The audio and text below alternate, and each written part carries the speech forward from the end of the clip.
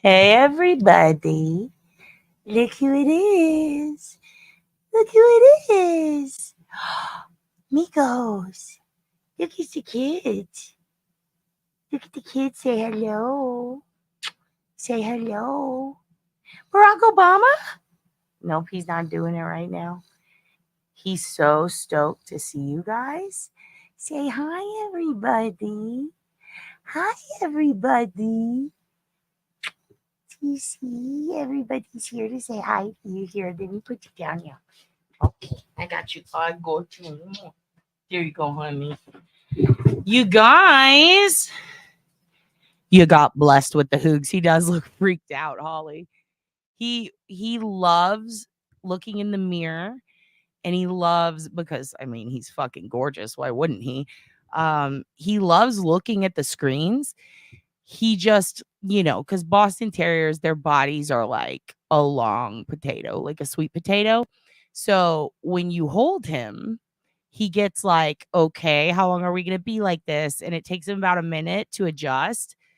Usually, if he chills like how he was, I could probably hold him for like 15 minutes like that. And he would just stare and lick and snort. But I know it's kind of uncomfortable for him. Hold on. What is he? What are you doing? Sorry. He's on the mend, you guys. We did another allergy panel with a new vet. I don't know if I told you guys about this yesterday. I did. I'm pretty positive. Oh gosh. What is that, Hoogan? Would you just get on me? Sorry, he was snorting in the back. We were behind the house and he was we have these rocks with like white dust. And he was rolling around in it, getting it all over. But yeah, after he got his anal glands milked, he was super chill. Like he was like, "Oh, that was a good one." Today he woke up and he was just very confused because we had to change up his feeding. We did the old vet, the one that was not doing a good job. Since they were wrong about a lot of stuff, they gave him the wrong medication. They misdiagnosed him. She did do like an allergy panel type of thing and told me she'd email me about it when I got home because they had a long wait. Uh, and we did confirm like he's allergic to chicken and beef, which is fucking crazy because the other vet said no, and then they said maybe. And I'm like, well, that doesn't help. So he's on a new diet. He was freaked out that he woke up and he didn't get his treat, like his normal, like he usually wakes up, we go on a big long walk. We come in, he plays with an ice cube, he eats an ice cube. His favorite snack is ice cubes. He's like his dad, aka me, his mom. He does not do well with breakfast. It makes me feel sick. So he usually like gets like a little half of this weird fake cheese bone thing that I mean all the vets said it's fine, but because we need to like get him down, at least his weight's fluctuated. It's gone down a good amount since we got him, but it's not enough. We want him to be alive and healthy for so long. So we have to stick to a perfect diet that has been formulated to fit him. So when his routine changed and he didn't get his half a cheese churro thing, he was like, what the fuck? How long did we make it before I said fuck? Almost 4 minutes. I can't believe it's been that long. Yeah, Chimkin and Boof, he can't have either. And here's the thing, he might not be allergic to like beef or maybe not chicken, but definitely beef. But like a lot of the food that they make has both in it, or it'll have like other weird things or like preservatives. So it's kind of been a situation where we don't want to change his food up too much and confuse his system or his belly. But also, he has to be on something healthy. The thing that he was on for many years, I think I told y'all this, he used to just eat puppy food for like 5 years before I got him. So that's not really good for an adult dog, and that explains a lot of the weight gain because it's high in fat and he needs protein, but he was getting like way too much and too much fat. So we cut it down. He's now getting exactly 2 meal times. We used to do 3 to 4, sometimes 5 small, like quarter cups because, I felt like it gave him more energy. and he's always wanting to munch. So it's like trickery. It's like instead of having, brunch and dinner or whatever, you're getting snacks all day, but it's really just little bits of his food portioned out, split into 5 instead of 2. The vet was like, "Look, I'm not against it, but I kind of hate it." And she's like, "Just trust me on this." So I trust her. I really liked her. Hoogan liked her finger up the ass. So I'm like, "Okay, good. This is a good vet." So, yeah, I'll squeeze the shit out of your anal glands, kids. No, listen, he took a shitsums today, and it was a nice firm one finally. And also, I do want to talk about this making dog food because I also made him food for a while, and that's when he seemed the happiest and healthiest. But he was lacking a little bit of protein. Adam, proud of you. Proud of you, son. You should be stoned. You live in a van. You should be stoned. Also, very jealous of that, by the way. I've been talking to dad's boyfriend about I want to get a van. I want to live Adam's life. Anyway, we'll discuss that later. Hello, Sienna. Oh, I just read your last email. You almost made your dad cry. You're grounded. And also thank you for that. Now, Cindy says hello to Petty. I will squeeze your anal glands. Your electric just went off, so now I'm listening for the tour. Where are you? Nope, not today. Are you okay? Are you in Tornado Alley or something? Or are you in Texas? I can't remember exactly where you live. Like I knew. Like I know all your addresses, kids. I hope you're okay. Let us know if there's anything we can do. I don't know. Just be safe. Fuck. Hello, Jeanette. Hello, Miss Melly. God, I have so much to tell y'all. Anyway, Hoogan's on a new diet. We're gonna try it and we hope it works. Yeah, be safe. If she does my anal glands, I'll marry her. Dude, I cannot imagine like that poor little Hoogs, dude. When he took a dump today, I think his anal glands released again because the smell was fucking awful, but God, did he love it.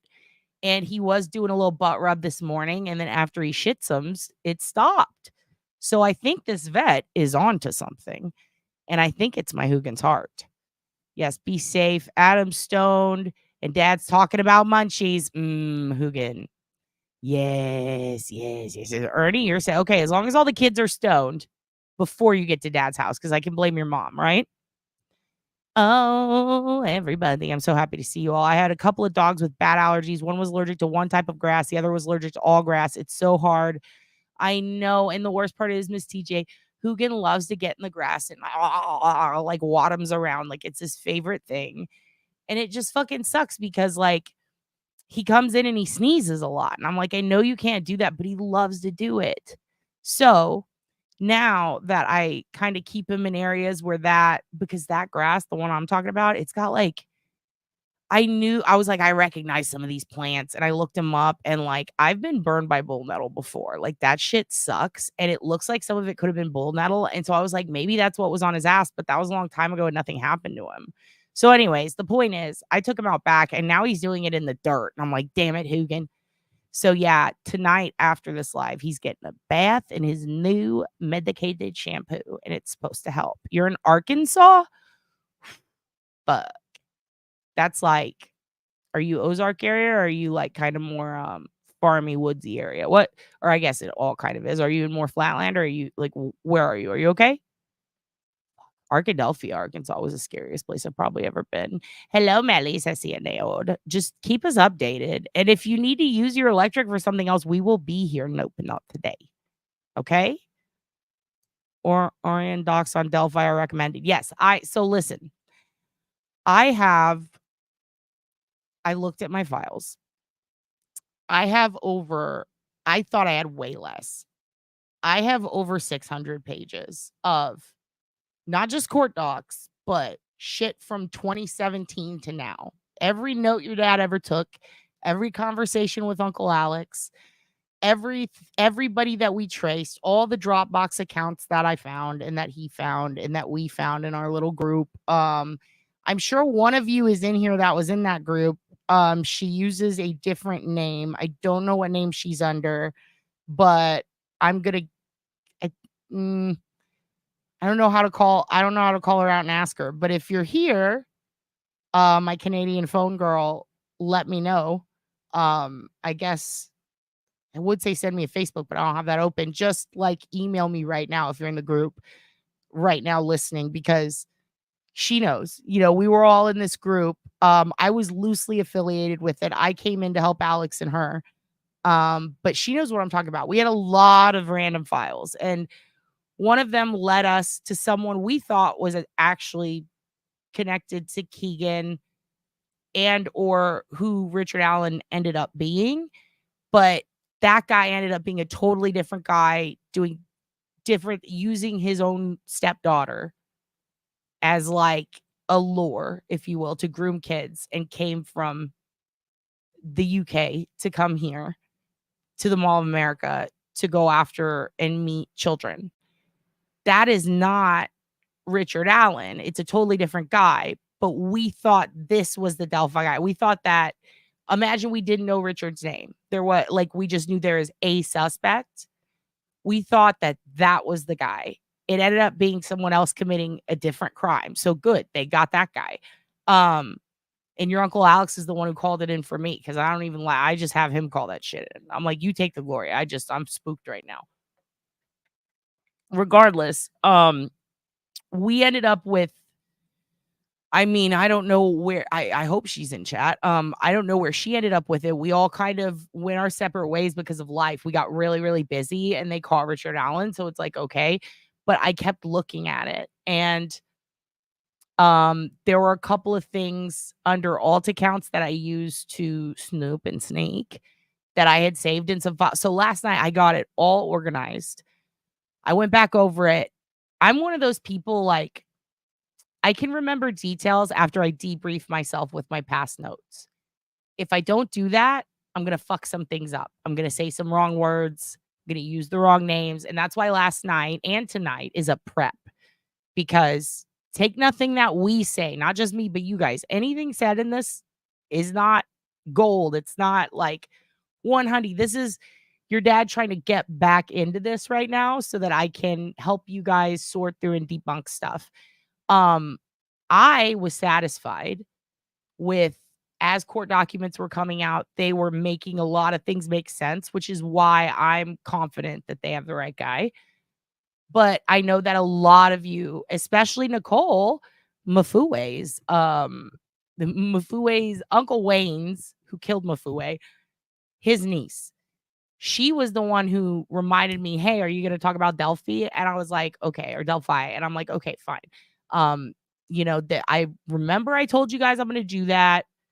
Now's the time. Fuck it. Let's just dive into it. And I'm going to tell you why. First, let's do some house cleaning stuff. I want to say hi to everybody, but I just want you to know, after going through all my paperwork last night, it was like, oh.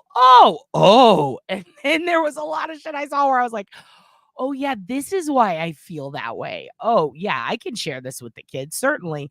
There were other things that I'm like, I'm gonna have to call Alex. I'm gonna have to speak to homegirl who might be in the chat. Our other helper. She doesn't want to be named, I don't think, obviously, under her alt account. So I want to make sure that I go and yes, it takes me like 5 minutes to get through. It takes your dad like an hour to get through hellos. I want to say hi to all of you.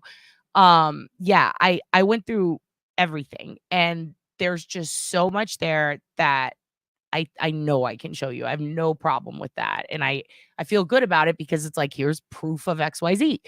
But there's some stuff that I need her and I need to talk to them first. I don't want to put them at risk. I want to make sure that the law enforcement officers that Alex was in touch with about this, because he personally is in touch with all of them. I just want to make sure that they're okay with it. I'm not about to go. I'm not a podcast out here trying to get a fucking sponsorship. I don't give a shit about that. I'm also not concerned with the glory. They've got the guy, in my opinion. It's not a problem. Like, I just want to make sure that the information is correct and doesn't put anything at risk, because this case is already so fucked as far as like judicially speaking, the process, the chain of custody, all these things. Don't want to put that at risk. I will say one thing. One of you emailed me the patches. It was the same patch that I got emailed a long time ago. The other one was the same patch, but it was a different material, if you will. The material of the first one that was sent to me, because I was sent to the first one, was the one that you can get at Hot Topic. Those patches that are in the paperwork The first one is the exact same. You can get them on Amazon for $5. And again, when I say a cut or bikers, some of you in the chat yesterday were like, no, no, no. What are you talking about, you dumb bitch? No, listen, that's what they're for. Look the patches up. I'll show them to you in a little bit. They're biker patches. That's what they are. I was correct. So I was really questioning myself, like, am I a dumb fuck? Like, did I fuck something up? No, that I'm absolutely right. Yes, those are the ones. Yes, they are biker affiliated. Yes, it is very Sons of Anarchy and Vikings. Like, yes, it's a lot of it was used as promo in the shows. So still stand by my statements. I know that some of you might disagree with me, but sorry, like, I don't know what to tell you. I do want to go through all of this. It might not make sense now. It will make sense later. Today's going to be house cleaning, and we're going to briefly go over 3 specific cases I listed in the title. I do want to stay as on topic as possible, so I might not be as active with the chat, but you know your dad's got the ADD, so I probably will. But I'm gonna try my best. We do have a fake grass patch for him. We used to call it the ass patch because he could like scratch his little butt on it, but it was like not when he was grinding it. It was just when he would like he's like Baloo from the Jungle Book. He'll like go get his little back and he liked to get on his back and fucking wiggle on it. I need to get him a new one because those get really dirty. They're kind of gross. So we gotta keep replacing them. Anyway, put a peach in the chat if you're here for the healed ass. Thank you, Hudson. Hudson, we're gonna get you a prison wife, bitch. Are you excited? Oh my god, I'm so thrilled for you, Hudson. I cannot wait. I have a lovely list. I know Aunt Deb told you who you're gonna get, but I found some more and I think you're gonna like them. Yeah, the plastic grass that we did have was right next to his toy box so that I can turn it sideways and he can hoog inside of his toys. All right, the solid poops press the anal gland juice out. And that's what she was telling me. So I'm like, okay, because liquid poops, you're not pushing it and then it fills up and then it gets clogged. Can't have that. Cindy, you're not feeling good tonight? It's okay if you don't type much. You know, we'll be here. And we're going to do a lot more interactive stuff with these topics and some of the others as the weeks go on. We're going to take it really slow so that we can be super thorough. And so if you can't participate in chat or you're just not feeling it, it's okay. We're going to touch on all these things again. Again, today is house cleaning and organizing. So we're going to organize our thoughts. I'm going to tell you the questions that I logged from the chat last night to make sure I didn't miss any. I am going to go back over it again to make sure. And then any additional ones I want to toss in there. Okay. What is this? CNA old. Triple homicide in McCreary, Manitoba with a 4th death by suicide. That's odd for Canada, isn't it? I remember when y'all had that mass shooting, one of my homegirls, she is her best friend is a missing woman, and we're going to talk to them in the future. They're the ones who did that documentary. She used to be a bartender at the bar where that shooter would go when y'all had the big shooter in Nova Scotia. She knew that guy, and she was explaining to me how I remember when I would tell her about the shooting that, you know, my family, my hometown was in, and like the mass shootings that would happen. If it would pop on the news, she'd be the first one in chat, like, are you okay? Even if it was in another state. But it's because like, she told me, she goes, I cannot imagine living in America like that. Like she had no idea. She knew it was prevalent, but like she started paying closer attention to it, I think. And then she was just in shock at how many we have. And she's like, it's so rare here. And she showed me that one. And I was like, what the fuck? I got really heavy into Canadian crime statistics for a while. Y'all have a lot of interesting trends. But yeah, I feel like a death by like a family annihilation situation is not something very common there, right? We will look into that. I'm going to star this and look into it a little later. Because I do want to stay focused, but also that is horrifying.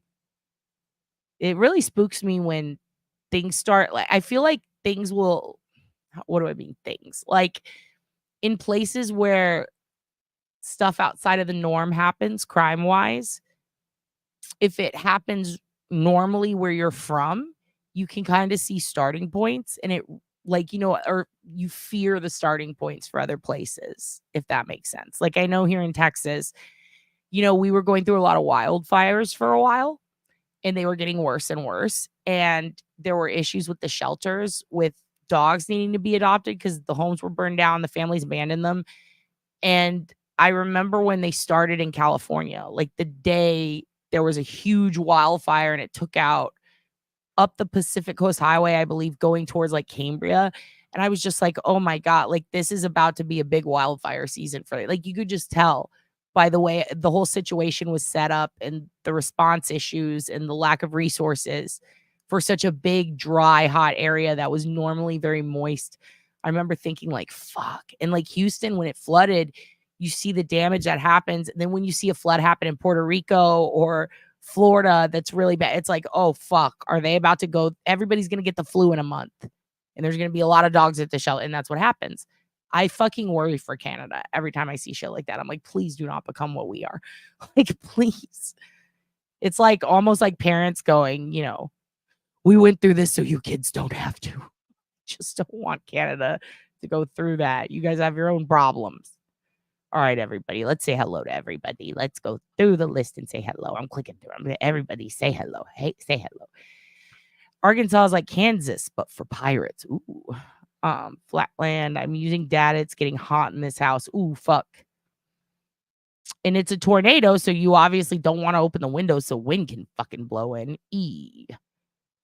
Yeah, just make sure that you have enough so that if something happens for you, you can call for a rescue. We're going to feel fucking terrible.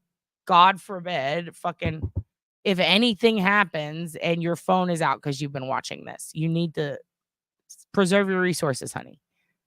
If we could do anything, let us know. Hudson says, Melly Heart. Teresa says, hey, Dad. Hello, Teresa. So the Hoogan's good.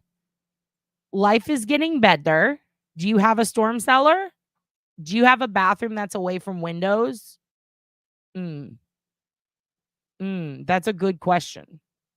Where are you going to go? Is there anybody in Arkansas near her in case shit goes down? I miss back in the day when the malls were like, Ernie, get out of my fucking head right now. I was just talking about this literally 2 days ago on the phone with a friend. We were talking about the Cinemark. I don't know if you guys know that, but the movie theater, it was like 50 cents for a movie. And they always had a cat with sunglasses that was like, turn your phone off. And then they throw a baby out the window. They're like, shut your baby up. It was the best. Fuck, I miss the mall. I miss the mall being cool. I miss mall walkers. My mom worked at a mall growing up. She worked at a Woolworth. She was the manager of the deli, or what do you call it? What was it called? The diner. And I remember loving cottage cheese and tuna combo for my lunch every day. It was my favorite. There was an old man there named Nick. He adopted me, basically. He was like my adopted grandpa. Not really, but like he was always there and he taught me history. His wife, Georgia, died. And he was an old man and he loved my mom. And he was like, you work so hard. And, he didn't have any family and he was kind of a hoarder. And I think that he like stayed there all day to just hang out and have people to talk to. So he'd always talk to my mom. Nick was my best fucking friend. I loved that old dude. He fucking ruled. He was like a history professor.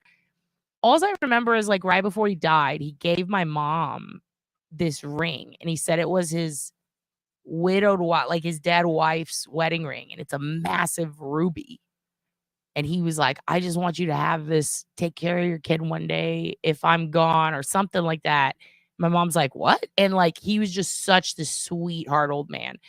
And I still have that ring. And I think about him all the fucking time. And the first thing my head goes to is like mall walkers because he loved to rip on them. Like they'd walk by and they'd be like power walking. And Nick would be like, look at these jackasses. I loved it. He was the best. Mall walkers are the poor kids' NASCAR. That's when you go to the mall, you just watch. You just watch them go and you wonder who's going to beat who. You know what I mean? No cellar, but a small closet in the center of the house. I've lived through lots of tornadoes. I'll be fine. I've got you guys. Good. I've lived through a lot too, but I mean, shit. A shitload of tornadoes have gone by. And it's just like, well, there they go. Never seen one super close, but I remember my hometown, the high school nearby, there was a big motel and a tornado picked up an 18-wheeler and put it on the roof of the hotel. And I remember the next day on the news, it was all over the news. It was on like CNN and shit. Like there's an 18-wheeler on the roof of like, I think it was like a Best Western or a Holiday. It was wild. And it totally destroyed our high school gym, but like didn't affect us. But then the one we didn't see fucked up our barn. Gotta be careful with those things. Poopatrocta needs to work on the part in his hair. He does. Fucking his stupid bald ass head. I want an earth roamer. Oh, what is that, Hudson? What's an earth roamer? Like a human? We can get you a human wife. I mean, I wasn't planning on not getting you a human wife.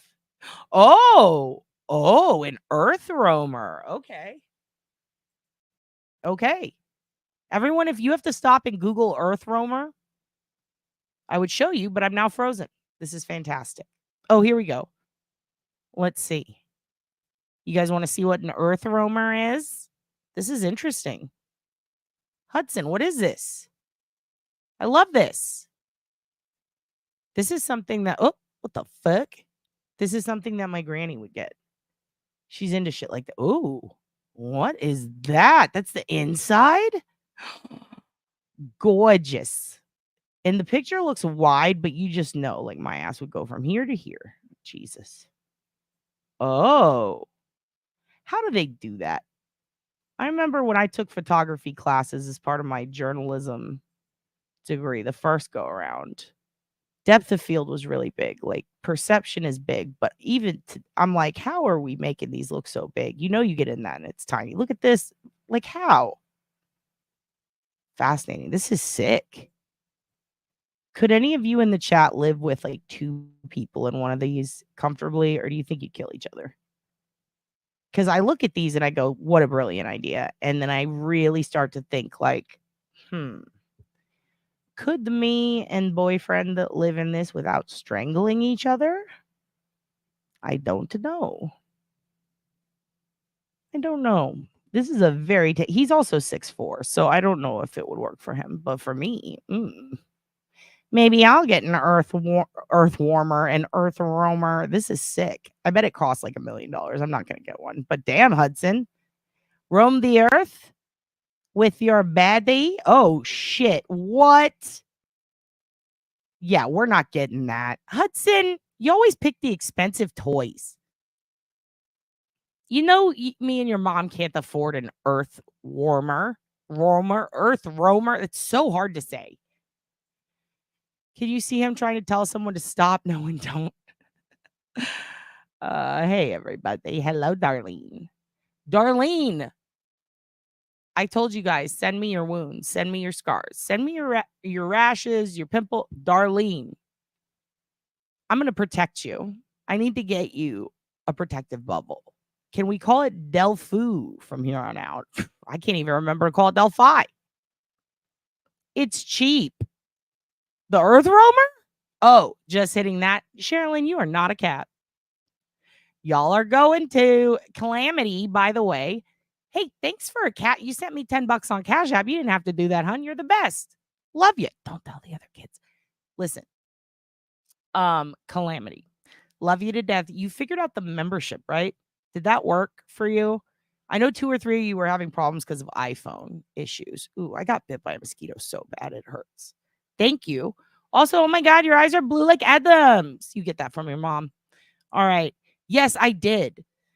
Girl. Okay, that was from anaphylaxis. So they gave you a shot, right? Because I was like, oh my God, are you about to go into sepsis? That shit looked like when you have the ring, they make you put the ring around the red spreading part. That looked like when I got bit. Full disclosure.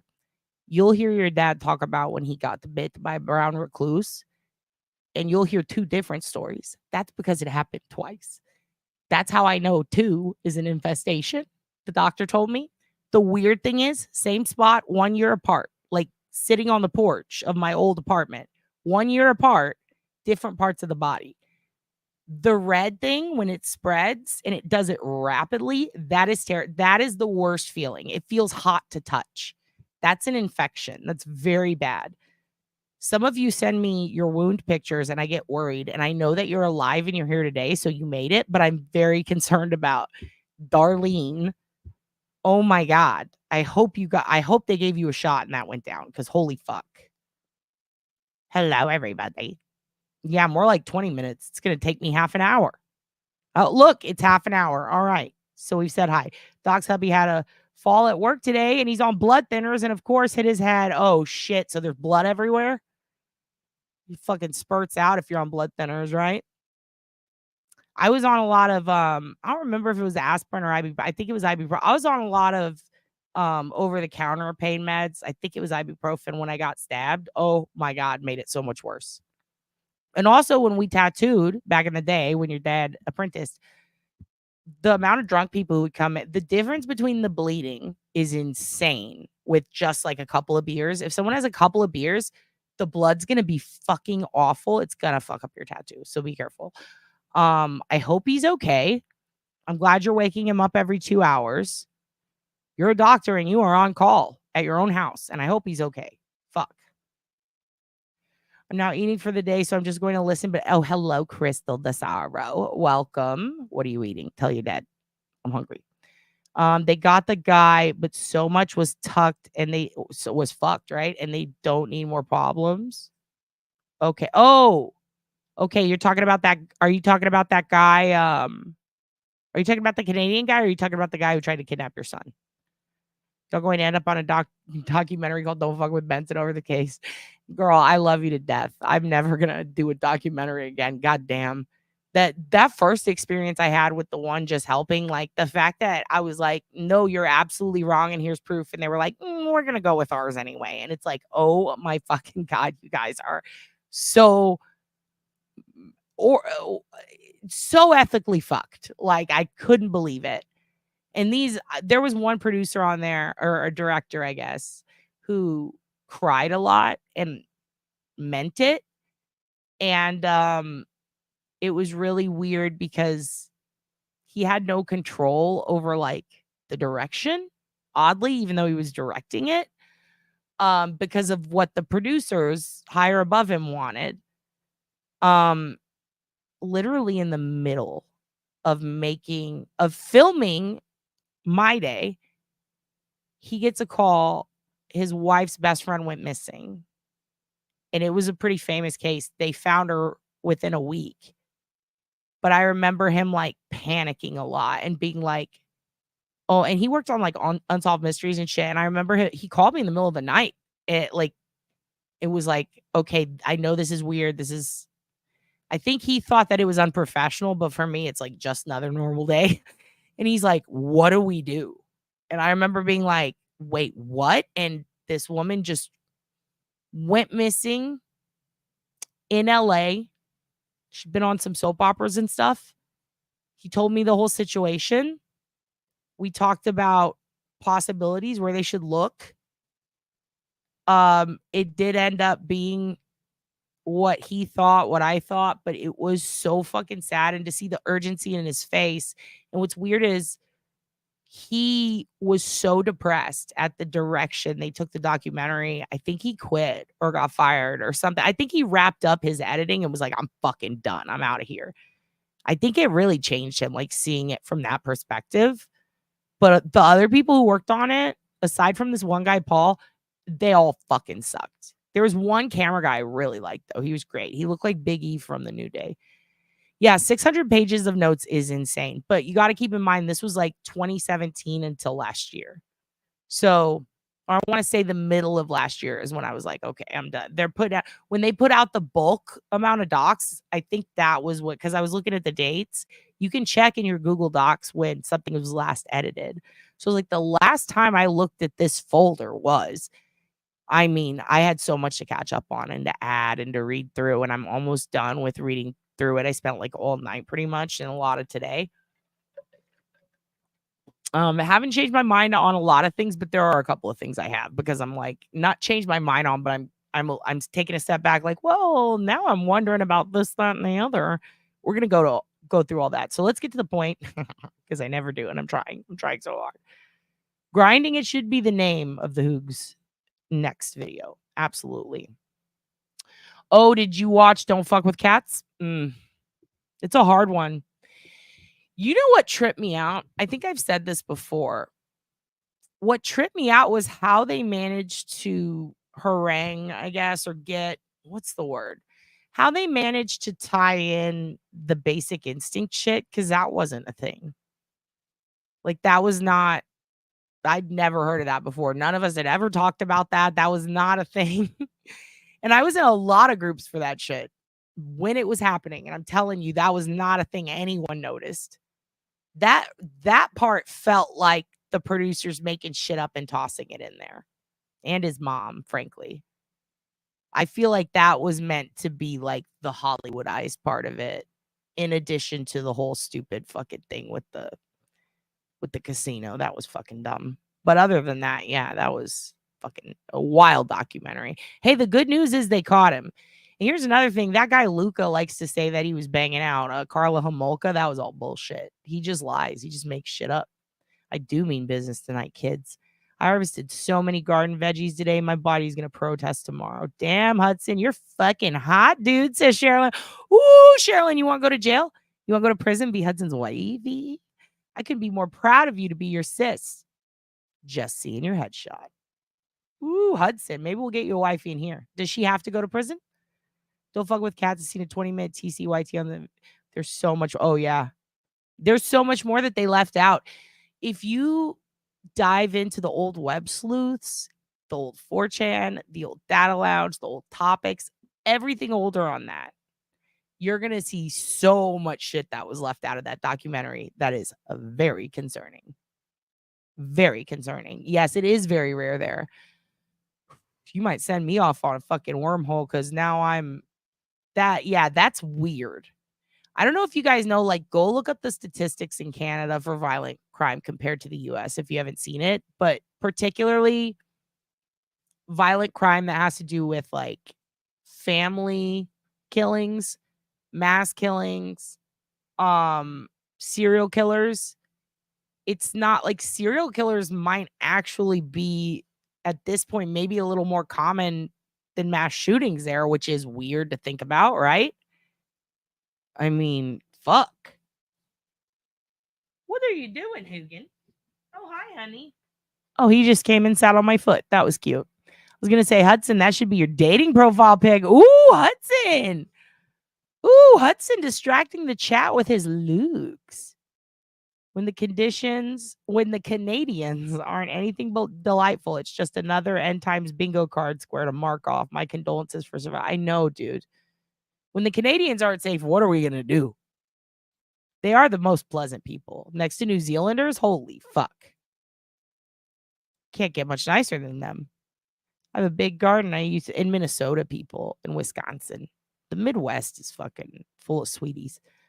I miss having a big garden. I used to grow everything, even things I don't eat, but my neighbors did. I love sharing the military mall. I would have loved to have you as a neighbor. I love when people give me vegetables. There was an old lady who used to come by my old apartment and just hand me a bag of pecans. And I'm like, there's a tree above me hitting me in the head every day. But the fact that she collected them and brought them to me made me very happy. Yeah, I have. I do. And it sucks. I mean, here's the thing. I'm glad to know a lot of them. I've met people who I consider my best friends, my sisters now, because of shit they've been through that I was hoping to like, what, honey? I was hoping to help with, but getting to meet them and talk to them and get close to them honestly made my life better. And I don't know if they know that, but I try to tell them as much as possible. But I still feel like there's hope. And I tell them all the time, I'm like, listen, even if we find out tomorrow that we've all been wrong about everything or that we're going in the wrong direction or a stranger did it, like, I still want to be in your life. You're like one of my best friends now. Like, I adore you. And I think that kind of makes it harder, It does, because then you get like really personally tied to it.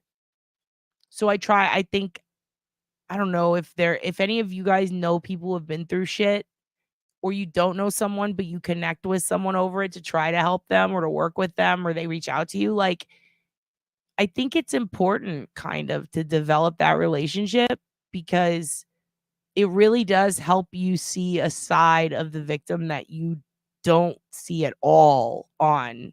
I don't give a fuck if it's 48 hours, Dateline, ID number. Look, I love Keith Morrison to death. love them to death. But it's different. You know what I mean? Like it's different when you hear their side of their loved one, whether it's their best friend, their family member, whatever. Anyway, yes, we are searching for your jailhouse bride. We absolutely are. That's really bothering me. I kind of want to, I don't want to derail too much, but that is bothering me, CNA old. It really is. I got to look it up. I'm sorry. I'm sorry, you guys. I don't mean to get distracted, but that's so fucking weird in Canada. That doesn't happen at all, like ever. It's like so fucking rare. I mean, I can't even think of, aside from like Jasmine Richardson, you know what I mean? Like, I can't really think of too many where that's happened. And Jasmine and her boyfriend did that, which we are continuing that continuing. It's not continuating. What the fuck is wrong with me? Hold on. McCreary. Oh, like Scotty McCreary. Manitoba. Oh, wow. Oh, shit. Okay. This on for a second. I'm sorry. I got to see this. This was 5 hours ago. Are you okay with this, folks in the chat, if we derail for a second and watch this? Because I'm a little like starting to get a little worked up here. This is weird. Hi, Kim. Yeah, they should turn them into retirement communities. Oh, shit. I already got so far off. I'm going to read this tomorrow. You kids could be saying anything right now. I wouldn't know. Okay. You guys are okay with it? Oh, no. For your husband, the dog was the first responder. The homeowner was frantic. My husband is like, I'm fine. Just stop shrieking. He's like, I have a fucking headache. Okay. All right. We're good with that. All right. We're going to do it. Let's watch this because I'm like, thank you, CNA. Thank you, Kenneth, for showing us this. I'm very concerned. Okay. As long as Darlene's good with it. She says, go for it. You guys are okay. Everyone's good with it. Just a crazy Swifty says yes. Now we have to. All right. Let's do this. Yeah. No cat torture. We're not. Oh, never. I'm never going to show you anything like with animal. I would burst out into tears. I cannot handle. When I see dogs reunited with their military brethren, I'm like, fuck. When I see a service dog get like when everybody stands up and claps because it retires, I'm a mess. When I see someone torture an animal, I take everything in my life plan for the week. I put it to the side and I go hunting. Do you understand? All right, let's watch this. I kind of can't believe this happened. This is crazy. What the fuck?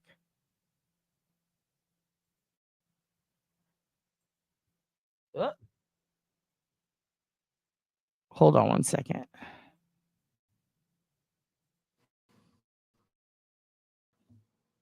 Okay, good afternoon, everyone. My name is Sergeant Paul Maneg with the... And before we start it, because I don't want to get too off topic here on what y'all are talking about, or I don't want to hop around too much, but I do have to say, agreed, Melly.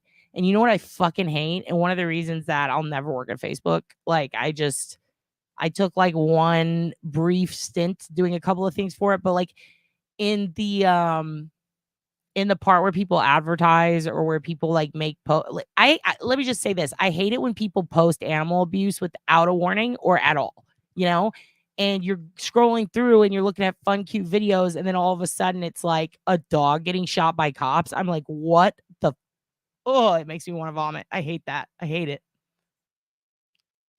RCMP Media Relations Unit. Je suis Sergeant Paul Maneg avec la GRC du Manitoba. We acknowledge we are gathered on Treaty 1 territory, and Manitoba was located on the treaty territories and ancestral lands of the Anishinaabe, Ashininu, Dakota, Dene, and Nathatho nations. That Manitoba is located on the homeland of the Red River Métis, and northern Manitoba includes lands that were and are the ancestral lands of the Inuit. We respect the spirit and intent of treaties and treaty making and remain committed to working in partnership with First Nations, Métis, and Inuit people in the spirit of truth, reconciliation, and collaboration. Nous reconnaissons que nous sommes rassemblés sur le territoire du traité numéro 1 et que le Manitoba est situé sur les territoires. Oh my God, this is so fucking inappropriate. I might regret this later, but can I just say a sploosh, dude? Sploosh shwing, brother, with that French. Holy fuck. Hello, sir. Hello, RCMP daddy. Visés par les traites et les terres ancestrales des diverses nations, à savoir les Anishinaabe, les Anishinaabe, les Dakota, les Dene et les Natotos. Nous reconnaissons que le Manitoba est situé sur la terre natale de la nation métisse de la Rivière-Rouge et que le nord du Manitoba comprend le territoire qui était et demeure le territoire ancestral des Inuits. Nous respectons l'esprit et l'intention des traités et de leur élaboration et nous nous engageons à travailler en... He just said, elaborate. And then he said something about work. Okay. Or traveling. Dude. Why is it even the word treaty and when he says Inuit in French? Dude. Dad's going to teach Dad's boyfriend how to talk like this guy. This is insane. I took 2 French classes. Well, technically 3. One was crash into a mini master. I could say a couple of things. I get my Spanish accent mixed in there, but goddamn, I love good French. So here's what you're watching. There was a triple homicide in Western Manitoba today, a family murder, which is fucking, it's insane. It's basically like, okay, imagine if the US went one day without a shooting at all. That's how rare it is for them to see this, a family shooting. And that is really sad to say. Hudson, you're going to get that wife in this chat. One of these girls is going to come pound that beef. You need to watch out, brother. Nous respectons l'esprit et l'intention des traités et de leur élaboration et nous nous engageons à travailler en partenariat avec les Premières Nations, les Métis et les Inuits dans un esprit de vérité, de réconciliation et de collaboration. Thank you for coming today. Merci d'être venu aujourd'hui. Merci beaucoup, sir. And Melly, I already speak Spanish. I'm just not super fast at it. I like to jokingly speak Spanish like Peggy Hill. Like I like to be like, no habla inglés. But yeah, I know Spanish. I know Spanglish. This dude, though, god damn. Lovely. Love his accent. Let's keep going. I'm sorry. I need to stop thirst trapping over this fucking RCMP daddy. Over Mountie daddy. With me today is Staff Sergeant Richard Sharing from RCMP Major Crime Services. Je suis accompagné aujourd'hui par le Sergent d'État-Major, Richard Sharing. Holy shit. Melly.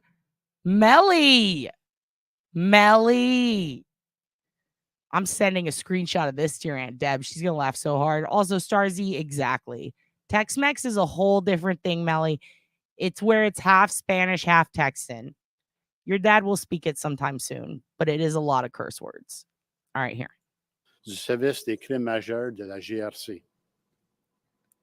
Staff Sergeant Sharing will be... Kraken.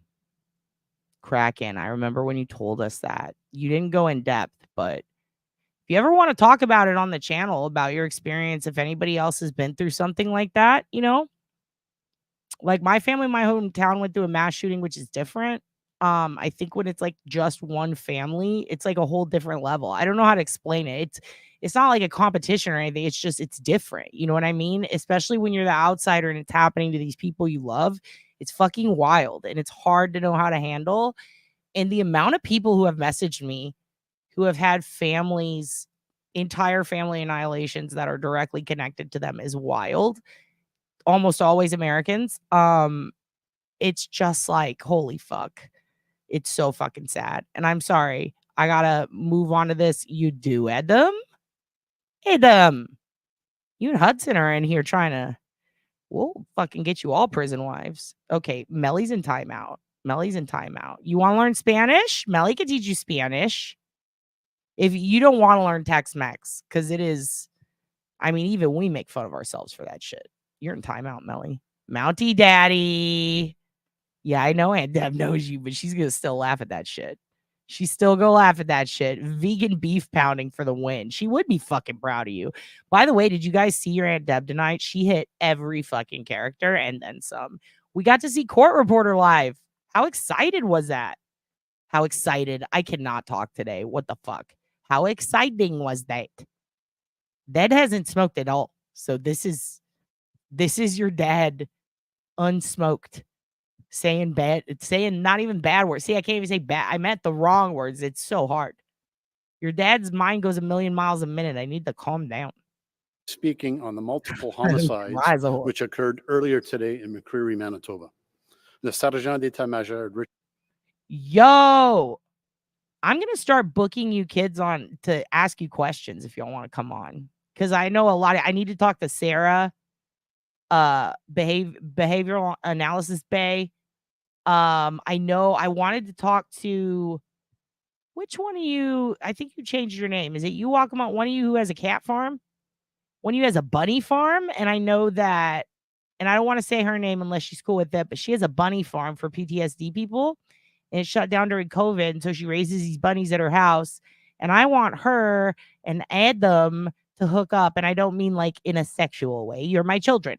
I mean, like, I want you guys to talk about that because you're both very close to each other, geographically speaking, and you both happen to be very in tune with the bunnies. And I love that. I think that you guys could get something like a cat cafe started again, but maybe with bunny rabbits. And you're both heavy into music. That's kind of crazy. Holy shit. Richard Sharing parle des multiples homicides qui ont été lieux plus tôt aujourd'hui à McCreary, au Manitoba. As this event only occurred hours ago, additional information cannot be provided at this time as the RCMP continues to investigate. Comme l'événement se produit il y a quelques heures seulement, il n'est pas possible de fournir des informations supplémentaires pour l'instant car la GRC poursuit son enquête. Yeah, I can't. I'll now pass the microphone to Staff Sergeant Sharing. Richard.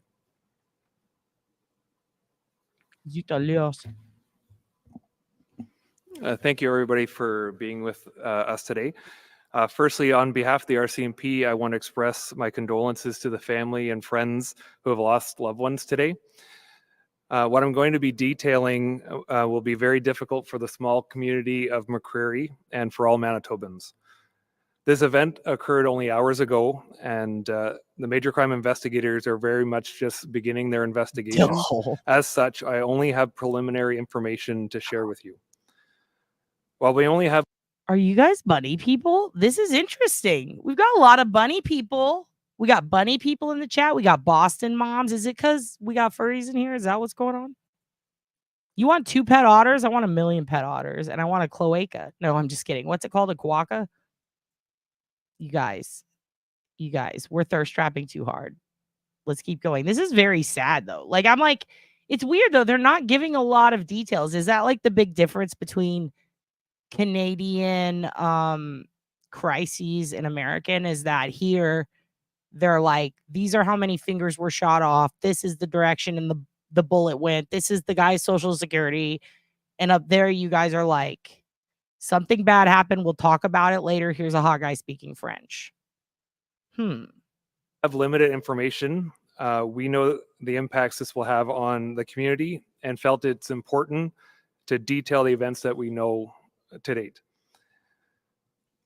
Today at approximately 10:10, St. Rose de Lac RCMP responded to a call of a deceased male on Road 84 West in the RM of McCreary. When officers arrived, they located a 41-year-old male deceased from a self-inflicted injury. At 10:40, while officers were on scene, they received a call requesting a check on well-being of a 37-year-old female. Officers attended her residence. She was not located. Officers then attended a nearby residence to search for the female. Upon arrival, they located 3 deceased individuals, a 36-year-old female, a 35-year-old male, and a 65-year-old male. These deaths are being investigated as homicides. The search continued with a number of RCMP resources deploying to the area. At 1 o'clock, the female was safely located and was taken to a hospital as a precaution. The RCMP can confirm that all individuals are known to each other and the incidents are related. Police are not looking for any other suspects.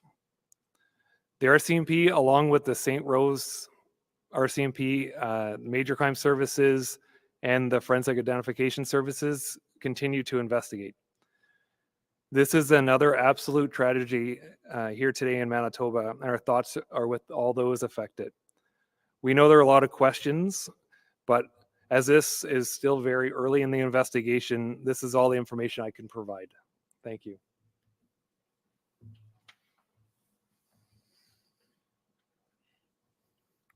OK, merci d'être ici avec nous cet après-midi. Tout d'abord, au nom de la GRC, je tiens à exprimer mes condoléances aux familles et aux amis qui ont perdu un être cher aujourd'hui.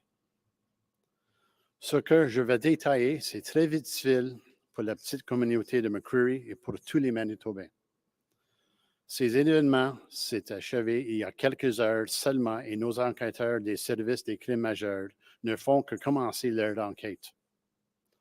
Je n'ai donc que des informations préliminaires à vous communiquer. Bien que nous n'avons que d'informations limitées, nous sommes conscients de l'impact que cela aura sur la communauté et nous avons estimé qu'il était important de partager les détails que nous connaissons à l'heure actuelle.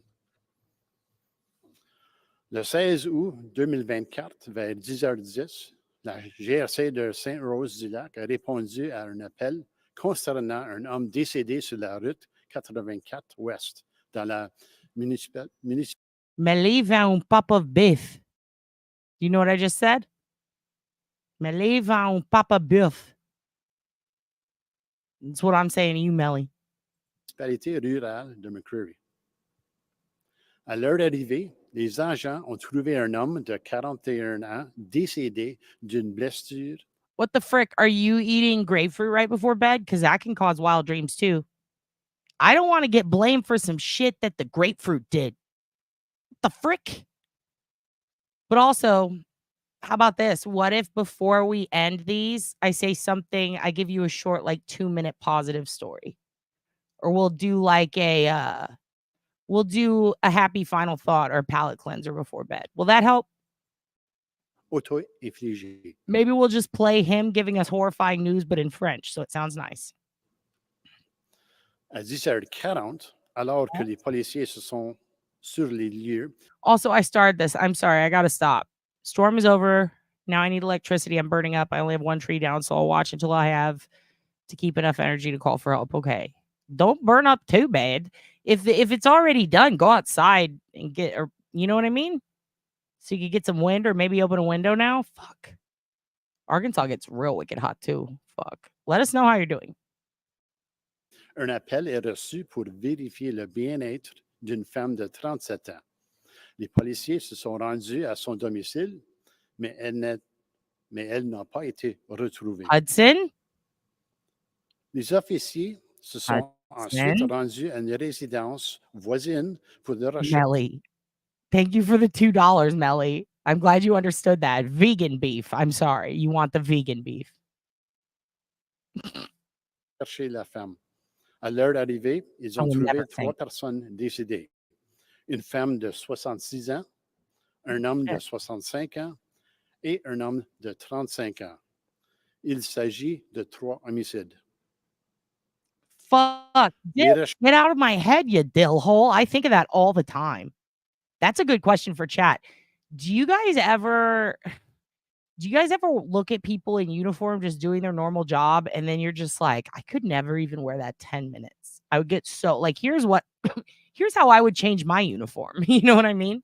I seriously think the worst was in my corrections class when they were going through everything you have to wear as a corrections officer and what supplies you keep on you. I was like, I can't put that much shit on my belt. Can I have a fanny pack? Like what? Like, obviously I don't want to do corrections. It was forced upon me as part of my curriculum, but holy shit, they have to carry a lot of stuff on their hips.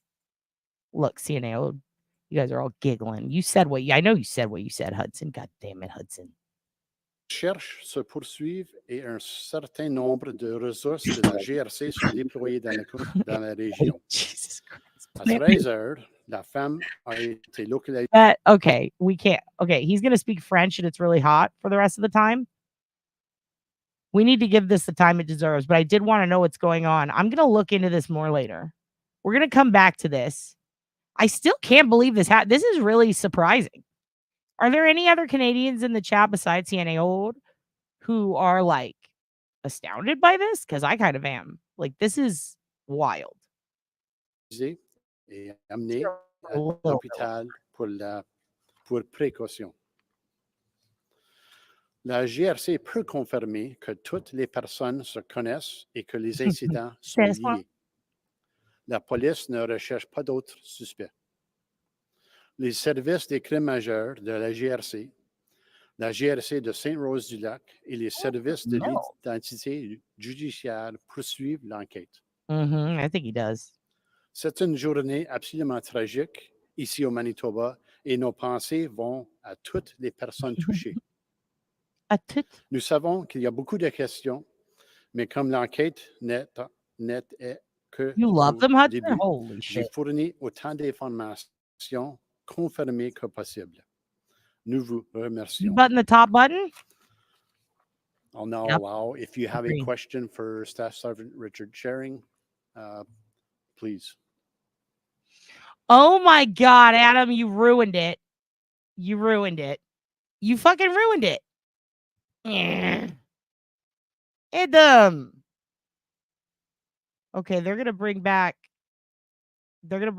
Mustache Daddy. Let's see what he says, and then we'll close this out. And then I'm gonna go look into this tonight after more Delphi stuff. But we're gonna talk about Delphi in a second. Let's finish this. That's crazy. Oh, Pappy. I know who your eyes are on. Yeah, so there was 4 people located deceased. 3 of the deaths are being investigated as a homicide. The 4th appears to be a self-inflicted wound. The female was located in the area safe. She was taken to the hospital as a precaution. Hold up. I'm sorry, I gotta go back one more time. So there's one survivor?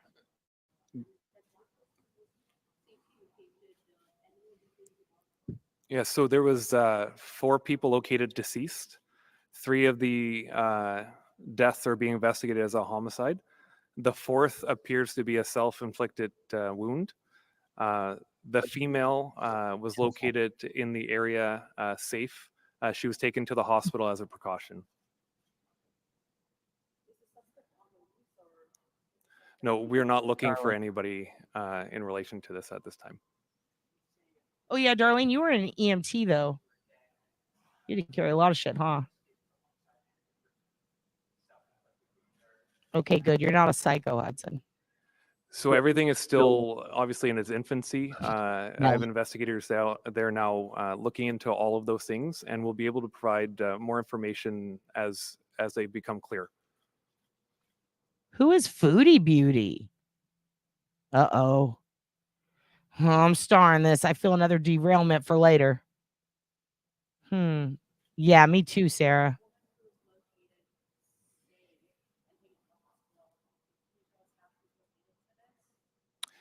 All 5 parties are related in some fashion. As we get more information, like I said, we'll be willing to commit to giving you more information as it becomes available. Yeah, there's a survivor.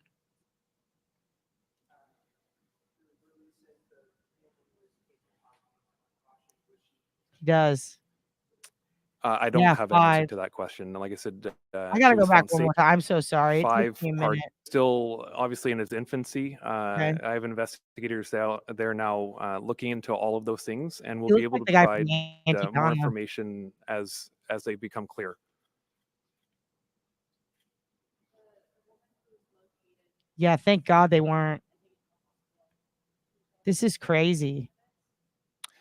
All 5 parties are related in some fashion. As we get more Yeah, he does. information, like I said, we'll be willing to commit to giving you more. Why did he say that? That's interesting. In some fashion. I wonder if like one was like a fiance or a boyfriend or girlfriend. You know what I mean? As we get more information, like I said, we'll be willing to commit to giving you more information as it becomes available. In Quebec? In Quebec.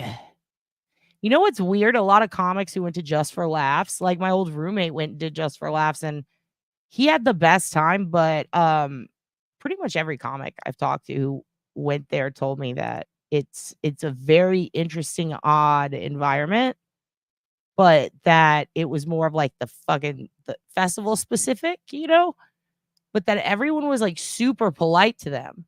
But then I've spoke to, you know, my friends in Canada, and they say what you're saying, that this is where the assholes are. I'm like, what? Who? CNAO? Anybody in here can speak to that? Are the Canadians in Quebec not the nice ones? I know Kevin Owens is really nice. He's from Quebec. So is Sami Zayn. I don't know. Foodie Beauty is a mess. Uh-oh.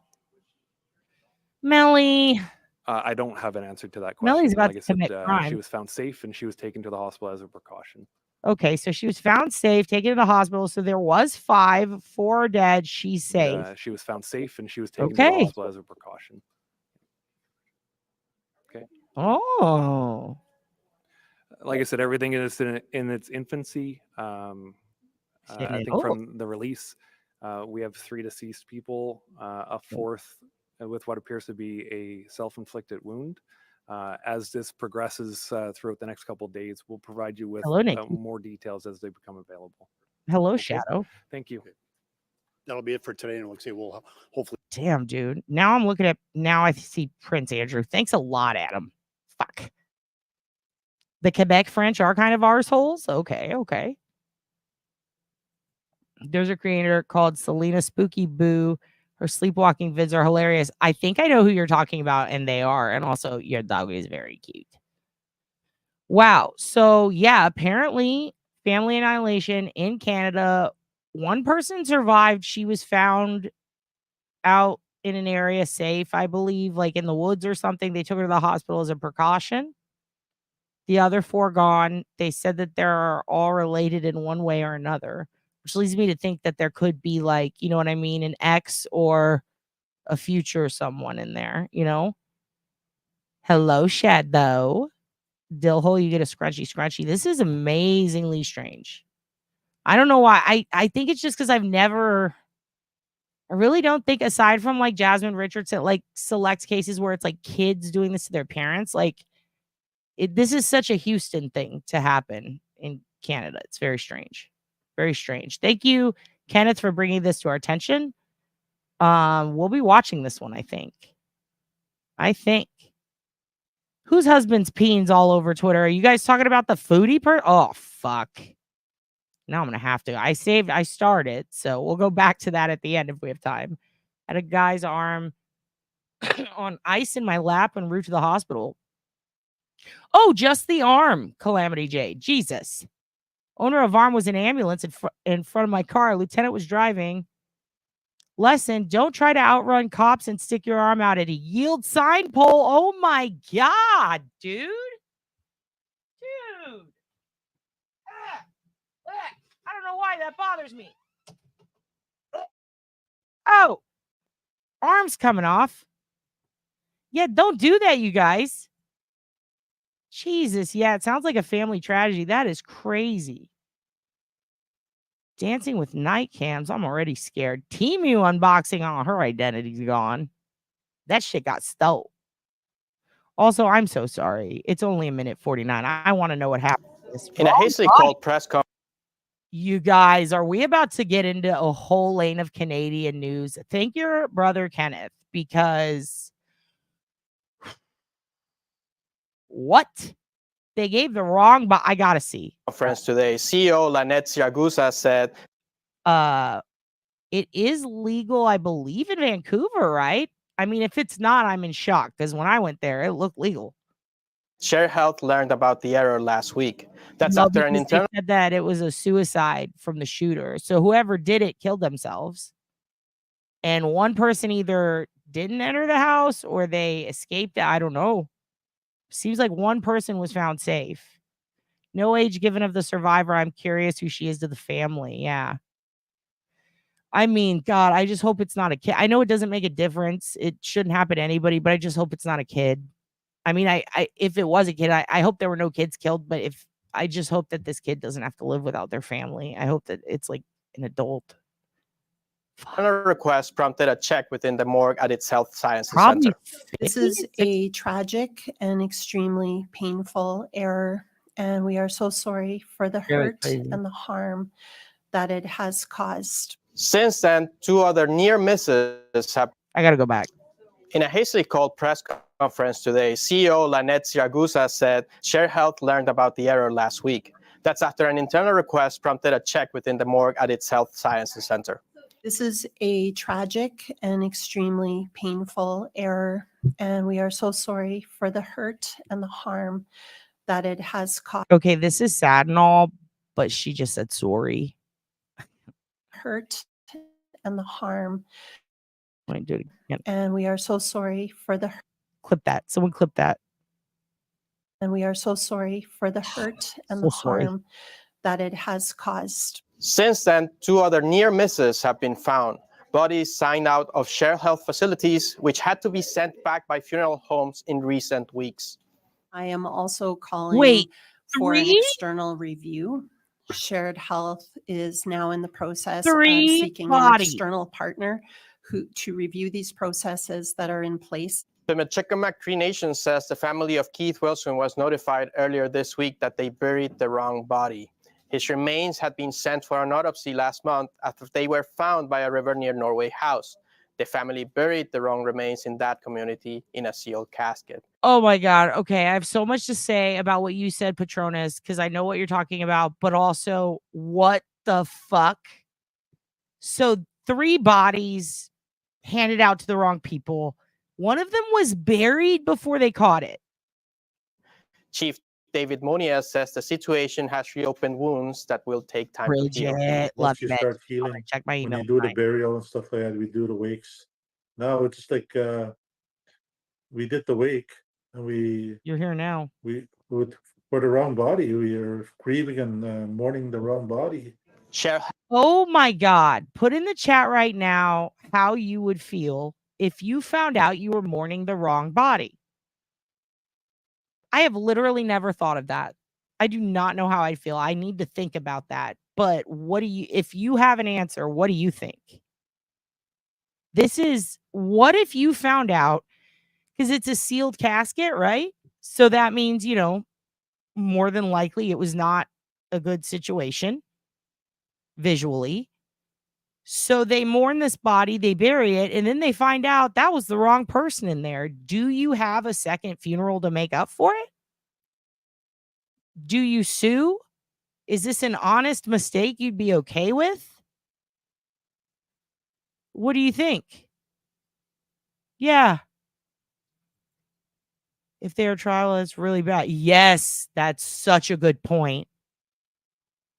I mean, the MMIW movement, like people already get treated so horrible, especially like anybody on, like basically any person who is indigenous there is going to have a hard time pretty much their whole life. It's a situation, but like, it's so fucking sacred. The death of a person, how they are mourned. It's very traditional. Just like, I mean, my Jewish family, when we went, because my family is Jewish, Southern Baptist, Catholic, wild, right? When you go to a cemetery, there's stones on the grave because it's like such a big thing. Like I was told, and I have no idea if this is true or not, but one of my family members told me it's so that the other people don't get jealous, like the dead people. You know what I mean? Because you put flowers on one, everybody's got to get flowers. It's not cool. So you put stones. And I'm like, I don't think that's real. But either way, it's like that's how serious some people take that shit. I do feel pronked. I don't know if they pronked me, but it's so sacred that, you know what I mean? Like, I've had friends who have had like wakes, you know, people sit Shiva. There's like, this is a lot. This is a problem. I think I'd be fucking pissed. Would I redo the funeral? I mean, maybe. Would you? Health says it is looking into what led to the error, but in the meantime, it's heavily limiting access to the morgue and it's putting more restrictions who gets to sign out a body. It's also doing an audit of its records to check whether there's been a mistake like this in the past. Share Health says There's it's been working 3, to reunify the motherfucker. families with the remains of their loved ones and that it will pay for a new funeral. Arturo Chang, Okay. CBC News, Winnipeg. And this is why your dad needs to start waiting till the end. So they're going to pay for a new funeral. It's the least they could do. What do you got? Okay, let's keep going. Yeah, 2 different stories. Yes, 2 different ones. This happened at Quad Murder in 96, and they caught it a year later. 4 elderly people still unsolved. So messed up. What are the odds? Oh, wow.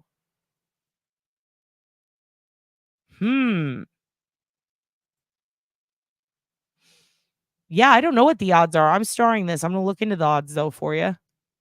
That is awful. I would be so pissed. You try to file the lawsuit? I think I would too, dude. Since solicitation is a crime, prostitutes can be trafficked because it's all still here. Oh, shit. They had him in windows up in Vancouver, just dancing like red light district style last time I was there.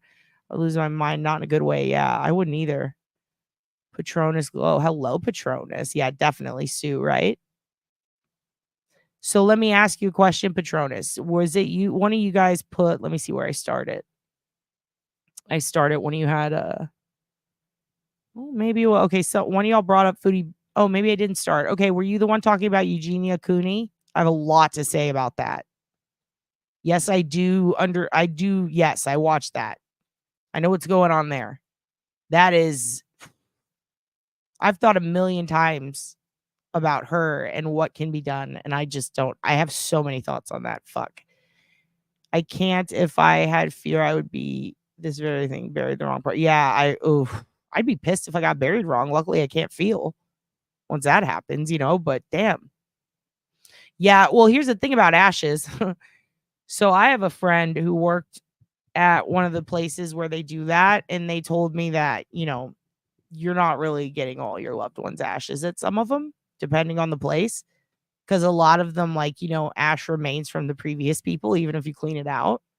So you're kind of getting, you know, a nice mixture anyway.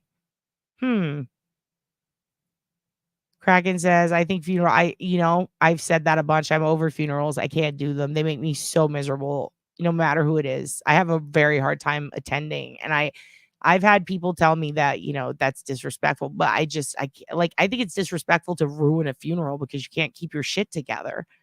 And I would do that. I would lose my mind. Like, it makes me so, I have to go into mourning. Like, I legit mourn. I can't, not like other mourning's illegitimate. I mean, I mourn dramatically and alone. Yes, someone did, not the DB. Hello. We're going to start that in a second. We're not really starting it. We're going to go over. I want to show you some of the things that I gathered because I really want to get a list. To go through all of Delphi, beginning to end, would take so fucking long, and it would be a lot of regurgitation. And I do feel like other creators who are very respectable and very good at what they do have covered so much of it that it's at the point where certain topics revolving around Delphi would feel so clickbaity. And I just don't want to be that guy. I don't want to fucking sit here and be like, here's new information when there's nothing new. You know what I mean? So what I'd like to do, and I'm glad that you brought this up, guys, is I want to talk a little bit more. Yeah, we probably are, actually. I want to talk a little bit more about, hold on, we're going to get to that in a second. I have so many questions to ask you guys. We're going to talk about more like what needs to be covered or sorted through. Basically debunking, fact checking, and what are the misconceptions, I guess? Or what do we think could be? And yes, Cree, Cree, dude. That's exactly what I'm talking about. So the family that I was talking about that are looking for their missing loved one, they're Cree. And I mean, shit, since I've met them 2 years ago, the kids have been treated horribly in school. One of them got the shit kicked out of them. Like, eh, I've seen videos of kids in Canada screaming racist shit at a Cree boy. And it's unbelievable. It's really like, oh my God. Like, and then the boy got blamed because he was being bullied. And the school was like, meh, we're not going to do shit about it. It's unbelievable how bad they are treated. They are beautiful. They take that shit seriously as they should, you know? I imagine how they would feel if they got handed a different body. Holy fuck. My ex's boss was thought to be dead. His family ID'd him, buried him, wasn't him. He's still alive. He's in the LA County Jail, PhD from Harvard, ran group homes throughout the. Hold up. Did they do a First 48 or a Dateline, like one of those shows on him? Because I saw one about a guy like that. It might have even been like an Unsolved Mysteries. Did he have a whole ass wife that was looking for him, and then he ended up getting also remarried when he got out of jail? There were all those indigenous school children that were on live. That was covered up to, oh my gosh, star this. We're gonna look into that.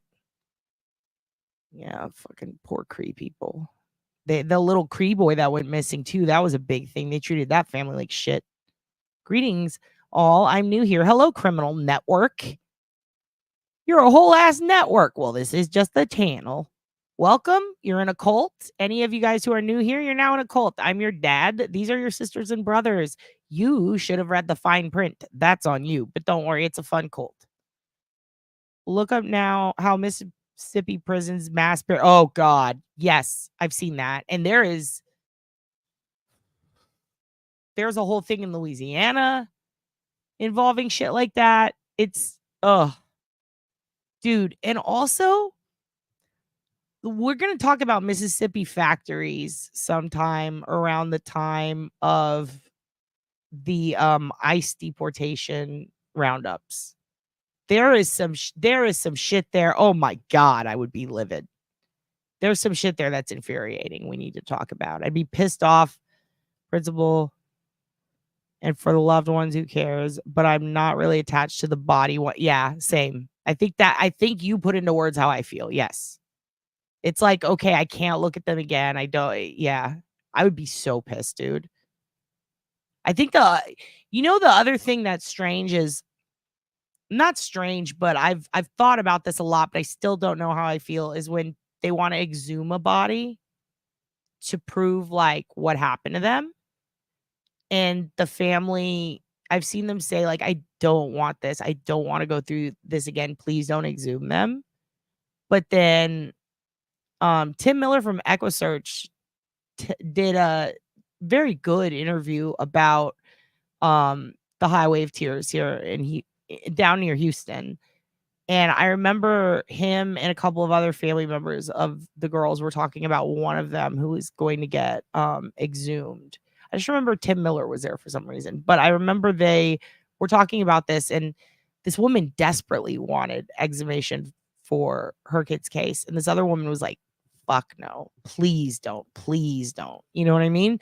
And I'm always like, if it's to get to the bottom of it, I understand, but would that change it? Like, is it like, oh, you're disrupting?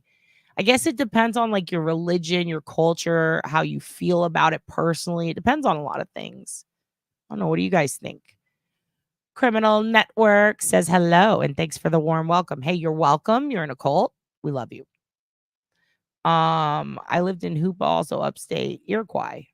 Ooh, Debbie. I wonder what it would be really interesting to get into. There's a lot of issues surrounding what do you call it? Mount Rushmore and the legal system and what Native Americans went through legally as far as that land goes. And it was a whole thing. And I think that would be an interesting, literally ancient deep dive, if you will. But well, not ancient, but historical deep dive that I think needs to be done. My grandpa's ashes got dumped on land with a bunch of other people's ashes instead of being sprinkled at sea. Helicopter pilot from the Neptune Society was just collecting money. Big lawsuit. Oh, shit. Starring that to talk about later. Interesting. The Neptune Society. What is that, Tiff? I'm going to look up the Neptune Society in a bit. Yes, you're in a cult. It's fine, though. We're not going to brand you or anything. Your god is a dog. And he's cute. He's a Boston Terrier. You'll love him. His name's the Hoog. He farts. His farts can be used for biological and chemical weaponry by the Chinese, so we have to watch out, and the Russians. Can't let our god get got. That's next level. We've all been through. Yeah, dude. Some of the emails y'all send me, y'all are the strongest motherfuckers in this cult. Like, I'm telling you, one day if you choose to fight your dad, I will lose. You're all very strong. You've been through a lot. Criminal network has been through a lot, but he has to ask his mom first. Okay. Tell her I'm taking her to family court. Melly says, ha, ha, ha, ha. Hello and welcome to the fam. That is horrible. I don't know what to say about that, but I want to know what the Neptune Society is, and I want you to teach me. Maybe you could come on. I want to have each of you come on and tell your story, or at least tell me a story. I want to hear from all of you. I like hearing your voices. I like talking to you. But I know that a lot of people who are into true crime or into like court stuff, tell me if I'm wrong. A lot of you, at least for me anyway, one of the ways that I got heavy, well, I'm not going to say heavy into it. I was always kind of into missing persons and stuff because of, my old roommate, Carl, and people around our town that went missing, and kids' cases from, my friends in other schools. Knew Heidi Seaman who went missing, and then it's like, oh fuck, we weren't allowed to go outside because of that. Those are the reasons why I got into that. But I think the reason I got so heavy into OSINT, advocation, doing things like this is because of advocation is not a word, is it? You dumb bitch, cat. What do we call it? Advocating. I think that one of the reasons is because I got fucking attacked and it spooked me, and I was like, oh shit. Now I know how the process works. Now I know what this is like. Now I know how scary this is. This fucking sucks. And almost like you want to do something to help fix it. And when you think like I could have been missing, like that fucking scares the shit out of me.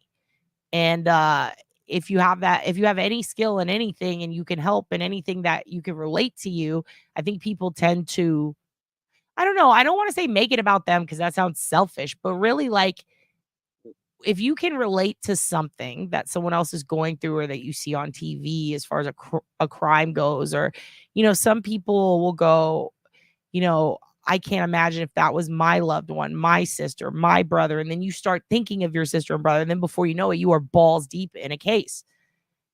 Is that what got you guys into it? Did you have an experience? You don't have to say what it is, but one's in the chat. If you think that one of the reasons you're so into true crime, criminal cases, OSINT, things like that, whatever it is, whatever brought you here, is it because something happened to you or someone you know? Can you relate to something in some way? Or is this just something you've always been like, twos in the chat if it's like, no, it's just I'm into it and I don't know why. You feel the love, Criminal Network? Good, good. We'll avenge your death. Don't worry. If anything happens to any of you kids, I'm fucking coming. I've never been to another since, dude, we are so much alike. We've talked about this, right? Real booty? I agreed. Same. I don't think I've been the one it had to be around 2006 or 7. Heavily medicated is how it's my mom. I would have to go. My mom or dad, like someone like, yeah, I'd be fucked up. This is the thing. That's a difficult one because I wouldn't want to be fucked up out of respect, but I would have to be fucked up out of respect. Does that make sense? Like, I want my mom to have a good, beautiful, I can't even think about it. I'm going to cry, but you know what I mean? Like, I don't want to ruin it by being dramatic and upset and screaming, but at the same time, like, I don't want to be there seeing that. But I also want, that's probably one of the most complicated questions, I've been able to attend my loved ones for you. I like to mourn alone. Are we all alone mourners who enjoy bunnies and dogs? My grandma would be mad if that's true and happened to her. She doesn't like to share, not 1% of her earn. Dude, I'm telling you, I found out it's more common than you would think. There was one guy that sent me an email when I mentioned this on another channel and was like, "Hi, I do this for a living. Like, you're probably getting a teaspoon of your loved one." And I'm like, "What the fuck?" We should ask Uncle Alex though. Uncle Alex, that's what he did for a living. I'll bring him back on. We'll talk about that. I'd like to know what has been found in regards to RA social media. Okay, that's on my list. So what we're going to do is we're going to finish compiling the list. If your tires are bald, rent a car for $55, swipe. Oh my God, Criminal Network. Starring that, also, you're definitely a criminal network, and we kind of like it. Like we are baby birds and you're regurgitating it. How about the crematoriums that just dump bodies in the backyard? Oh, yeah. And then the one with 200, right, Dillhole? They found 200 bones. I get my pets back after, but usually the place doesn't have cremation area. It's so different everywhere. There's those funeral homes that just keep the bodies in the basements unreferred. Yeah, and there's the Arizona, New Mexico. There was one in Alabama. Jesus. Michigan had a bunch. San Antonio had one where a kid was stealing the bodies, doing horrible things to them, and then would just pretend they were there. And then when it came time to send it to the funeral home, they're like, "Where's the body?" And he's like, "Ooh, I got to tell you something." Because he lost it. No funeral for you, doctor. Okay, we won't. Okay, so we're moving on to Delphi. Let's do it. Let's do it. Here's what I want to do. Oh my God, I missed so much. Okay. Oh my God. Oh my God. Oh my God. Let me scroll down. No, don't ever apologize. Great. The Hoogan, right when we're going to start Delphi, that's when the Hoogan needs to go out and take a shit. I know, honey. And we just milked his anal glands. Okay, one. So yeah, we're all pretty much on the same page. That's good to know. Dad's real name is Kat. Hi, nice to meet you. It's Kat with a K. What's up, y'all? Okay. Oh my God. I got so far behind you guys. I'm a bad dad. I'm a bad dad. Okay, here's what we're going to do. We're going to get to Delphi. I wanted to show you this. I'm not sure if they're going to copyright strike me, but I don't give a fuck because I think this is important. Whoops. Nope. Don't do that. Okay, here. Hold on, honey. I know, honey. I'm going to take you. Now, I've already seen quite a bit of this. We're not going to watch the whole 45 minutes. Okay. We're definitely not going to watch all the pundits talk about this. But we're going to get up to, okay, we're going to get up to 6:59. Because this answers, I think, a couple of people's questions from yesterday. So here's what we're going to do. This is when the transcripts were released between Richard Allen's defense and Judge Gall. I want to say, ooh, I should have saved the exact spot. Fuck. Hold on one second. Where is it? And then we're going to skip up to 26 in a little bit. We're going to watch that part. I just want you to see, here's the thing. Normally, I never show you fucking court TV or any of those other ones, like, unless it was something super fucking like, oh my God, what a bombshell. No one knows this, you know? But some of the questions that we were discussing last night that a lot of people are very confused about is like very basic shit. But I get why you're confused because the answers keep changing every fucking year. This is literally when the transcripts were released. This is 8 months ago. I do think that, first of all, Criminal Network, go back and watch some of our live chats. You're not going to get booted here for saying too much crazy shit. We've only had to boot like 3 people maybe total in a year. You're a self-moderating cult. This is Lord of the fucking Flies. If one of you ends up Piggy, you're gone. Sorry, Piggy. I don't know what to tell you. One day, I hope that you will rise up and fight your dad. Take a swing at the old man, who's me.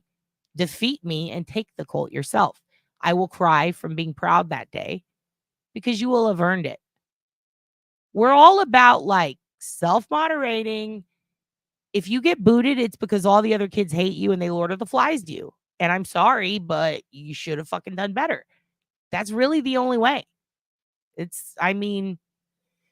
You'd really have to like say some real fuck shit. Like your dad has a filthy fucking mouth. You need to know that. And I say some crazy shit. We spent an hour yesterday. I was talking to you about my dog's anal glands, aka your god, the Hoogan, who I will show you before we leave again. He's precious. You all should see him. There are new people here.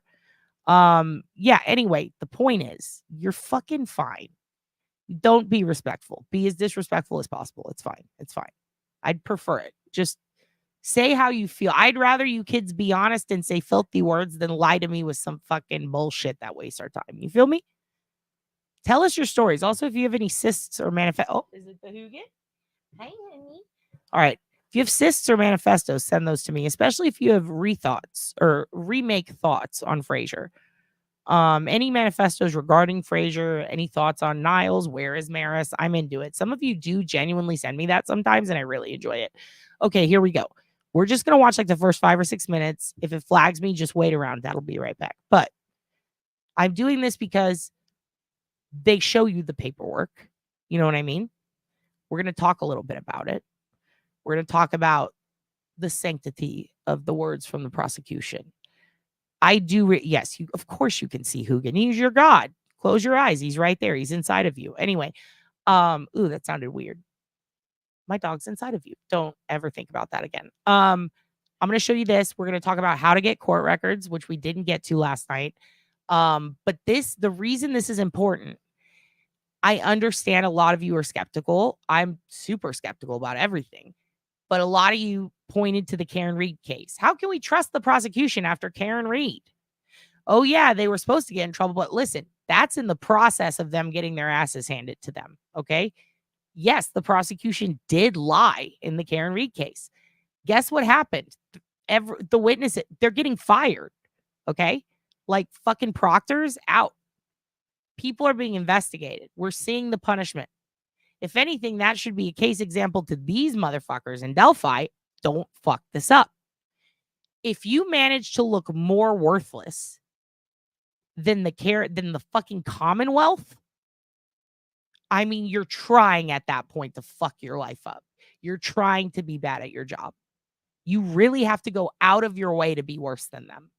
So I'm willing to bet or give the benefit of the doubt that the prosecution here is trying, simply based on the fact that so far, not much of what they've said, even the most outlandish shit, which is very little, they're being very conservative about what they're putting out, which I appreciate. It tells you they are keeping their cards close to the vest. Obviously, they have to share with the defense. For some reason, the defense wants to leak crime scene photos or allow people around them. And we all know how that happened. And if you don't, we'll talk about that one day. They're getting carried away with their Reddit fuck shit. They're going Maya Kowalski. They're reading anything, throwing it to stick at the wall. Fair enough. They don't have to tell us the truth. The prosecution, when they are as conservative as they are being, and by that I mean keeping shit close to the vest, that's when you go, okay, they've got something. They're also not putting out fantasies that you have to buy. When you see the Karen Reed case, you see a lot of fantasy. Oh, well, if the Commonwealth said this, that's a fucking huge deal. She said that she hit him 7 times. Well, guess what? She didn't say that, did she? That's a problem. This prosecution has yet to do that as far as I can tell. They have yet to make these big outlandish claims that have not been proven. They just don't make the claims at all. That's important. You feel me? I don't think they would bring it to court if they had very little evidence. And I don't think they have very little evidence because we have the lists from the search warrant and everything that was recovered from Allen's. Holy fuck. There's a lot. Like, I'm kind of surprised anybody. I mean, no hate to you, Kel. I love you. You're the best. That's a cute fucking puppy. But they have a ton of evidence. If you haven't seen that, we'll look at it so you can see they have a lot. Whether or not they can relate it to him is what we don't know. But I'm not going to say they can't until we see, and they have no legal obligation to tell us if they can. It's very frustrating. I also want to stop and say thank you real quick to, hold on, it's Doctor on Call, but where did I go? Where did I go? My shit's fucking up. There we go. Doctor on Call, thank you so much. You gifted 5 Oblivious Benson memberships. We're also going to talk about what you get with the memberships in a little bit, because we're continuing. We're doing house cleaning today, and I want to talk to you about what's to come. Thank you. Everybody thank Doctor on Call if you just got gifted a membership. Criminal Network. I fucking love you. Welcome to the cult. Thank you for the $10. I really appreciate it. We're going to put that Well, I would normally put it into snacks for the Hoogan, but he's on a fucking diet. We'll get to that. If you go back to yesterday's video, you'll see what happened with him, and today's, the early parts. But I appreciate you so much. I am looking into billboards to help get a kidney for someone, so maybe we could put it towards that. Thank you so much. You're the best. I'm glad you're welcome at the cult. Let's get to this. I'm going to play it. I know it's somebody else's content. Thank you, Court TV, for giving us decent content once. Hopefully you can keep it up. Fucking dramatic music kills me. It's like fucking Dawson's Creek. It's like, Joey, we get it. You're sad about your dad. But when networks do it too much, it really bothers the fuck out of me. It really does. But I get it. I get it. Is Aunt Deb here? Where's Auntie Deb? Bitch, I have no idea where my phone is. I was calling you back after my live. Oh, fuck. Do you need me to call it? I'll call it right now. I got to walk the Hoogan. I'm showing the kids a video. I'm showing the kids your dance video from show and tell in the 8th grade. I'm just kidding. I'm calling you right now so you can look around for your phone. You dumb bitch. Okay, here we go. We're going to watch this, you guys. Ready? Was a mystery that devastated 2 families, terrified a small community, and touched the world. The murders of 2 young girls, Abby Williams and Libby German. The case became known as the Delphi Murders. The setting? A small Indiana town of just 3,000 people. On February 13th, 2017, Libby and Abby went hiking. The 2 teenagers were good friends and had the day off from school. The weather was unseasonably warm. But when Libby and Abby didn't show up at their designated pickup time, their families began to worry and they began to search. Then, the next day, the unimaginable. The bodies of the 2 girls were found, both victims of murder. Over the course of the next 5+ years, there were no answers, no arrests, just a series of disjointed clues, like 2 sketches of suspects that looked nothing alike, a video of the suspected killer, and a short audio recording of his voice. Then things took a strange turn. Police said they were looking for anyone connected to a fake social media account under the name Anthony Schatz. The account had nothing to do with the male model in the photos. Instead, it was connected to this man, who was arrested for child porn. The arrest of Richard Allen for the murder of the girls soon followed. Someone who was not on anyone's radar. Now, we have some insight into Allen's defense and what they say really happened to Libby and Abby. A ritualistic killing committed by members of a pagan religious cult. Tonight, we take a look at this unexpected, shocking twist and the state of the case as we continue to investigate the Delphi murders. Welcome to Closing Arguments. I'm Michael Ayala, in tonight for Vinnie Politan. We are about to celebrate another holiday during which 2 young ladies will be missing from their families' Thanksgiving tables. Abby Williams and Libby German, 2 teens taken far too soon.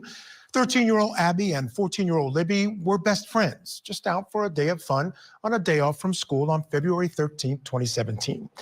That's when the unthinkable happened. They were killed after being taken off the Monon High Bridge by a menacing suspect.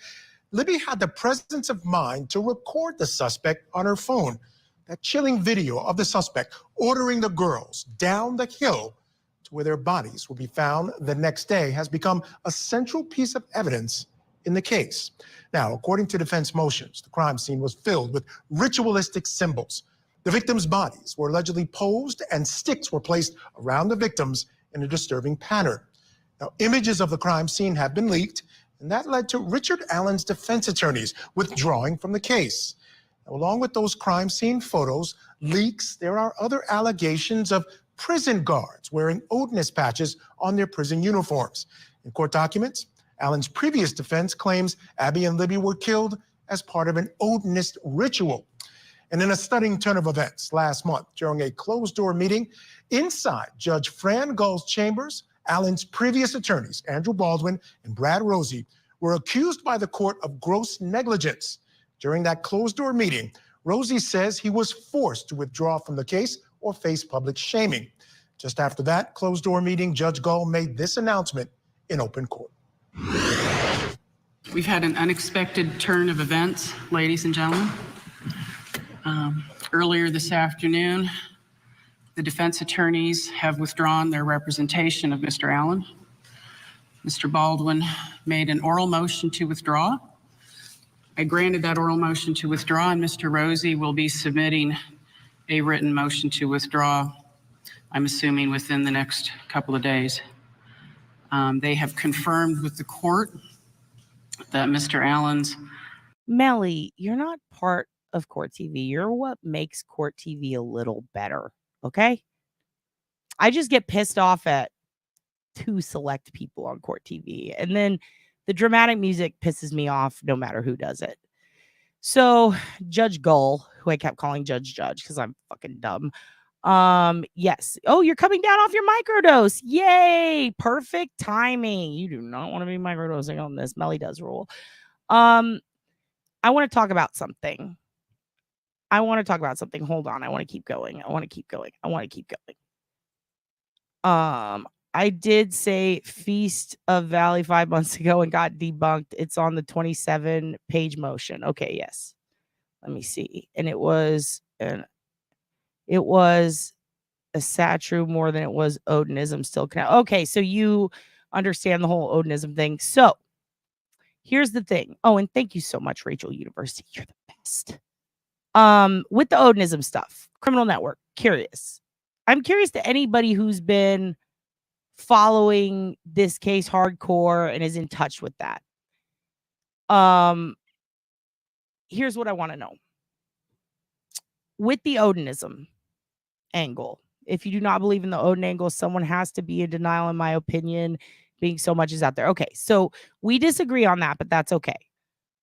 Here's what I would like to, actually, I'm kind of glad that you agree with that. So yes, not Sheriff Tony Leggett. We're talking about fuck, hold on. Let me pull out my noteses. We're talking about Todd Click, right? Old Mr. Click. So we're going to dive into that. Basically, what we're doing today is we're gathering what I like to call the bracket, if you will, the outline. What needs to be discussed, what needs to be debunked, what needs to be dived into. Because we can do it all, but it would take forever. And again, it would be regurgitating all sorts of shit that is already out there. And we're not over here trying to like fucking milk this tit. You know what I mean? There's lots of tits out there to milk. This tit is flaccid. You feel me? And I agree with you. That can't be ignored, but I don't think it's being ignored. I think it's being overly highlighted, in my opinion. But I'll explain why. I did do some more research last night. It didn't change my mind about that stuff, but it made it more clear as to how we got there. Now, I was so into Delphi from the day it happened, which I'm not going to say lucky. It's not lucky anything that happens around this case. But as far as like being able to download a lot of info in OSINT before it got taken down, I was lucky in that sense, because I happened to be listening to Scanners that day for something else. And then I was like, I need some background noise. I like background noise. I find it peaceful and soothing.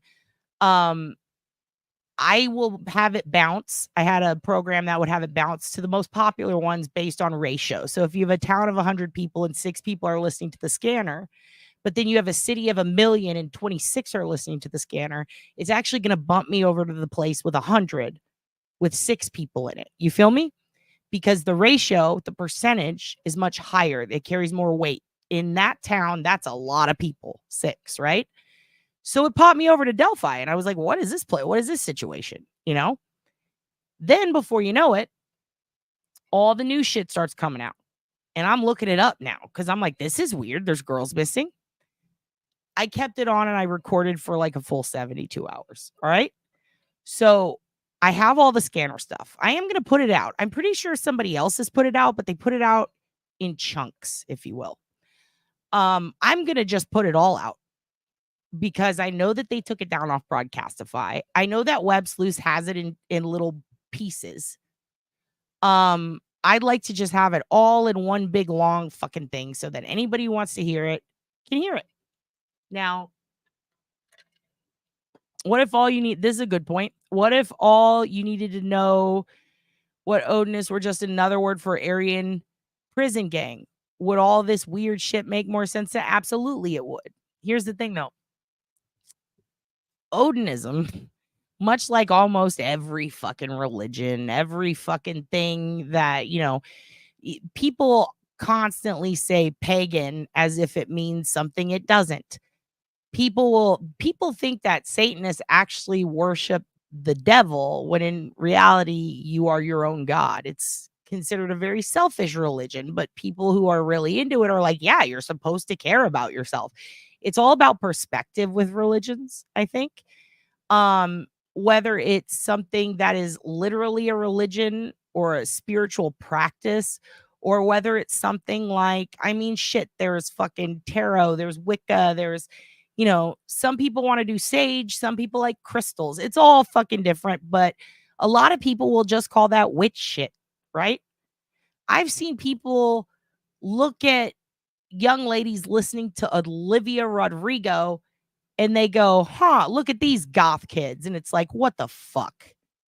The Morrissey goths are pissed now. The industrial goths are more pissed. And John Ray's over there fucking beating his meat to that because he loves seeing everybody be mad. You know what I mean? So here's the thing. Everybody with the Odin thing, the isms. Yes, exactly. The isms. I consider myself a pagan. See, and I have an aunt who's really into that shit. And I have another one who, she'll call Buddhism or a friend who will call Buddhism something that my aunt calls pagan. Everybody fucks it all up all the time.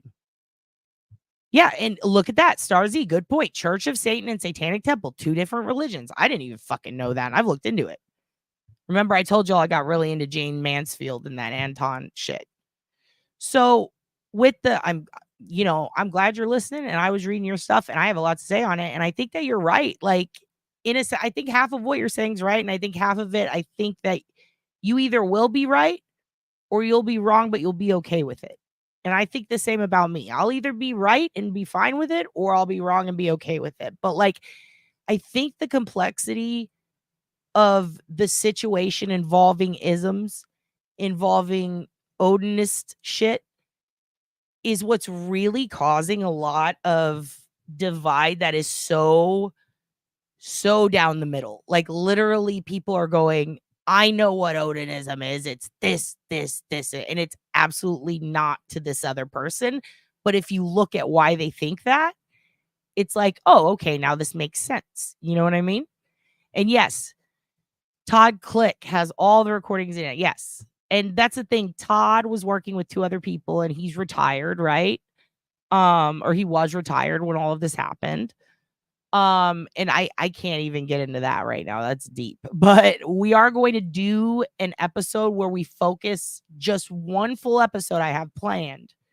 And if you want to come in for that, if you are an Odinist, if you're somebody who knows about that, if you are a professor of religious studies, if you're someone who, took a bunch of fucking, I don't know, you took a bunch of kratom and you went off one weekend into the woods and learned everything about Odinism, fine, fuck it. We'll have all types on here talking about it. Sleuthing from California, love that. Are you Alex? Are you Uncle Alex? Okay. What my concern is, and has always been, are just facts versus rumors, right? When we get into religious shit, your first degree is religious anthropology and my ex-wife is a satanic witch. Perfect. You're perfect for this. I'd like to have everybody give their thoughts on it. My thoughts are that retired guy come out and say it's not RA. Well, it depends on who you're asking. That's my point. Okay, this is my point. I'm glad you said that. So some people will look at the Odinism thing and they'll go, it's Odinists. You cannot fucking convince me otherwise. Anybody who doesn't believe that is fucking stupid, right? And then anybody else who comes in and says it's not Odinists, fuck you. You're dumb as fuck. Here's why. Because these are just XYZ. The sticks were here because of that. The fact of the matter is, that's all about intent, isn't it? Like, let's get to the point of that. That's about intent. Well, oh my God, Dillhole. That is, my ex turned into one of those. That is a lot. I'm going to send you a care package. Okay, listen. It's all about intent. Whether it was for the purpose of Odinism or not, does that actually matter in the end when it comes to what can be brought into court as evidence that proves Richard did it or didn't do it, right? Like, it really does. Like, I hate to say it doesn't matter. It kind of doesn't fucking matter. It's causing a lot of divide and it's straying a lot away from the facts of the case. That's what bothers me, right? It does breed the Calamity Jade. Get out of my fucking head. It breeds a lot of sensationalism. Great point. It's very reminiscent. I'm just gonna say it. It is very reminiscent of Satanic Panic. Now, he also eats paper, by the way. And yes, I don't think he was either. I agree with you 100%. He was not. But I have seen people say he was.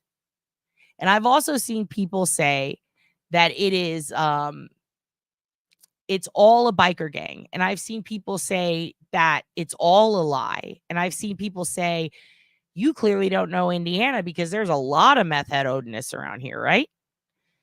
There is a way to essentially go ahead and, oh, Jesus Christ. His boyfriend scared him. We're almost wrapping up here, hon. Welcome. There is a way to figure this out. And the way that we have to do that is to look at the facts. If they're saying there was an Odinist gang that killed people the year before, they did XYZ, they practiced out here in the woods, and these people lived here. We can look that up. And guess what your dad did? He looked that up. If you want to know what prison gangs, look, you're saying good shit here. Yes, true. There's actually, I think, a few more. There are statistics that we can pull that are reported annually and semi-annually to the FBI, to from local law enforcement to various entities. One of the UCR, the crime report. There are different programs that revolve around gang issues. There are a lot of research papers done, written by the detectives who work on this. There are forensic research analysis papers written by the Secret Service who have to analyze these cases. And there are family members that we can draw OSINT from on this, and we can figure out what's going on. There are a ton of gangs. There are also a ton of dads, and I've discussed this before, who really like TV and who get into Sons of Anarchy. They get into fucking Vikings. They go off on these tangents. There are also a lot of meth heads who do that. They get addicted to shows. They start buying the patches. All this stuff happens. We're going to do an episode where we separate that and we look at what this means to all types of people. You feel me? So we're planning that. The Odinism angle is happening. We're going to find out how that happened. We're going to find out. I'm going to show you guys the old Reddit post. We're going to look at the timing, the chronological order, all of it. Okay. What I want from you, because I do have to go soon. We're going to have to talk about some other stuff probably tomorrow. But what I want from you today, if it wasn't listed yesterday, I want you to take a moment. I'm going to keep playing this video and I want you to list your questions in the chat that were not brought up yesterday. I'm going to add them to my list and I'm going to post it on my community page so that you can see what we're going to be sorting through. And if I missed anything, you can add on to it. You can also take a note when you look at it and go, hey, I happen to know a lot about this specific question. But instead of putting it into the chat, I just want you to either email, well, you know what, you can put it in the chat or you can send me an email. It's all going to be there. And I want you to tell me what you know, not even what you know, just what that specialty is and if you'd like to discuss it with us, okay? Because I'd like to have a couple of you on here to talk about it. I do have court filings, court paperwork, statements, accusations, rumors, the source of all of these things. I have a lot of digital and electronic shit to go over with you as to why I think they got the right guy. I've got a lot of ballistics shit to go over with you over that. I would love to see you guys add to this list so that we can make sure that we knock out every single thing that we need to learn about. If you've already looked at all of it as a whole and you're set in your ways and you're not willing to budge, this is not for you. If you are just interested in kind of a group speak sort of perspective, maybe we can understand why people think a certain way. And even if they're wrong, we can deal with that. And if we're wrong, we can deal with that. It's not about being wrong or right. It's let's separate fact from fiction. So what I need to know from you, basic question, what are you unclear of? What are you unclear about? You feel me? What are you not sure about? And I want you to put that in the community post. Okay? And I want you to take this time now. If you want to put it here, you can put it here. I'm going to be going through at this point. What are we? 2 hours in exactly. I'm going to know at 2 hours, start looking at the chat and make a list. If you think of a good question right now, something that you just, I'm just confused about why they keep doing that or why the judge put that here now. Okay. And I'm going to hit play. You do that and we're going to wrap it up. All right. Financial situation remains static, meaning he is continuing to be entitled to appointed counsel.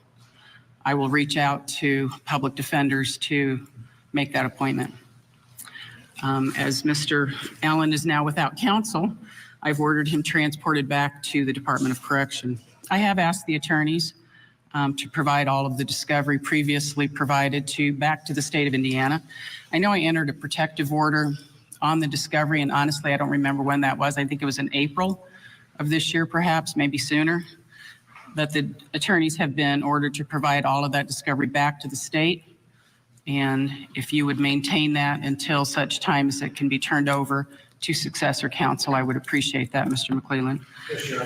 I've also asked the defense attorneys to cooperate with successor counsel. They're not required to do that, but I think that they will in the best interests of Mr. Allen. They're not required to provide any of their work product, but they will be required and have indicated that they will cooperate with successor counsel. Now, Judge Gull had until November 27th to release the transcript of a closed-door meeting that day, and late today, we actually got a copy of that transcript. And here's what it says in part. It pains me to say this, but the totality of these circumstances demonstrate gross negligence and incompetence on the part of the defense team. This is Judge Gull talking. She says, I'm unsatisfied with your representation of Mr. Allen. I am gravely concerned about his rights to have competent, non-negligent representation. He currently doesn't have that right now because what you have demonstrated is negligence and incompetence. Now I'm sharing my thoughts with you privately. I don't want to say this in open court. I would encourage you to talk privately about what you wish to do. Well, Mr. Baldwin, he responds, I'm not good at reading between the lines. So the court or the judge says, you're a lawyer. That's what you do for a living. Mr. Baldwin responds, when you said have a private conversation, are you talking the four of us? Or the court interjects and says, or the judge, I'm not talking about you. I'm not accusing the state of gross incompetence and negligence. I am finding gross incompetence and negligence with you. Mr. Rosie says, I'm going to file a motion to withdraw. I don't want to do it, but I don't think I have a choice at this point. The options I've been given without any notice by the court are really either I withdraw or I'm going to be publicly shamed, and that's the way I see this. Mr. Baldwin says, I'm the same. I'm stunned. I don't know what to say, so I'll just say I'm moving to withdraw orally. And that's what you saw in court just before the judge started to speak. All right, let's bring in my guest for tonight in Atlanta, Georgia. Investigative journalist and author of Down the Hill, Susan Hendricks is with us. And from Punta Cana, Dominican Republic, criminal defense attorney and host of Defense Diaries, Bob Mata is with us as well. And in Pensacola, Florida, private investigator Lauren Vellucci. Hello to you all. Thank you so much for joining me. And I just want to give a little bit more context to that. Just before that, these lawyers had found out that there was an investigation going on. They knew the investigation was going on, but there had been some affidavits filed. The judge had some access to it. The attorneys hadn't. And she said, they hadn't really been given a chance to look at it or contest it or do anything along that line. Bob, I want to start with you. As a practicing attorney, what are your thoughts about the position that these guys were put in and their response to? I thought it was untenable. I thought that there was no due process under the law. I think that they were bum rushed out of the case, frankly. That is not how the law works in this country. If Judge Gull clearly had very strong feelings about certain things that had happened in this case, but you have a hearing and you give them notice, you allow them to prepare a defense and allow them to put on witnesses in order to have an evidentiary hearing, because I don't know. You guys recognize that dude? You guys recognize that dude?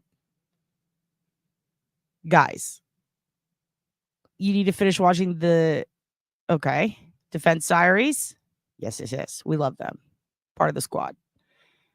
Was placed in a maximum security prison in solitary for so long before he ever went to trial was wild. I know, it was wild, but also like the fact that he shouldn't have been put anywhere near that city. But also, I want to ask you one thing. This is the rumor that I really want to know if anybody knows about. And I say rumor, but I've spoken with two people via, thank you, JPay, through the jail prison shit where you can text in regards to a rumor that was put out. I'm going to say rumor until we know for sure. But essentially, when RA did get his time in the yard, he screamed a lot of wild shit that made him a target. He screamed a lot of shit at inmates that in Houston or even fucking old Flippy Dippy Austin here would get you fucking murdered. He has a death wish, it seems. Did you hear that? What do you think? I'm very concerned about rumor getting mixed up with innuendo, getting mixed up with truth. Some things happen and are true and are real, but don't make it to court filings, right? So there might be things that we find. This is from someone who knows inmates on the inside and used to be an inmate. You know what I mean? Does that make sense? You've not heard that. Okay. He has quite a few situations. Is it in the 27 page? I need to go back and look. Yeah, they are worse than middle school anti-deb. Did you guys know anti-deb used to work in a jail? And I have a really good friend who used to work in Huntsville. And of course, in our corrections class, we spoke to people from all over. I did speak to a guy from Indiana. They made it a huge point to say, you don't want to be the guards in the Epstein shit, right? You don't want to be the guards who are responsible for someone getting dead or deading themselves. You feel me? That is almost a worse fate for a corrections officer, because now the public's looking at you pissed. The family's looking at you pissed. The judge is looking at you pissed. Your bosses fucking hate you, right? So when you see things like this out in the open, and then you find out that these things are pretty heavily believed, and then you find out that there are inmates who witness these things, and you also find out that, this isn't, it's not the Hilton, and it's also not the Hanoi Hilton. It's just a very depressing in between. And the only place that he can go is psych, or he can go to solitary, or they can leave him there and be negligent and put him at risk. What the fuck do you do? By putting him in psych, that changes things. By putting him in solitary, that changes things, and all of it can get you in trouble. Exactly. It's fucking jail. It's not supposed to be nice, right? I have so many stories too. Pastor Hagee can get fucked walked. In fact, Dad's boyfriend has some fucking stories. Maybe he'll talk to us about it one day. Yes, 27 pay. We're going through that. Yep. Okay. So, yep. We're going through it. Just not tonight. We're planning things. So what I want to know from you guys, yes, psychosis, depression. But here's another thing. A lot of people say, well, you'd be depressed too if you were in solitary 2 years. I would remind you to go look at the first court paperwork that was published, that was out, that reflected upon his first 2 weeks being confined. Okay? He wasn't in there 2 years when that shit started happening. In fact, after his little confessions, he seemed to start getting better. Yeah, he wasn't. In fact, there are CVS workers, one in particular who worked with him, who said that that's so unlike him. All these things are so unlike him. They're so different.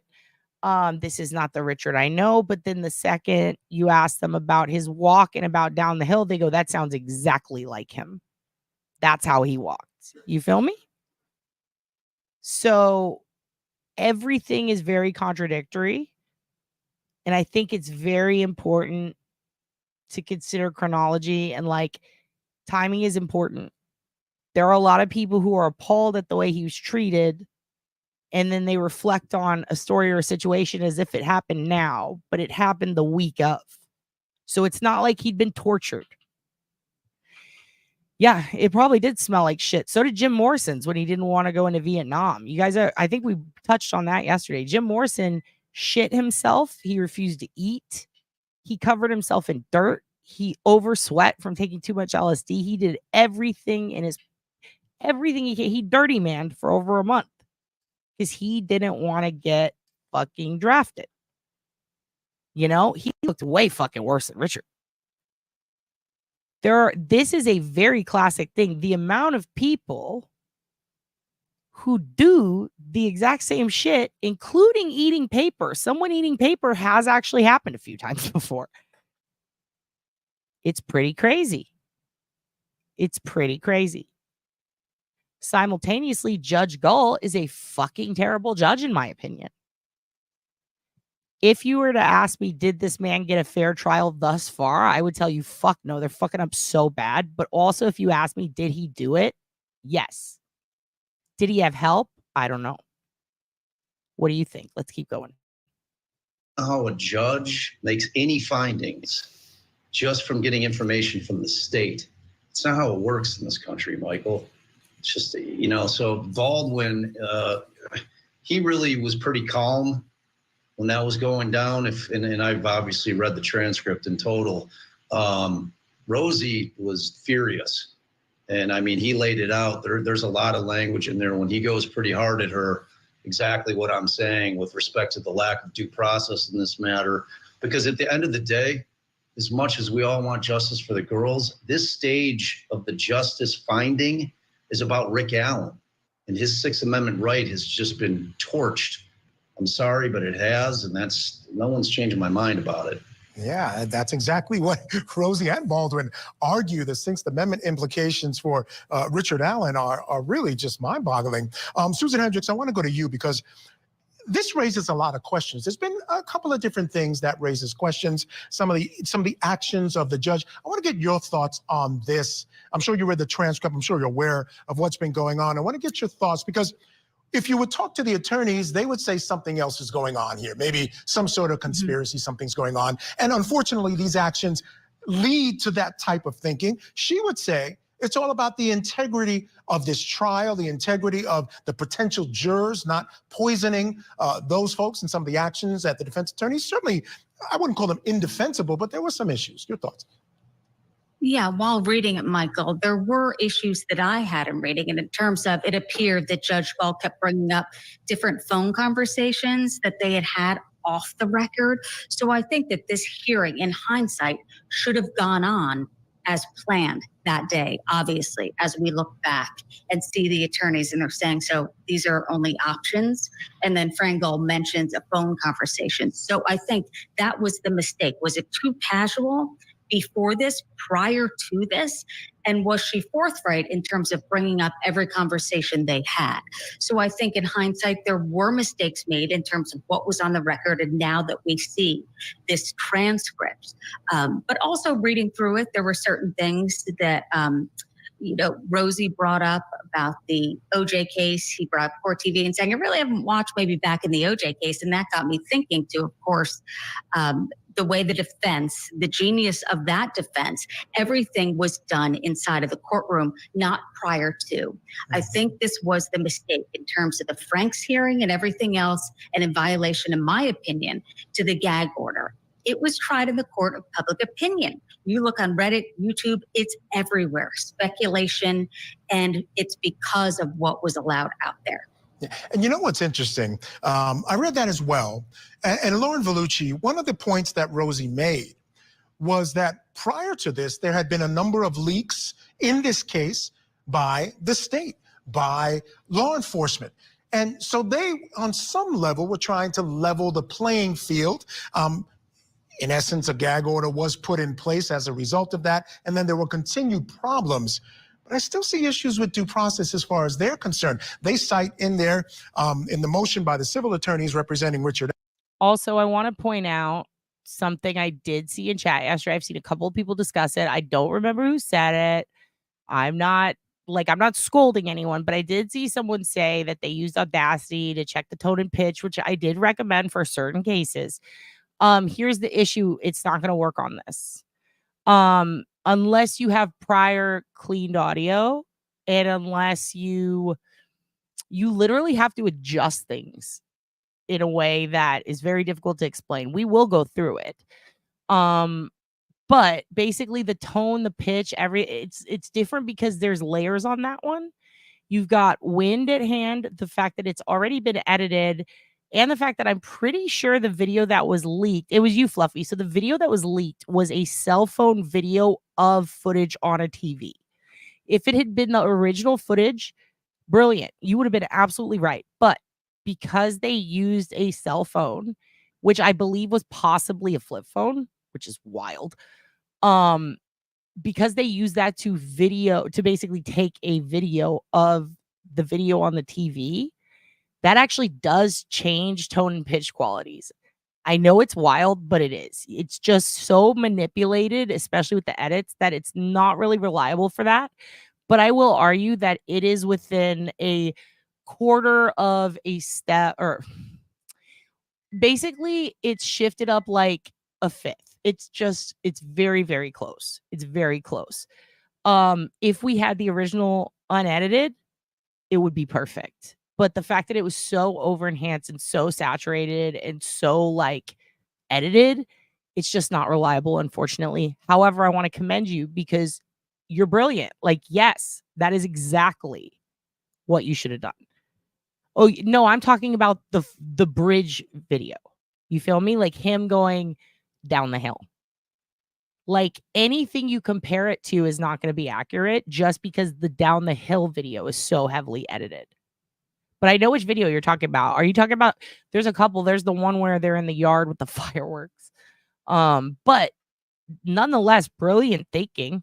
Like you're fucking right as rain. That's exactly what you would do if you had the original. You know what I mean? All right, let's keep going. Because Now, and they say, and we love these homies.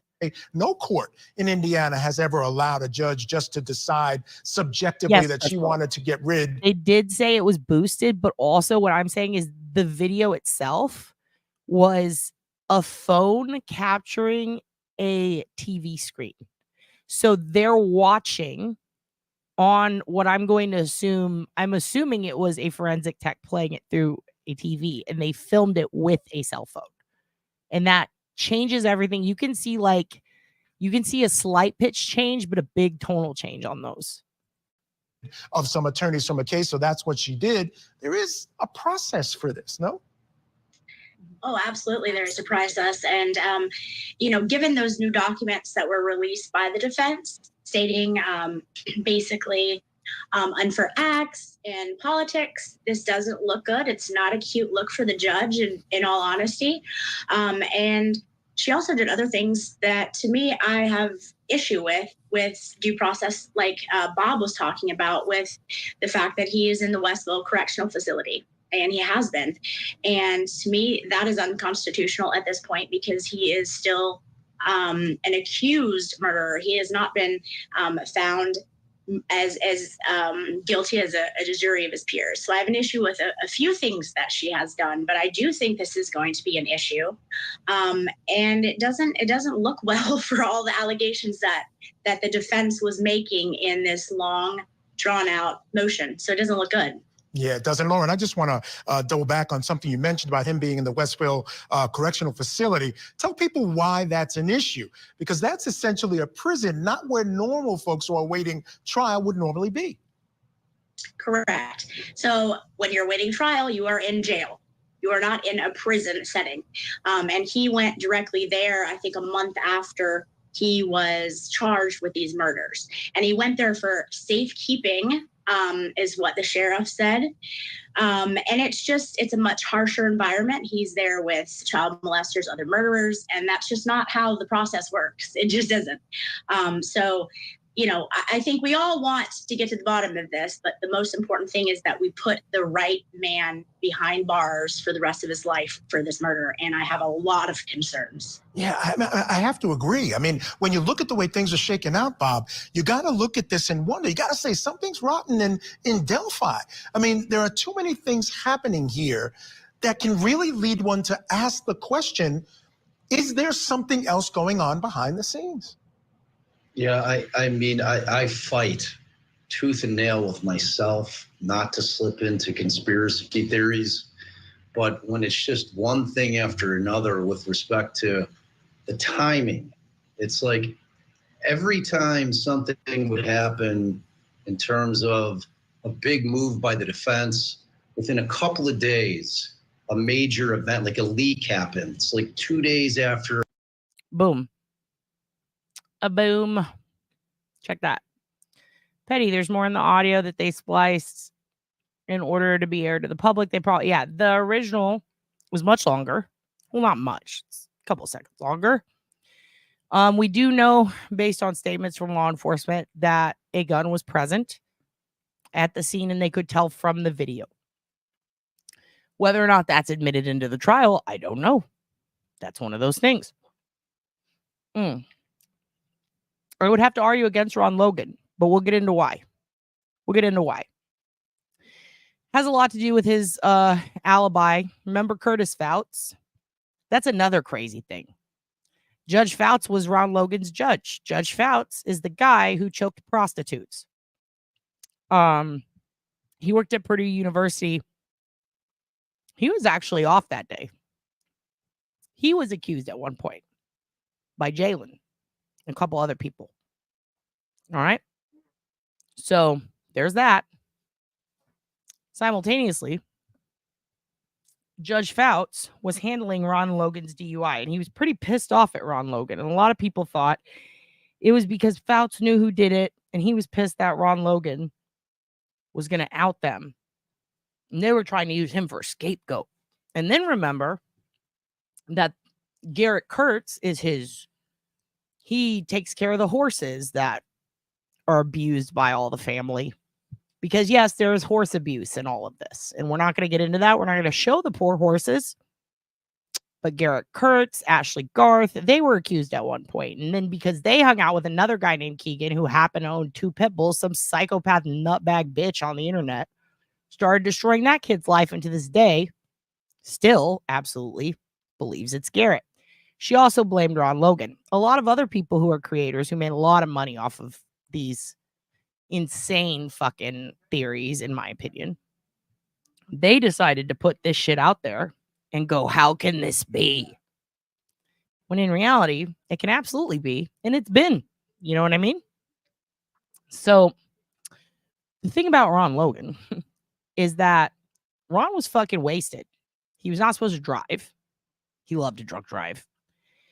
He lied about where he was going because he was on probation because Judge Fouts fucking hated him. And they hated him over a really old dispute. And some of it had to do, we'll get into it later, but it had to do with other things that were really petty. Now, when it comes to Ron Logan, is he a piece of shit? Absolutely. Do I think his ex is lying? No. I think she's telling the truth. Absolutely. Did he have knives? Yes. Would he be the perfect guy for it? Absolutely. Is it super weird that they were on his property? Totally. Do I think he's a liar? Yeah, big time. Do I think that he had his cousins or his nephews or the neighbor's brother or any of the Keegans or Garrett over at his house that day to beat horses and kill children? No, absolutely not. Do I think that Ron Logan was fucking around at the wrong place that could have gotten him in trouble, could have gotten him thrown in jail because he wasn't supposed to be drunk and he wasn't supposed to be doing that and he wasn't supposed to be driving a car? And then he went, oh, fuck. I don't want to go to jail at all. Not even for a DWI. And my alibi would get me thrown in jail for going against my probation orders. Is it in his best interest to lie in that moment? Absolutely. Does that kind of make sense? Absolutely. Ron Logan, in the couple of days after, did some weird interviews with some fucking weirder creators. That guy, I just didn't see it. That I can't even explain. I had no reason to say, oh, he didn't do. I had no evidence. I just thought he didn't, right? As time went on, it kept piling up. Oh my God, he could be the guy. He could be the guy. Why don't people think it is him? When I went out and I made a timeline and you start looking at all the subtleties around it, you start looking at why he actually lied. And then you look at what the internet says. And by that, I mean all the theories on Reddit. But then when you look at facts and you look at comments, especially online between family members, if you look at his past, if you look at the judge, and his situation in prior court hearings because he is an alcoholic, if you take into account what his ex said, it totally makes sense as to why he would fuck himself in that way. But no, without a doubt they did. I'm sure they did. It is a tiny town. Ashley Garth knew them. Garrett knew them. They're fucking murderers. They killed people. In fact, they put one girl's body in a shack out in the middle of nowhere. They were horrible people. Ron Logan fucked around with horrible people and with booze and alcohol his whole life. And he found out and he died. He got dead. They did a search warrant. They ran all the DNA. They used the secret fucking service to get electronic data from his phone. They've got video evidence of his whereabouts. There is a legit reason for him to lie, right? Because he doesn't want to go back to jail, but it is so fucking stupid that he did. Because frankly, what would have been another 12 days in jail compared to being accused of murder your whole life? He made a horrible decision that day that fucked him. Yeah, and there's another one. Pat used to live behind the Flora house, but here's the thing about the Flora house. We're going to talk about that eventually. That shit was ripe with landlord issues, with electricity issues. And also the pizza place that one of the girls used to go to had a guy at it that was accused of the floor. Like all these things are like, but they know them, but they know them. I've come from a town much smaller than Delphi, but I went to high school in a town almost the exact size of Delphi. I know every fucking single person, who they fucked, when they farted, who are their pets, who are their parents, what did they do for a living. You can connect all these people. It is literally Canton and Delphi. But instead of murderous cops, we got Odinist perverts. It's fine. It's fine. Patrick, Elvis has said crazy shit, but I looked into Elvis and that guy's a fucking, oh, Jesus. Still trips me out. People think he did it. That guy's just, there have been like 7 people who have confessed to this just in the public that the police didn't even take seriously because they confess so fucking much. Elvis is one of those guys. And it's not just to that. He confesses to all sorts of shit. It's like people who have severe psychotic mental health issues, things like schizophrenia, where they start to hallucinate things and then they start to get obsessed with things. Absolutely, his sisters did. I looked into the sisters. They're on a lot of medication.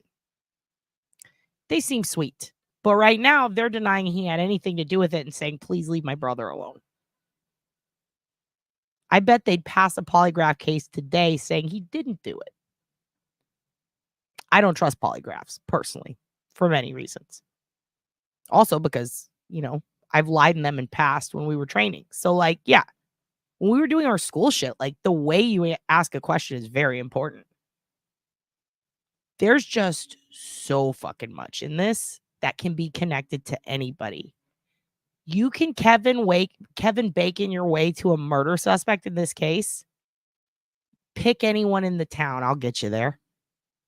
The question is, where's the evidence? So that's what I want to talk about. With that in mind, what are your questions that will answer, or I guess, what are the answers you're seeking for your biggest questions that can be found in evidence? Does that make sense? Because if your question is, what is Odinism? We could talk about that all day, but that's not evidentiary. What is your specific question, everybody? Now's the time to answer as we keep playing this and we watch how these wonderful people kick this case around, talk about it, powwow back and forth. Black them out right now. They're fillers so I can eat my barbecue sandwich while the Hoogan stares at me and breathes heavily. But what are your questions that can be solved with evidence, with court records, and with proof? Cool? Put that in the chat. We're going to hit play. The Frank's memo hits, you know, it's just the way that it's gone down, and this is where the judge lost control. And there's no way that I'm saying that I think that Judge Gull is complicit in this, but I think that she's gotten sucked up into the vortex of it in terms of her, just like when she made the statement that she had made findings, that she found them grossly negligent without the benefit of having a hearing as an attorney, it made my skin crawl.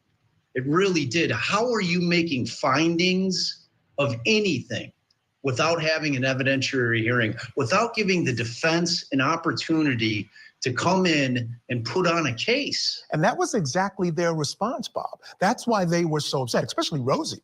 He was upset because he said, you know, this is not how we do things. We should have an opportunity to respond to this. But again, this is the way it went down. And I have a couple more questions. We're going to have to take a break right now, folks. But coming up next, we take a look at some disturbing allegations made by a prison inmate housed with the suspect. Richard Allen, plus ahead in our next hour. Law professor and devoted father of two, Dan Markell, was involved in a bitter custody battle with his ex-wife, Wendy Adelson. Wendy wanted to move with the kids from Tallahassee to South Florida to be closer to her mother, Donna, her father, Harvey, and her brother, Charlie. And after Dan Markell was gunned down in his driveway in 2014, that's exactly what she did. Charlie is now behind bars after being convicted of ordering Dan's killing. And in a shocking new development, Charlie and Wendy's mother, Donna Adelson, has been arrested and charged with orchestrating the murder for hire. Tonight, we take a look at where Donna is tonight and what is next in the case. Donna is the overbearing matriarch who nags everyone to death about whatever it is that's currently on her. I call it the wheel. The wheel is turning all the time, right? And Wendy getting away from Dan Markell and moving to South Florida was number one on the wheel. Donna enlists the defendant to go in and fix it. A former police officer charged in the chokehold death of his friend. His conduct was not only criminally reckless, but showed utter disregard for life. Mr. Mattioli acted reasonably and he acted appropriately. I knew that as soon as he got back up, there was going to be more punches thrown. You'll see this dramatic trial unfold right here on Court TV. I know what I did. I know I wasn't choking him. The deadly cop chokehold trial. Trial coverage weekday mornings, 8/7 Central on Court TV.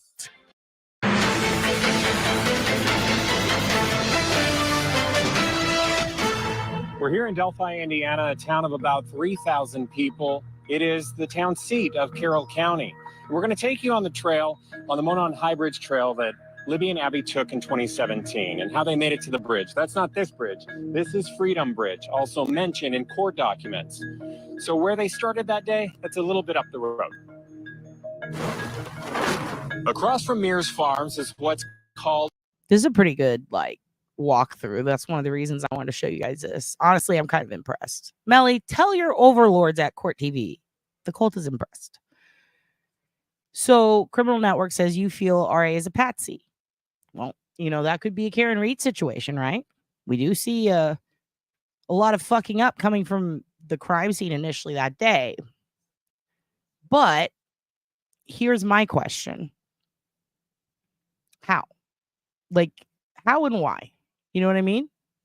So with Karen, they said, how and why, and everybody explained, and they couldn't really explain it. You know what I mean? There was literally nothing to actually put her there, including video. Remember, the prosecution lied about that, but that was Morrissey, and that was on the television. That was for press.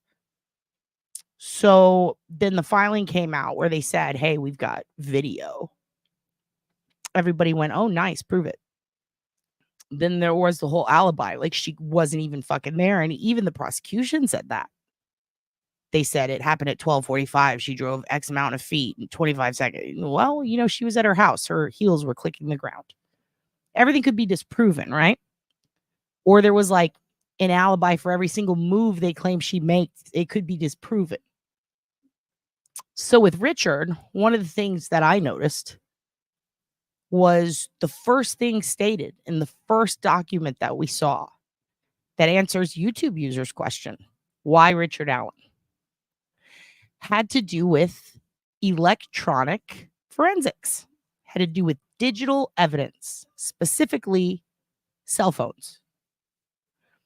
Not just for the girls, but for Richard.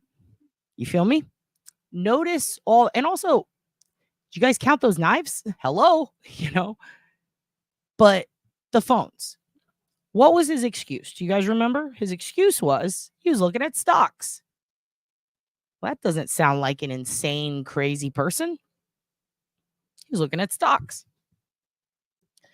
He also had told them, he told a park ranger type of dude, right? I don't remember the guy's name, but he told a ranger, an investigator, somebody who could have fucking done something about it, that he was there. So we got a guy who was there. We've got a lost tip due to some inconsequential, minuscule separation between park police, I guess, and real police. I don't understand where the disconnect was, because in the past, when there were issues, there was no problem communicating. So how did this get lost? I don't know. But then I go back and I listen to the audio from what was found at the scene. If you guys don't know, Richard Allen's a pretty heavy smoker. He's also an ex-alcoholic. He spent, which, no judgment. I'm about to tell you, I heavily smoke. Wouldn't be caught dead without my smokes. They found a cigarette and I believe a sock, if I remember correctly. And that came over the radio. He smoked cigarettes, right? Interesting. Does that make him a murderer? Everybody smokes cigarettes in those parts, apparently. The teens were smoking. The sightings by the witnesses, not the description of the face, aka the man-child that they showed us eventually, but the descriptions from the witnesses. Put those aside for a second. The descriptions of where people were and who was there at the time is important, because Cellbrite takes on average about 11 months for one person, in my experience. Imagine finding out there were 100 people on the trail that day. That's a lot of fucking analysis. All right.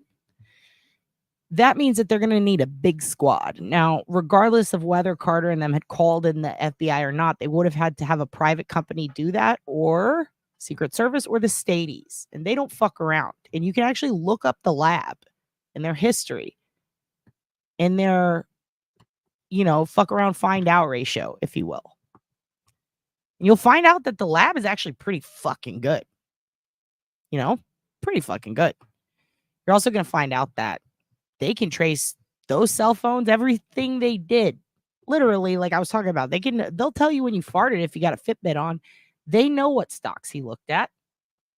In fact, you don't even really need that level of shit to find out what stocks he looked at. In fact, if you look, you'll find out that he does have a lot of accounts that, in my opinion, a little sus.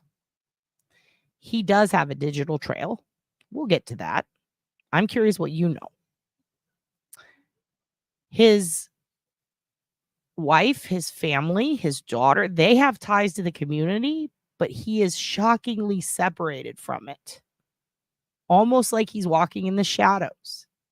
Kind of common, believe it or not, for people who end up getting busted doing shit like this. It fits the personality profile, in my opinion, that John Douglas has given to killers who have done the same thing. The ex-alcoholic. I know everybody said he had a perfect background, no violence. There was a domestic call to his house because he was fucking flipping out. He smokes, and there were cigarettes found in and around the scene, or one cigarette at least. There were items missing on the girls that were rumored to be in his presence, but there are, I don't want to say allusions. It is alluded to that some things were picked up according to the search warrant that would definitely make sense for this case.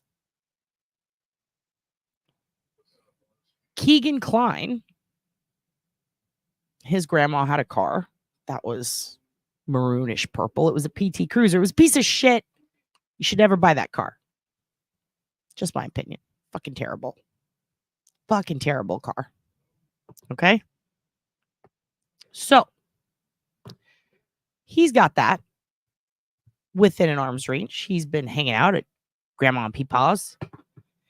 He gets busted being at the bridge. He's one of the last people to speak to Libby, according to everybody. I would argue that after a deep dive into him, and I am talking digitally speaking, that motherfucker was talking to a lot of girls. In fact, he's how we found the one child pedo. But what's also interesting is there were a lot of people who were at that bridge that day within that time window who also did things Keegan did and were busted later. One of them was a corrections officer at a jail.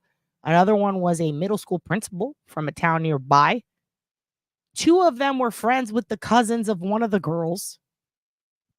Three of them, in fact, I have a whole list of people who have been accused who honestly would probably fit the profile and the situation. It would just make more sense than Richard Allen. However, if you look at the little bit we do know, the statements from people that I can confirm that CVS worker, that's a real person. Okay? They definitely worked with him. They were not lying. I'm not going to dox them, but I'm going to tell you they're real. They are absolutely real. They straight up said the same thing we're all thinking. How could the, because his fucking wife, he went to an institution. And he openly talked to his coworker about it. He talked to people about it. I used to be an alcoholic. They all knew the same story. You know what I mean? Like they all knew it. He's the guy who is making amends, and you wouldn't even think. You wouldn't even think. You know what I mean? Brad Holder was cleared 2 ways. I believe, in fact, I know that one was video. There is video. This one was weird. He was at a gym and he actually had it on his Facebook that would have cleared him, and then he took it down. And he took it down around the time that the guy, is it Charles Elridge or someone, was real big. Everybody was jumping on his ass in the case. That's when Brad took it down. So, no, I don't see that at all. I don't see an F or an L. There are crime scene photos that might still be on Reddit, but there's a couple of different groups where you can look at forensic crime scene photos for, and I happen to have looked at a lot of cases that bodies were found in the woods specifically, but not public parks. So, just keep that in mind. Not really public parks or trails necessarily, but just in wooded areas.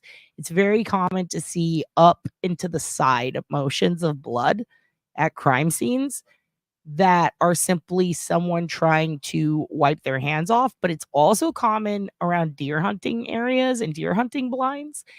And there have been a couple of cases where people have called in and been like, there's blood on the trees. And it's just like a farmer who was literally like dressing a deer so that they could get it up and drag it away because it was too heavy. They had to pull the guts out first.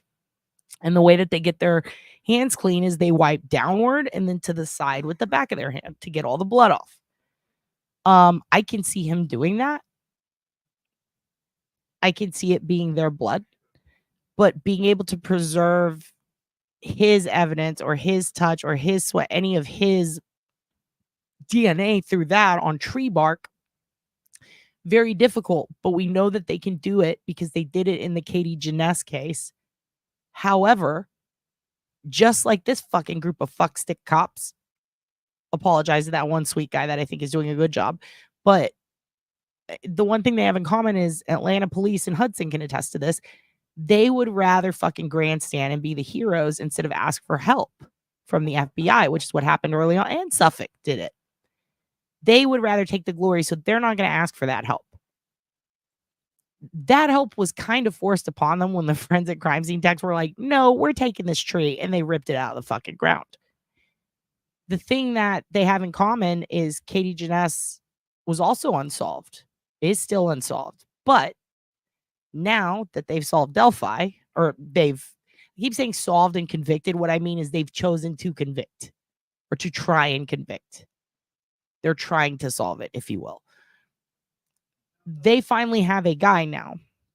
I would argue that if you're going to pin it on someone, do it a lot earlier. I would also question how they got into his locked shed to plant evidence, how they dug around it without the camera picking it up. His neighbors and him had some issues. There's a lot there that is publicly available that we have to be careful with. And just like Koberger, this is the one thing I do have a very strong opinion at.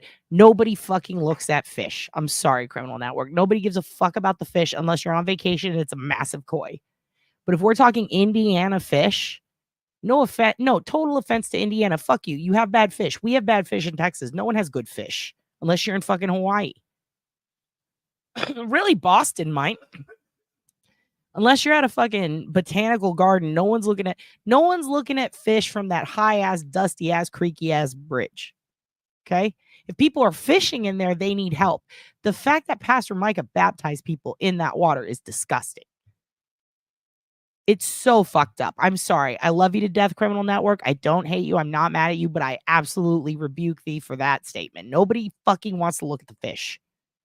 Tell me Brian Koberger wants to look at the stars one more time with visual snow, and I will explode.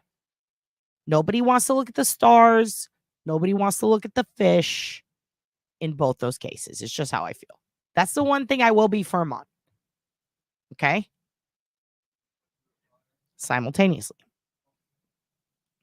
That guy who took that, there's so much that. A dude fucking killed himself over that shit. Do I think Rick did it? Here's the thing. Yes, but I'm not stuck to it to a point where, I don't give a fuck as long as they get the person who did it. You know what I mean? I'm not stuck to it to a point where I can't see. Here's the thing. I can see possibly him maybe being kind of framed by an ornery neighbor or someone who doesn't like him. But the argument from the It's Not Richard people that I do agree with is that the ones who say it can't be him because he has no history of acting like that. Ain't nobody ever seen him flip out. He's never been rude to anybody. Okay, sure. Totally. He can also be an alcoholic and institutionalized and not be an asshole. That's actually possible, believe it or not. Some people hide that shit well. He might have been out of that by then. You know what I mean? That's the part that bothers me is like, if someone was framing him, why would they? Obviously they don't want to get caught, but like, why put it on him specifically? He's not an outward asshole, right? He doesn't have enemies, right? So like, the only reason to frame him would be so nobody's looking at you, but nobody was looking at anybody. You know what I mean? Like, everybody was debunked. They didn't have a suspect. So there's no one to divert from. Like with Kieran Reed, it's let's divert from the murder house where the body was found. Logan's dead. I would think if they're going to pin it on anyone, they would have pinned it on him. especially because he's dead and they don't have to go through a trial, right? That would have been brilliant. The fact that they pinned it on Richard, if they pinned it on him, that would kind of blow my mind a little more than it actually being Richard, because that search warrant is, you know, that search warrant is wild. So, with that being said, I don't think anybody fucking, I mean, you say Washington has great fish, bitch? What kind? What kind of fish you got up there? What kind of fish you fucking got up there? You look at fish when you're snorkeling? Dude, I will never fish watch. I will never stargaze, and I fucking hate the moon. You guys know that. Why? Because I fucking hate fish, still whole? In history, who is the last famous innocent person? Probably that Michael dude who fucking, well, what do you mean last? Like most recent? Fuck. I mean, it was Stephen Avery, right? Probably. No, Adnan Syed. He's probably the most recently released. Adnan Syed, probably, I'm trying to think like most recent. Michael, the guy who they accused of killing his 4 kids in a house fire and he didn't. The yogurt shop murderers, they're fucking innocent. And they got let out. West Memphis 3, even though they took, I mean, they were forced into taking that that plea, the Alford plea. What do you mean? Besides George Floyd, famously innocent. Pillar like fucking Karen Reed, you know, she was acquitted, to be honest. Could you say they were looking at everyone? Absolutely. That's a good point. That's a good point. It's a really good point. I mean, I wouldn't even, if you're talking about Richard, I wouldn't say pillar of the community. He just wasn't really there. He was a guy that worked at CVS, right? Like, I mean, nobody really had anybody that they were like, this is the fucking guy. There were conspiracies, sure. Now, here's one thing I do want to not really correct, but add to, because people asked me yesterday, and I think a few people asked me today, is Odin, or is the patches, the Odin patches and all this shit, could this be a cover for Aryan? Yeah, it totally could. I mean, they fucking managed to take all sorts of shit and make it theirs. You know what I mean? But I did look up for you guys, like the gangs, the sex offenders, everybody that affiliated with that kind of shit. And Delphi does actually have pretty good subculture of that, prison-wise, jail-wise. It's interesting because it's not as many guards as it is prisoners. I've also seen a lot of prison chat forums where people get out, are discussing shit with people on the inside, and a lot of local cop I won't say local, let's just say all of Indiana. They have a bunch of these cop groups where and corrections officers, where they go in and they just talk shit. And if you can find a way to get into one of those, it's worth the wait, because holy shit. Screenshot away. If you haven't seen the search warrant, we're going to go over it later. We're going to. It's got a lot of the answers to your questions. Melly, go to your room. I know you stargaze every fucking night. And I know Adam Fish. Listen, I'm talking about, you do that. You would do that in Indiana. You go on that rickety ass bridge to fuck around with fish in the day when your stocks are plummeting. Come on, kids. Pull your head out of your asses. So so many people think that he is innocent because people fucking love conspiracies and they fucking hate their hometowns. They really do.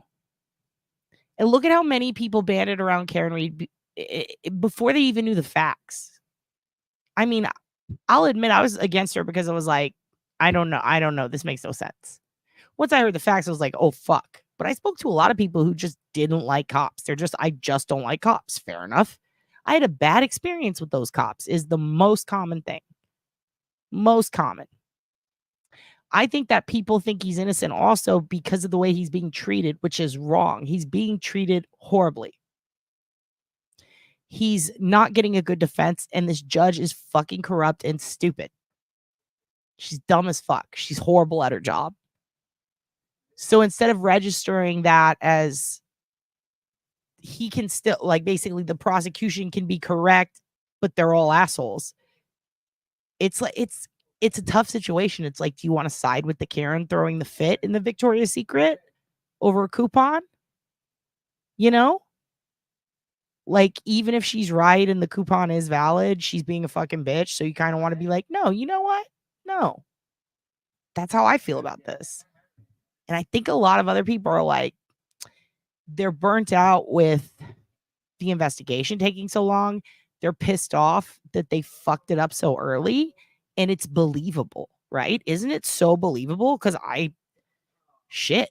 wouldn't surprise me. You know what I mean? It's totally believable that these cops who did such a piss poor job early on would continue to fuck it up and get the wrong guy. Absolutely believable.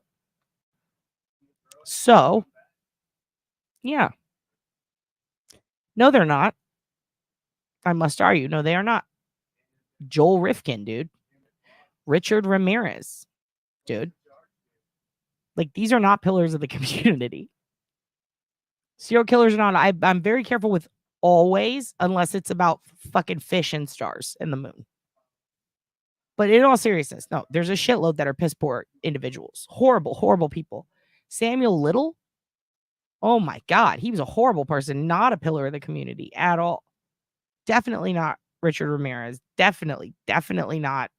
There's so many. Fucking Joel Rifkin was where he had a fucking wheelbarrow full of blood, dude. He's not the mayor. You know what I mean? He's not a fabulous husband and great father. No. A lot of serial killers are fucking gross assholes. Look at the toy box killer. Are you kidding me? That guy was a fucking nutbag and he was not a pillar. People were creeped out by him. What do we got here? No, you're incredible. Nobody got mad at Johnny Cochran from getting OJ found out. Everybody was mad. I remember that. Everybody was mad. Both sides were mad. Even the people who were excited that he got freed were still mad because the other people were calling it into question. People were mad because that motherfucker Furman was a Nazi. And at that point, how do you side with the prosecution when they're choosing to put up their star witness who is a Nazi? That's a problem. That's a poor prosecution choice. Was OJ guilty? Yeah. Did Marsha fuck up real bad and fuck everything up? Did Durden? Was the choice to put Kato Kalin and a fucking Nazi investigator a good one? No, it was terrible. Both can be true. You feel me? Just like Richard can have a horrible defense, be in a terrible situation, just everything is set up for him to fail, and that is categorically unfair. It doesn't change whether he did it or not. You know what I mean? If you guys want to see the warrants, I'll put the warrants. I'll put the warrants out for you. We'll put it in the post. We'll put the fucking warrants in the post. That's a good fucking put the fucking warrants in the post. It's a good beatbox. Yeah, and I think I was looking into that about the cell data being thrown out. I was trying to figure out that. I don't know. I don't know the answer to that. I don't know why they would do that. That is really fucking dumb. The only reason I can think is because he had a VPN on and it would not help their case. So why put in extra evidence if it doesn't help? If he had a VPN on, that doesn't change the fact that they could still manually extract and pull out what he was doing on the phone. That changes things. Also, they can get in the WLAN data. That changes things. Also, if he took video or pictures, that changes things. If he turned his phone off, went into airport mode, or what do you call airplane mode, Brian Koberger style, that could be why.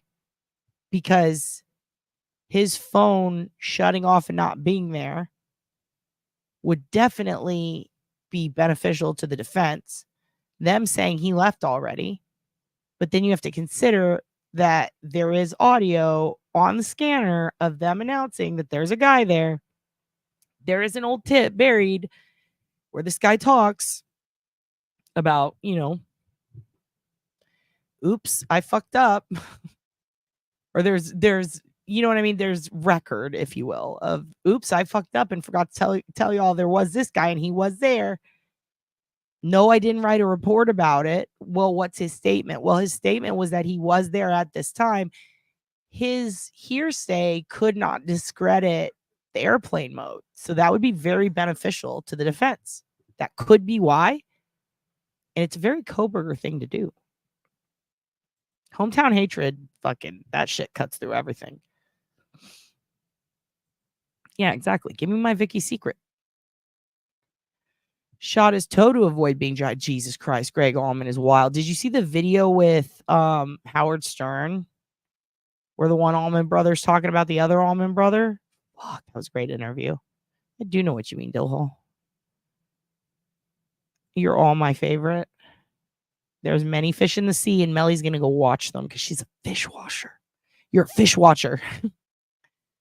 I mean, look, we're all dodgy and suspect. You know what I mean? Until we're not.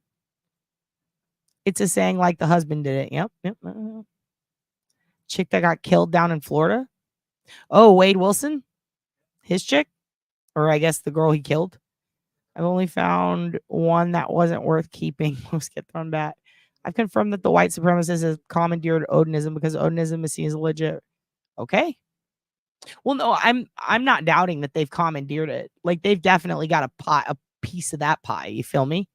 But that's not what Odinism is. I see what you're saying though. Like they've taken it over. There is a huge subculture. I shit you not, of Vikings fans that are super fucking into that. There's also a bunch of gun show dudes that are like in biker gangs that are obsessed with it. But there's also religious study major nerds that look just like Grant Smith Ellis that are like obsessed with it. So like it's a very niche thing, but it's got fans from all different clans. You feel me? And that was a pun. Blood Wheelbarrow, absolutely. Not a pillar of the community. BTK was a creep that harassed women in his job, absolutely. And he was like the dog. He would fucking give people tickets after letting their dog out just so he could go yell at them. You're the mayor. AJ, you're the mayor.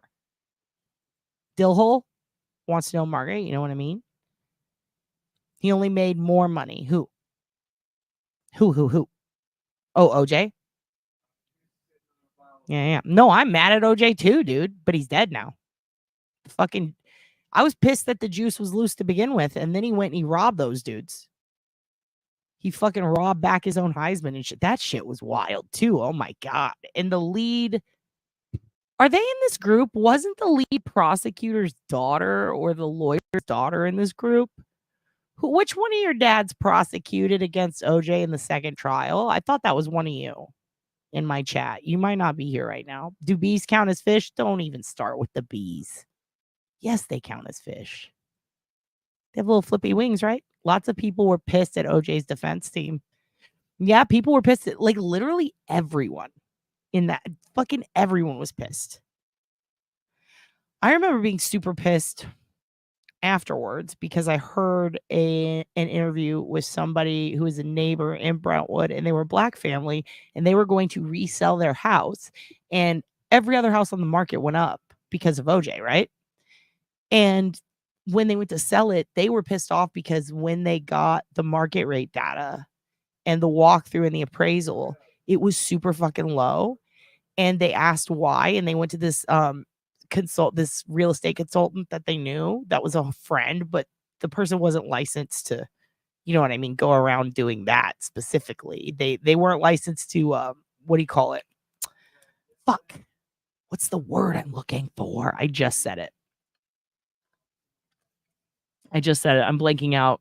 Your dad ate pulled pork, and now I'm fucking blanking out in a pork coma. Appraise. They weren't licensed. They weren't a licensed appraiser. But they did say, they were like, you know what? Take down all of the pictures in your house of you as a family and all of the African themed decor. And they were like, what the fuck did you just say to me? And then they had to explain, like, I think you're getting hit with some serious racism, right? This is a thing in the market. Take it down, redecorate it, and get it reappraised. And they did. And the appraisal was over 100,000 more. Like, that is criminal. They did the same thing, I believe, for the jury, didn't they? Didn't they have to remove all the for that jury in the same fucking neighborhood?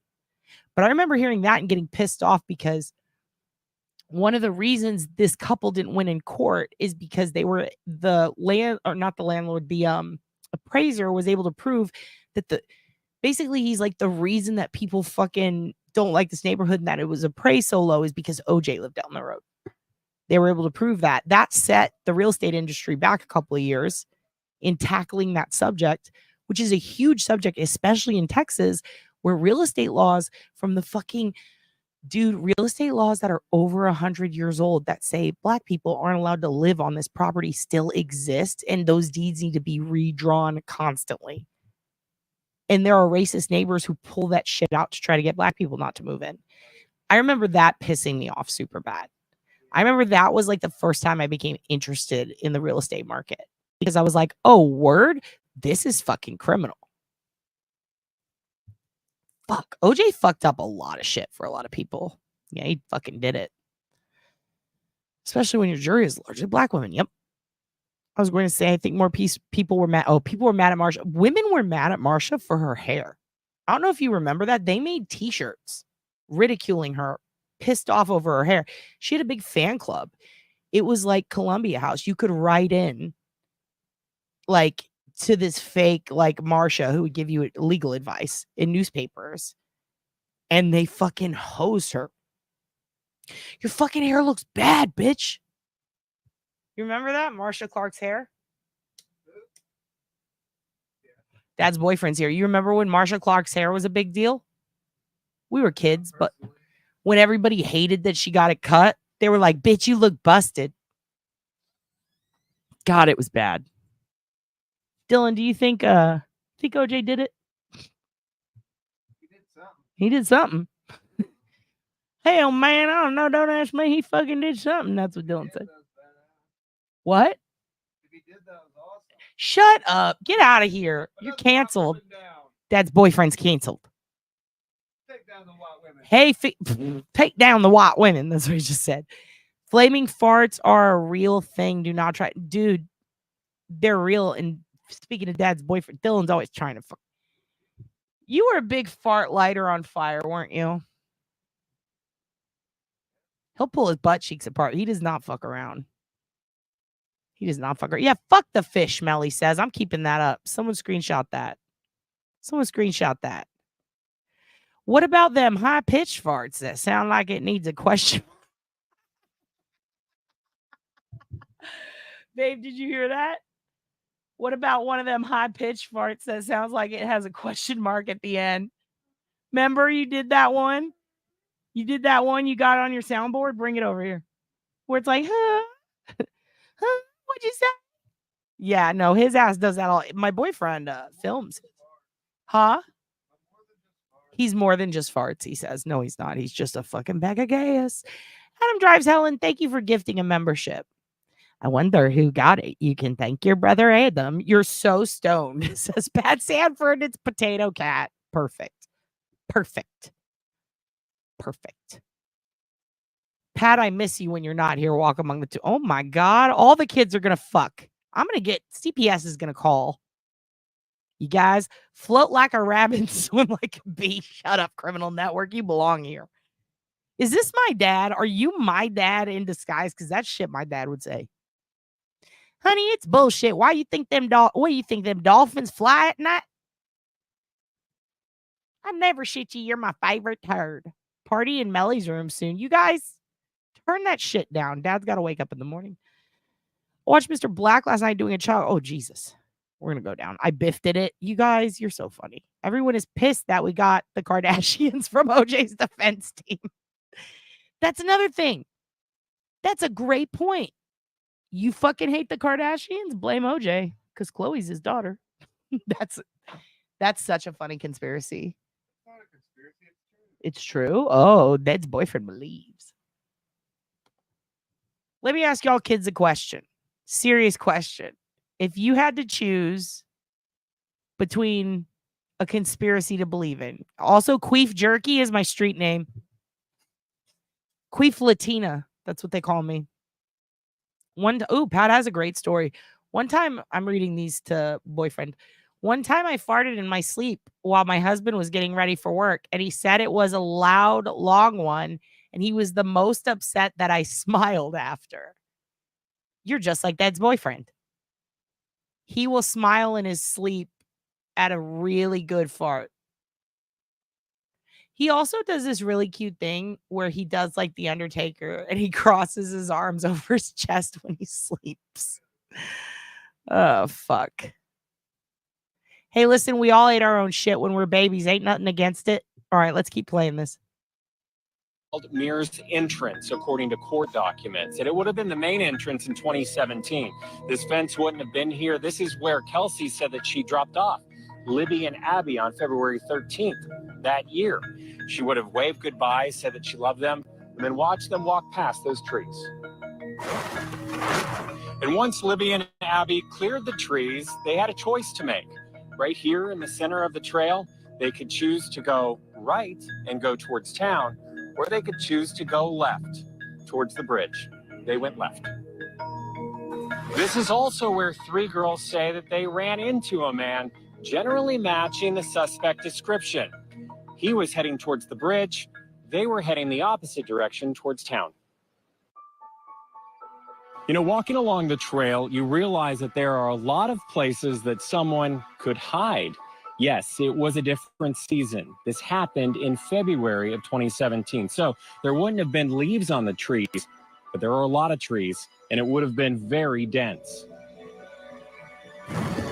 According to court documents, at around 2 o'clock that same day, a witness said she saw a man on the bridge standing about 50 feet up, but he looked very different according to her account. Looked boyish, young, 20s, maybe 30s, no facial hair, and brown curly hair or poofy hair.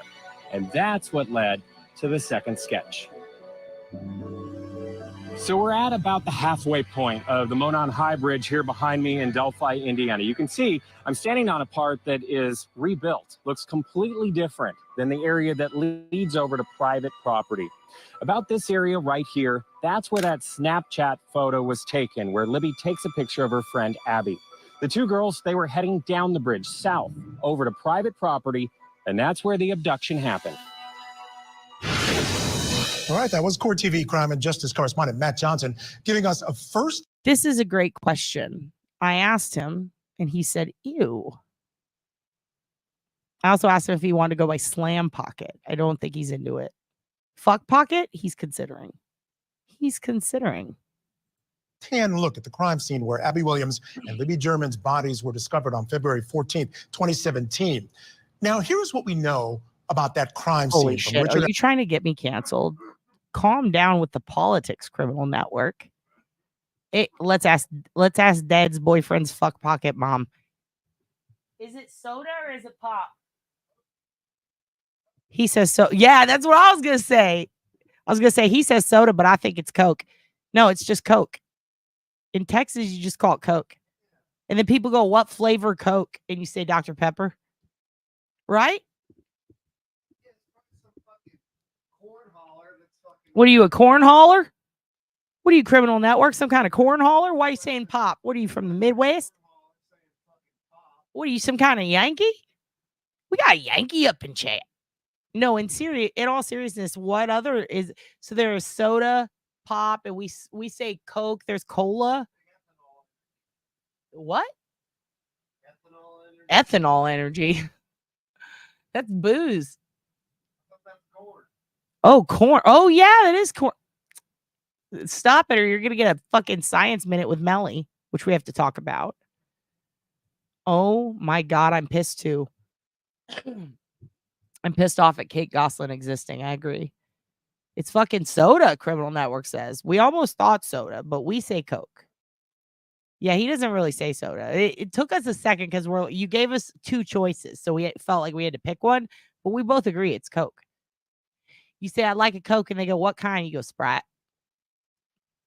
What's up with the terrible background? I know, it's fucking terrible, isn't it, Tiff? See, this is the Melly. We're not It's not about you or the content. It's about the background music. Can you talk to them? Can you tell them that the dramatic violins, they're a bit much. They're a bit much. Again, was it Maya Angelou who said when you have an audience, don't fucking waste your time? She said it way more eloquently, but don't waste their time. Say something important. We have direct access via our sister Melly. Say thank you, Melly, to Court TV. We can say anything or ask anything of her. I don't know if she'll do it. Don't do. I'm about to turn this camera around so they can see. Okay. Dead's boyfriend's being fucking crazy. Listen, we could ask Melly to do us a little cult favor, a little coven favor, a little mafia inquisition for us on our behalf. We could ask her anything. What are we going to ask her today? Melly, what's with the background music? No. Fuck all the famous cases. What's with the background music? Can you ask them? I want to put this up, Criminal Network, what you said, everybody in the chat, if you go up quite a bit and look at it about the sketch. I see what you're saying. We will address this, but without using her name. Just because I try not to do that. So let's go all the way down because your dad's way fucking far down. Coke in Texas, soda everywhere else. Absolutely. Melly is the CEO of Poor TV. You'll tell Vinny directly? Oh, God. Tell him he looks like Papa Rogers and to quit it. I'm just kidding. Don't do that. Don't do that. Or if you want to. If you want to go full rock chalk, you can slap Brian Enton's clipboard out of his hand for the old dad. Yes, we have ices, not Slurpee. Agree. And there's parts of Texas where it's parrot ice. Oh. You're the CEO? You could talk to the CEO? Tell them to tone down the music. I know they're probably looking for some fucking royalty-free shit. I'll tell them your dad will hit up the old beat machine. Ask them if they want a good jingle, because this shit's fucking insane. Dun, dun, dun, dun, dun, dun, dun, dun. Next on Court TV. Chill, dude. It's fucking court. It's not like, you know what I mean? It's not like fucking all that. Good night, Bridget. We love you. You don't watch TV? Never be sorry. Never be sorry. Just be awaresies. We just gotta, we can't use full names. I don't care that you didn't chat. You know, I'm just not gonna put it on the big screen, but we will address that, is what I'm saying. I'll put it on my list for you, kiddo. Beaver watching. Oh, you got me. You win. You win. People do beaver watch. I will beaver watch. I will go stand at a dam and look for a fucking beaver so I can catch it and bring it home to the Hoogan and say, here is your brother. Otter pops are not made of real otter. I'm fucking pissed. What's an otter pop? Are you talking about that butthole gland that makes vanilla? If you don't know, now you know. It's where you get the beaver juice and you make vanilla. If you've ever eaten a cake, you fucking ate the ball sack of a beaver otter. I don't even know if they're the same. I don't even know. Yeah, I feel like we're the round peg square hole, whatever the fuck it's called, group. If you're an in-between, come here. Come to me. Come to your dad. We will watch beavers off the dock together. Yeah, draft beer in Texas, pints in the P&W. Yeah, exactly.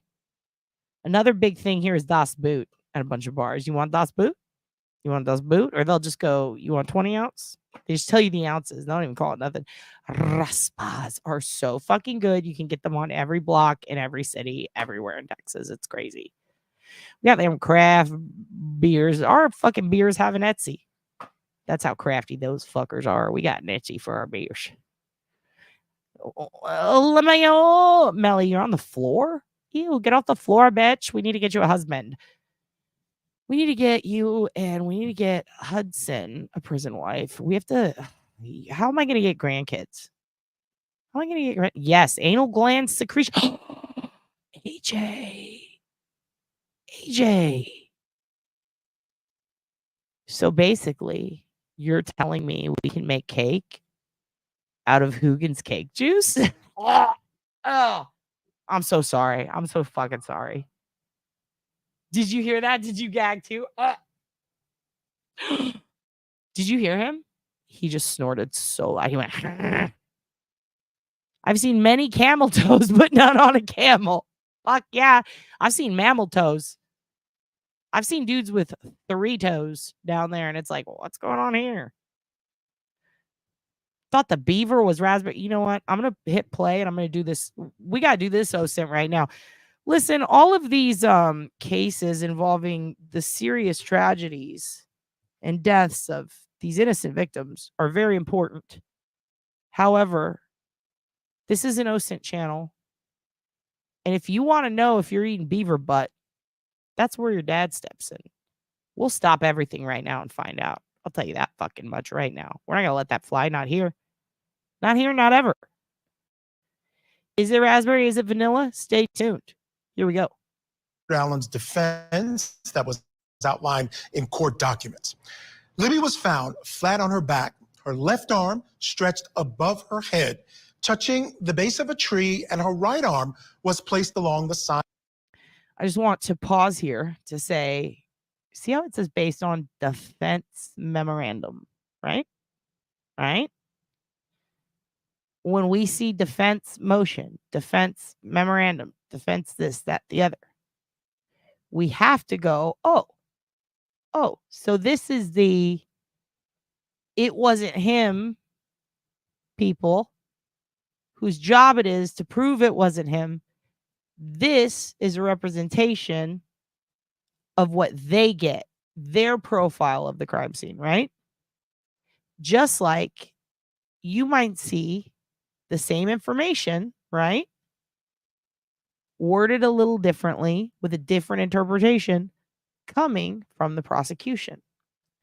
Now, those little red lines right there, that could very well be exactly how it looked. Whether or not they mean something is the difference between the prosecution and the defense, right? If there is the tiniest stick on top of Abby, that would have changed this picture. Is the defense lying? Are they being deceptive? If the prosecution uses a chart that includes all the sticks and where they were, and there's a ton of them, and the big ones are still there, but there's like a whole bunch of little ones around and some leaves. Is that because they're trying to put this into doubt? Well, no, because they had to file their motions at the same time and they shared them with each other, right? So wouldn't it just be, this is the representation of the crime scene? Well, if they were collabing, sure. But what we see is this is the defense memorandum of it. Whether or not they left out or put in information is up to the prosecution to both dispute, explain, and disprove. As far as, well, it's not really even disprove in an effort to prove what the prosecution, I guess, is trying to prove, right? So it's up to them to say, hey, you left out some sticks, or hey, it weren't not that big, or hey, that's true, but you're putting the symbol differently, or we have pictures, or they could confirm it. It's just important to recognize little things. If you see defense, that's a signal word. If you see prosecution, there's a reason. They're specifying so that you know. I think, in fact, I'm just going to say it because I've worked in media. Let me tell you something. They put that for a reason. Because it's probably true body, as far as it's from the defense, but also to separate it from the prosecution. Now, is that intentional? They might just be wanting to cover their ass, you know? The reason I'm pointing this out is because if you see something from the prosecution that is a different looking chart, how can anybody ever come to a consensus if one side now has this to go, this is what the bodies were found like, there were symbols on it, and then if the prosecution, people who agree with them, go, no, this is how the bodies were found, and those aren't symbols, they're this, that, and the other, right? there's absolutely no way to really like see eye to eye if we can't agree on this. But here's the thing that pisses me off. It's not something to agree on. There's pictures of it, right? That's the truth. The jury will see those pictures and they will see both representations. It's up to them to decide. Do you think that this is something we need to heavily discuss as far as like crime scene photos and stuff? If you see one misinterpret or overblow one, like, you know what I mean? Like blow it up to be bigger than it is. Oh my God, the icy freezer, all that is a big debate. Is a hot dog a sandwich is going to fucking break this whole family apart. It really is. But here's the thing. Does this matter? Is this something that is going to really matter in the end on whether or not he's guilty? You feel me? Is this something that was purposefully meant to be deceptive? Is it going to discredit one side or the other if you find out or the jury finds out that it's not as they show it here? Just a thought. One large tree branch had been placed on her left shoulder. This branch was so long that it extended above Libby's head several feet and below her legs for several feet as well. Two smaller branches formed a V where her legs joined her body, with both sides of the V extending upward toward Libby's head, with one branch extending to the left of Libby's head and the other to the right of Libby's head. The last of the four branches extended across Libby's body on a line from her right shoulder to her left shoulder. Abby, just a few feet away from Libby, her body not parallel to Libby, but rather at an angle with Abby's legs just a few feet from Libby's legs. However, both of their heads, were found a few feet apart from each other. Abby was found on her back. Abby's elbows were bent, with her right and left arms both placed on her chest. Abby's left hand and arm near the left side of her face, and her right hand and arm near the right side of her face. Also, Abby's left leg was straight while her right leg was bent at the knee. The murderers also placed her bent right leg under her leg. Oh my God, I have a great grand on the way. Cindy, thank you and congratulations. This is exciting news. Left leg.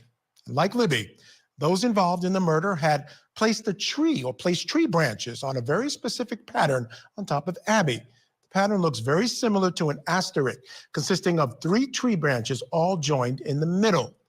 Above Abby's head were smaller sticks that had been placed over her hair, crudely mimicking horns or antlers. Also, according to the defense's memorandum, Libby was found nude, blood spots and blood drippings seen all over Libby's body. No blood sprayed or dripped onto the leaves or the tree near Libby's head and sliced neck. Abby found fully clothed, dressed in Libby's sweatshirt and jeans, and Abby found wearing 2 bras. No blood on Abby's clothes, very little blood on Abby's body apart from the fatal wound on her neck. Libby's phone and shoe found under Abby's lower back. All right, just interesting stuff. Still with me, investigative journalist and author of Down the Hill, Susan Hendricks, criminal defense attorney and host of the Defense Diaries, Bob Mata, and private investigator Lauren Vellucci. And Susan, I'll start with you. I just want to get your thoughts on the crime scene. Police say they looked into this whole angle of those being symbols or symbolic or ritualistic in some way and found nothing. My question to you is, can we trust that? I mean, it seems improbable to me. Yeah, Michael, you brought up a great point earlier in terms of what was leaked when and when did we know it and why. But because of everything we're seeing now, of course, we all analyze it and think what really happened.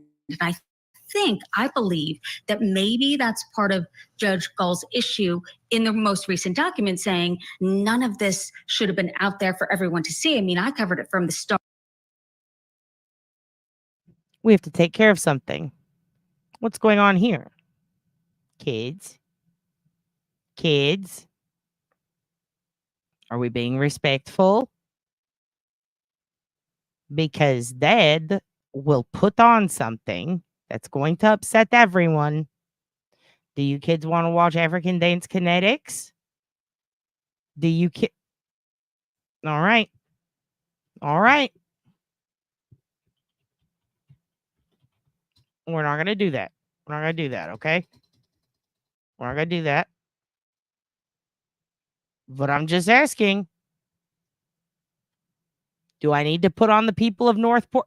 Adam. I don't like this reverse psychology you're pulling on your date. What is this? What do you mean, yes? This is like when I count down and then you wait for something to happen and I got nothing. God damn it. I'm going to figure out a new way.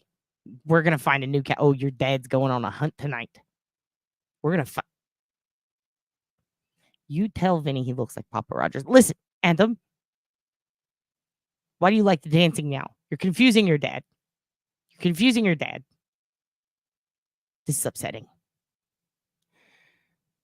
I think she was wearing the other girl's bra. You feel me? So this person like potentially dressed them. Keep in mind it was freezing though. Did she put that on? You know what I mean? To like keep warm. We did hear early on that one of the girls was killed and the other one was alive until potentially hours or minutes before they got there.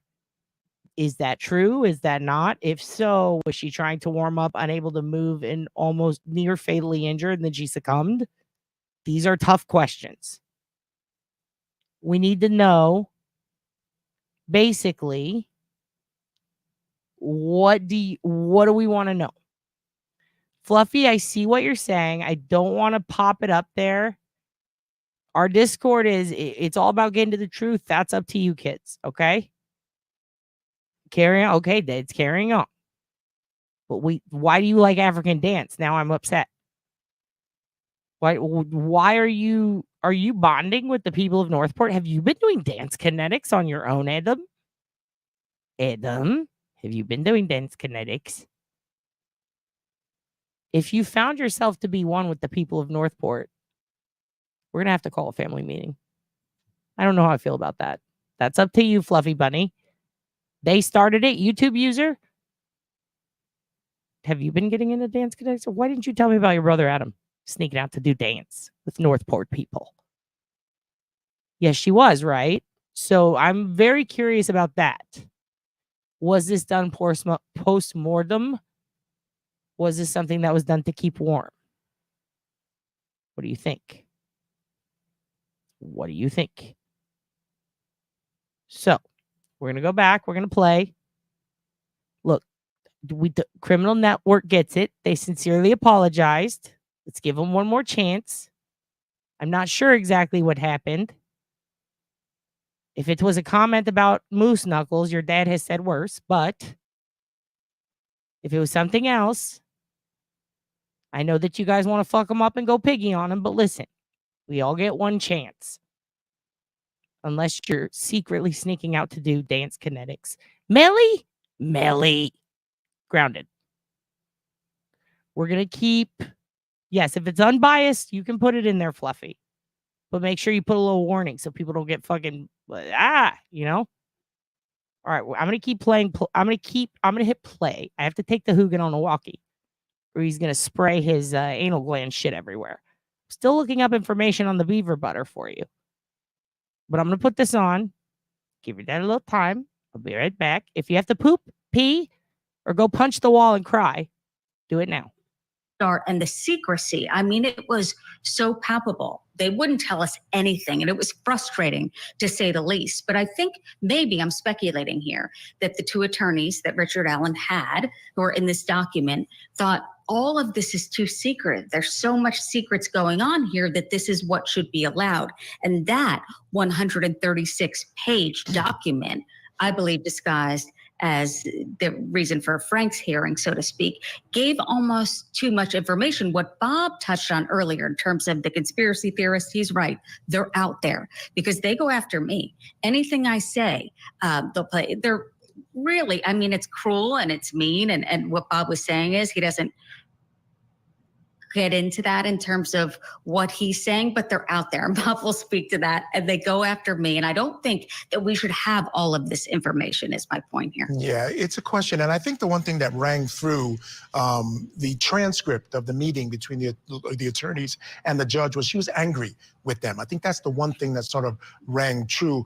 Lauren, I have to ask you, you heard the description, we've read about the description of the crime scene.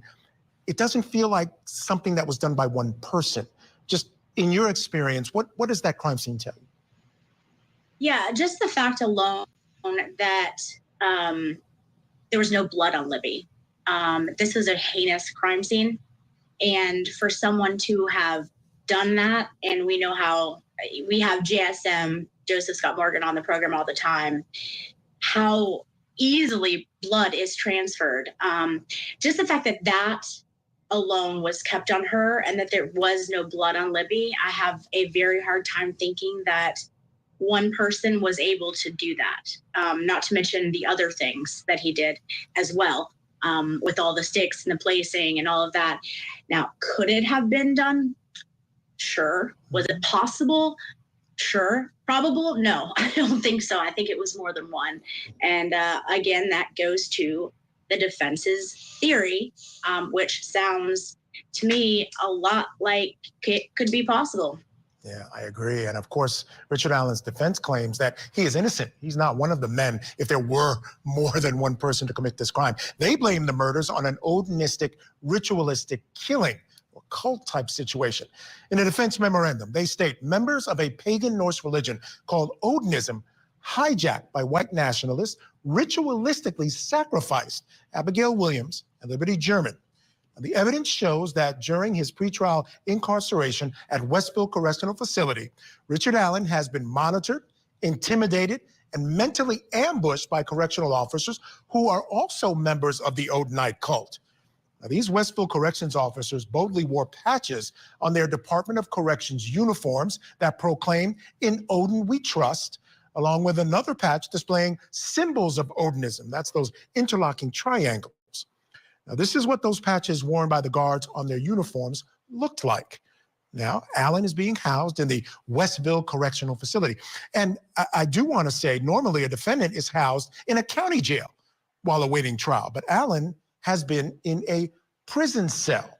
Now, his former defense attorney had been fighting to get him moved because they say he's being mistreated there. They claimed his physical and mental health has been suffering. And a fellow inmate who had agreed to testify in the case is speaking out about Allen's treatment behind bars. In a handwritten letter to the court, Robert Baston wrote, "I was housed in a cell, A2206, just above Richard M. Allen's cell at A1107, due to being a voice on how Richard Allen was being mistreated by corrupt sergeants. Security cameras will show Sergeant Brandon Williams slamming to the floor and violently breaking my foot and ankle, and then intimidating the nurse not to treat my injuries. Sergeant Brandon Williams and officers hold me while Officer Quentin Davis violently punched me in the ribs and stomach, while Officer Mr. Motts kneed me in the face. I was placed on strip cell and my personal property was taken.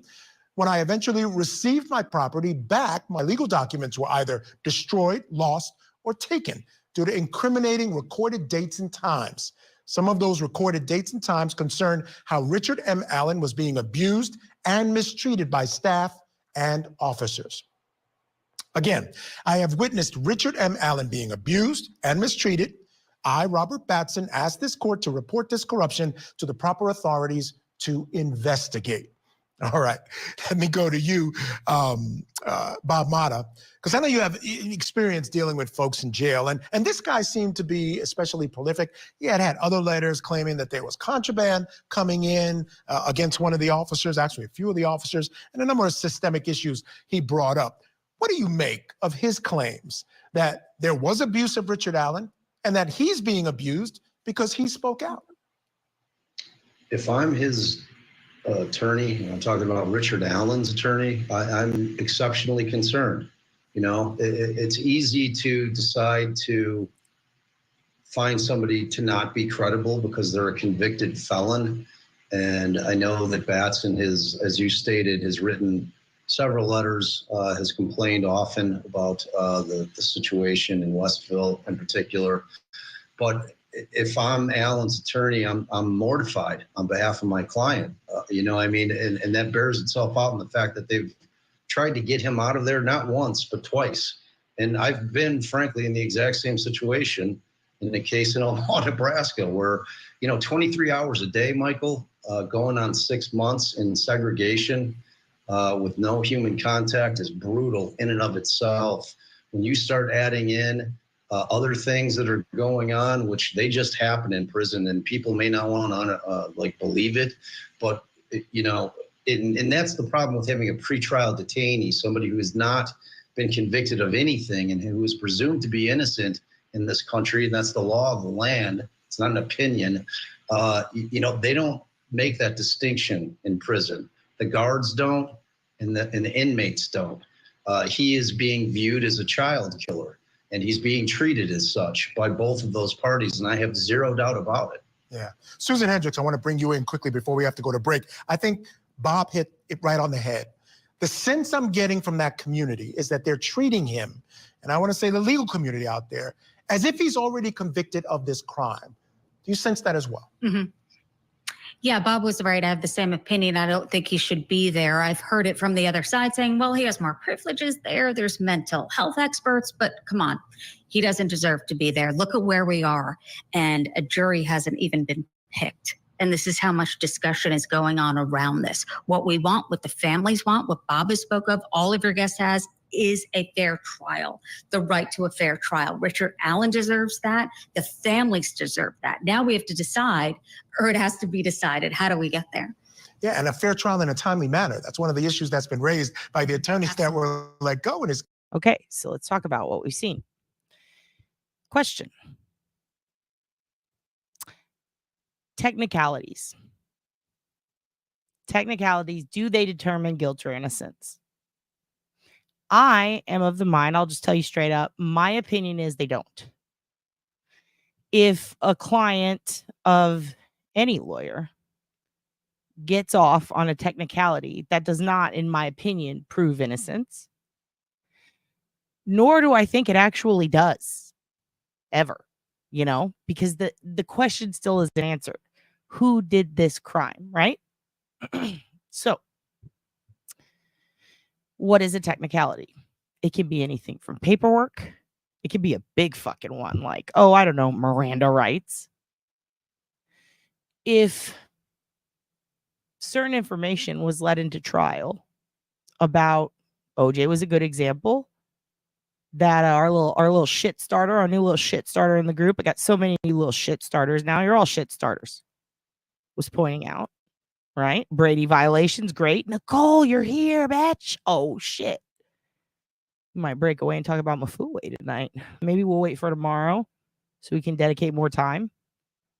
But yes, getting off does not prove, doesn't prove you're innocent. It just proves you got off. No, but seriously, like, you're right. It doesn't. Look what happened in the Baldwin trial. Exactly. It's when the state fucks up is like the best. Shiraz, you're a little dictionary.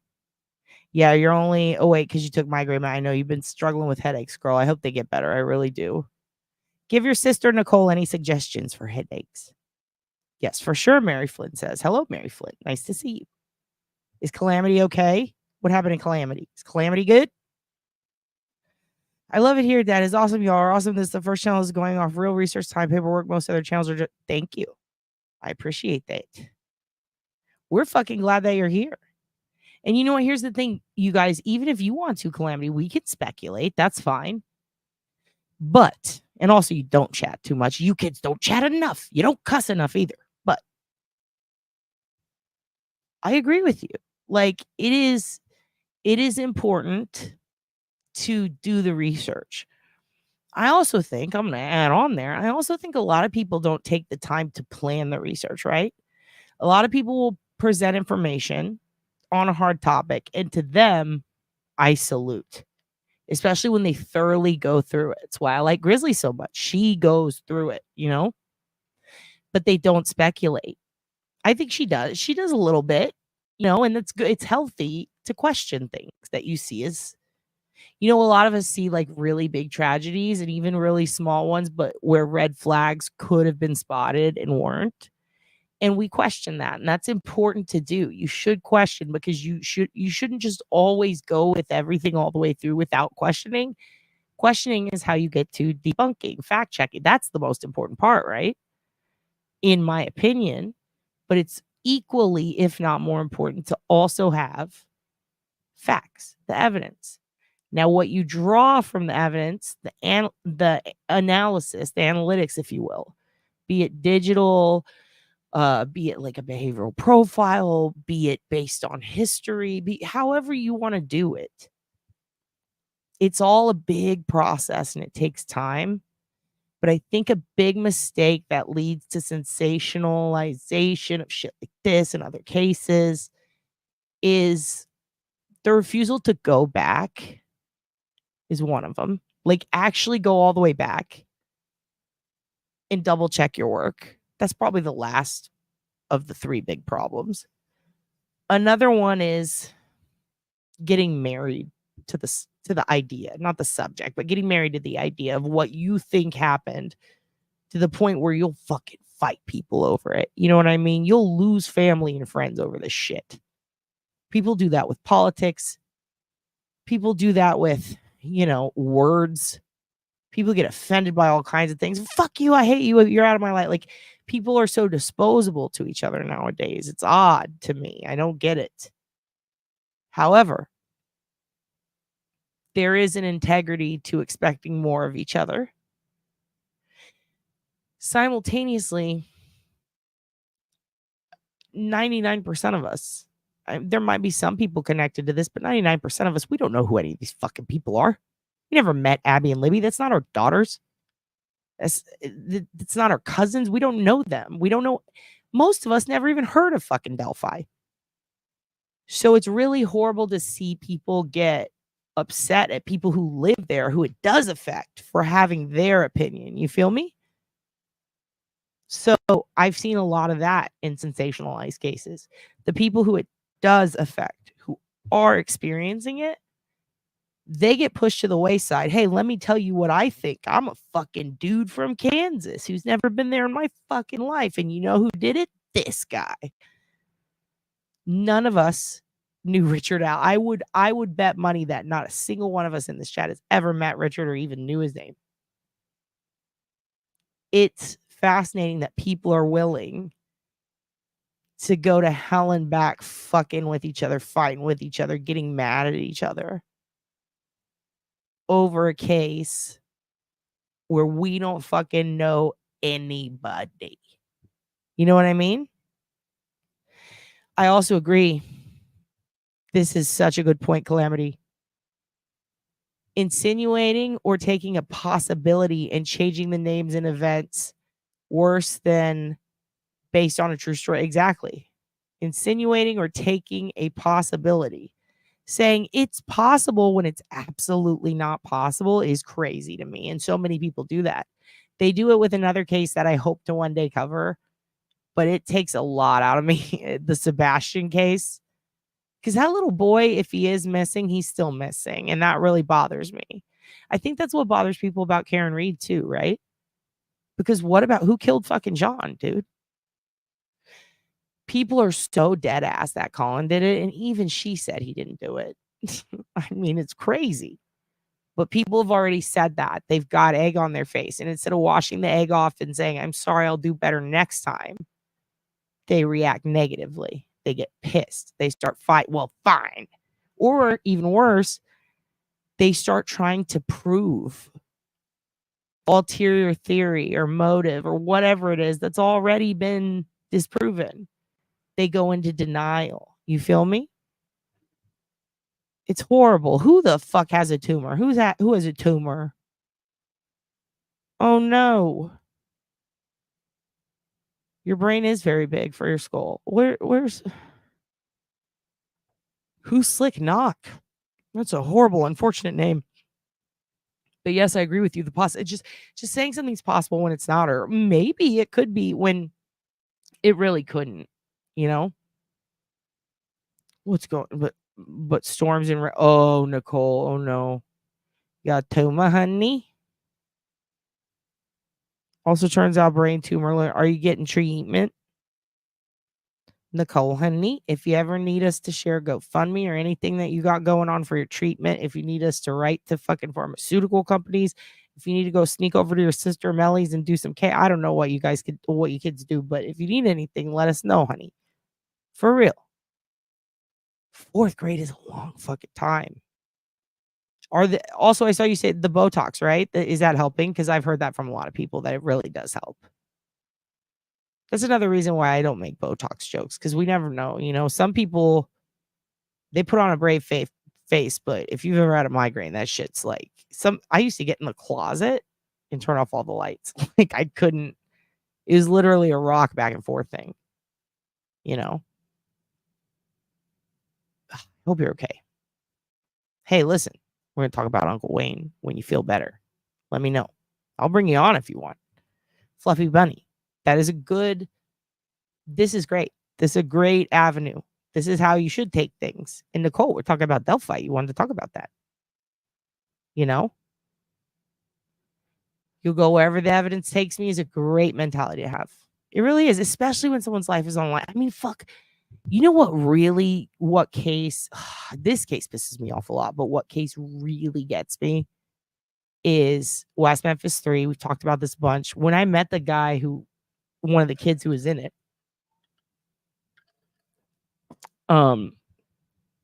man, he had to wear special glasses, you know, because he still couldn't, the brightness of outside. He was adjusted to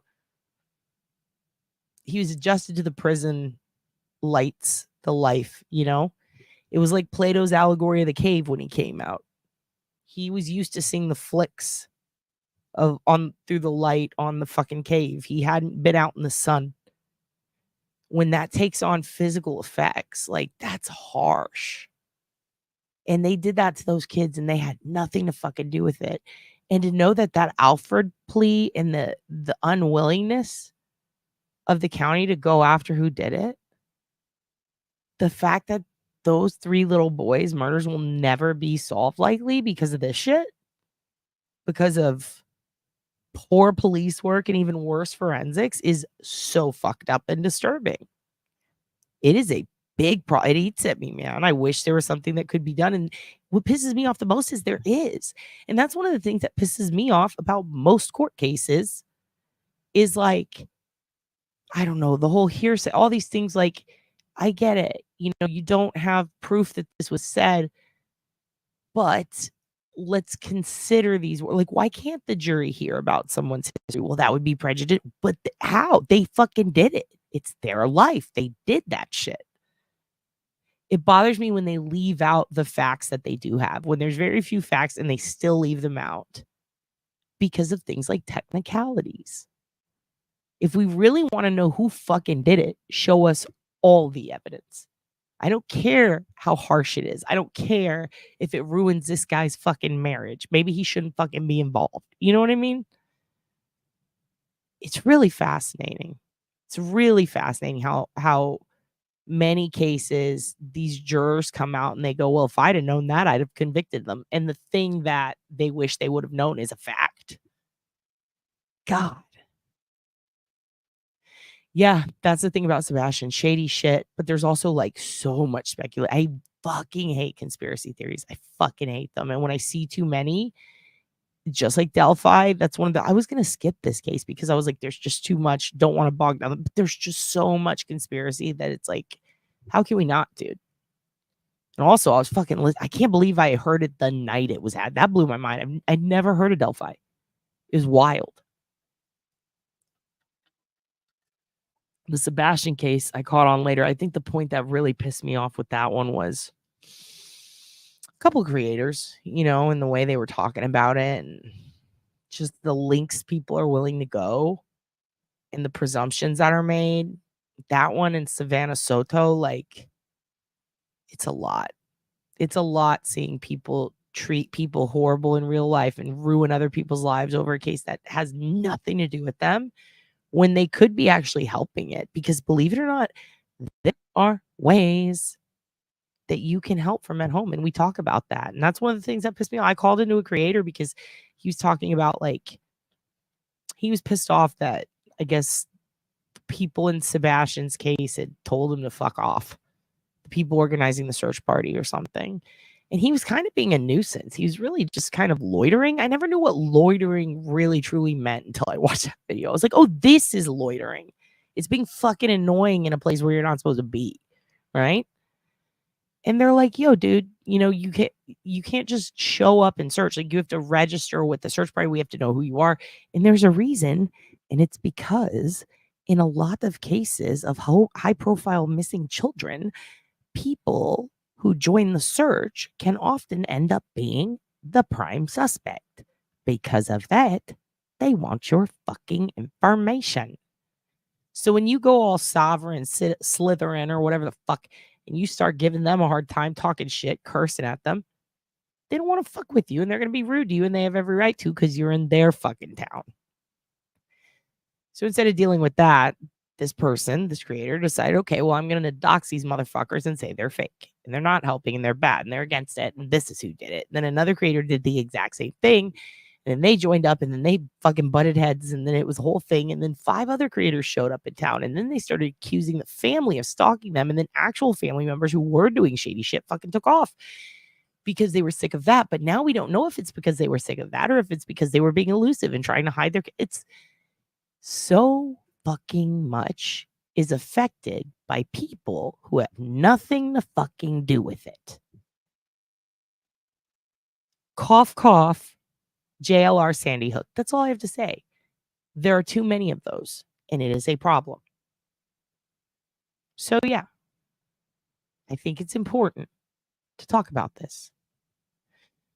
Fucking Anthony Greeno with his little dog, the bounty hunter persona, and his court TV music. Sorry, not sorry, Melly, but seriously, the drama, the craziness, the rumors, it's too fucking much.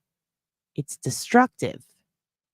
Need I remind you, people kill themselves over fallout that happens from creators doing fuck shit and interfering with cases.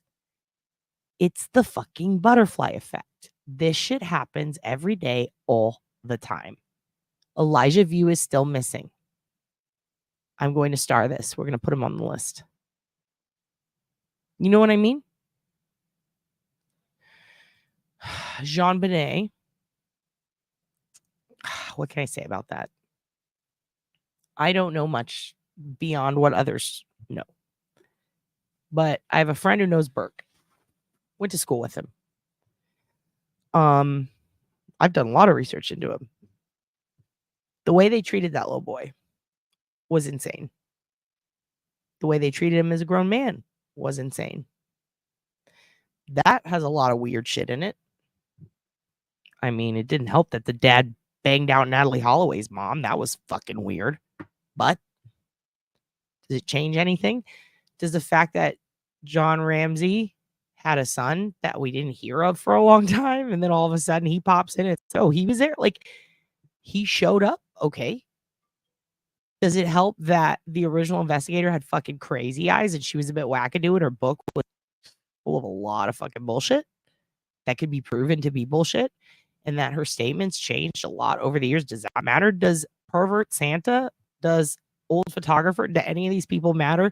Does the guy that's fucking obsessed with her, that was the original suspect, who has pictures of her and to this day maintains that she's his god until I think he died? I don't even remember what that guy gave up with him. He's a nutbag.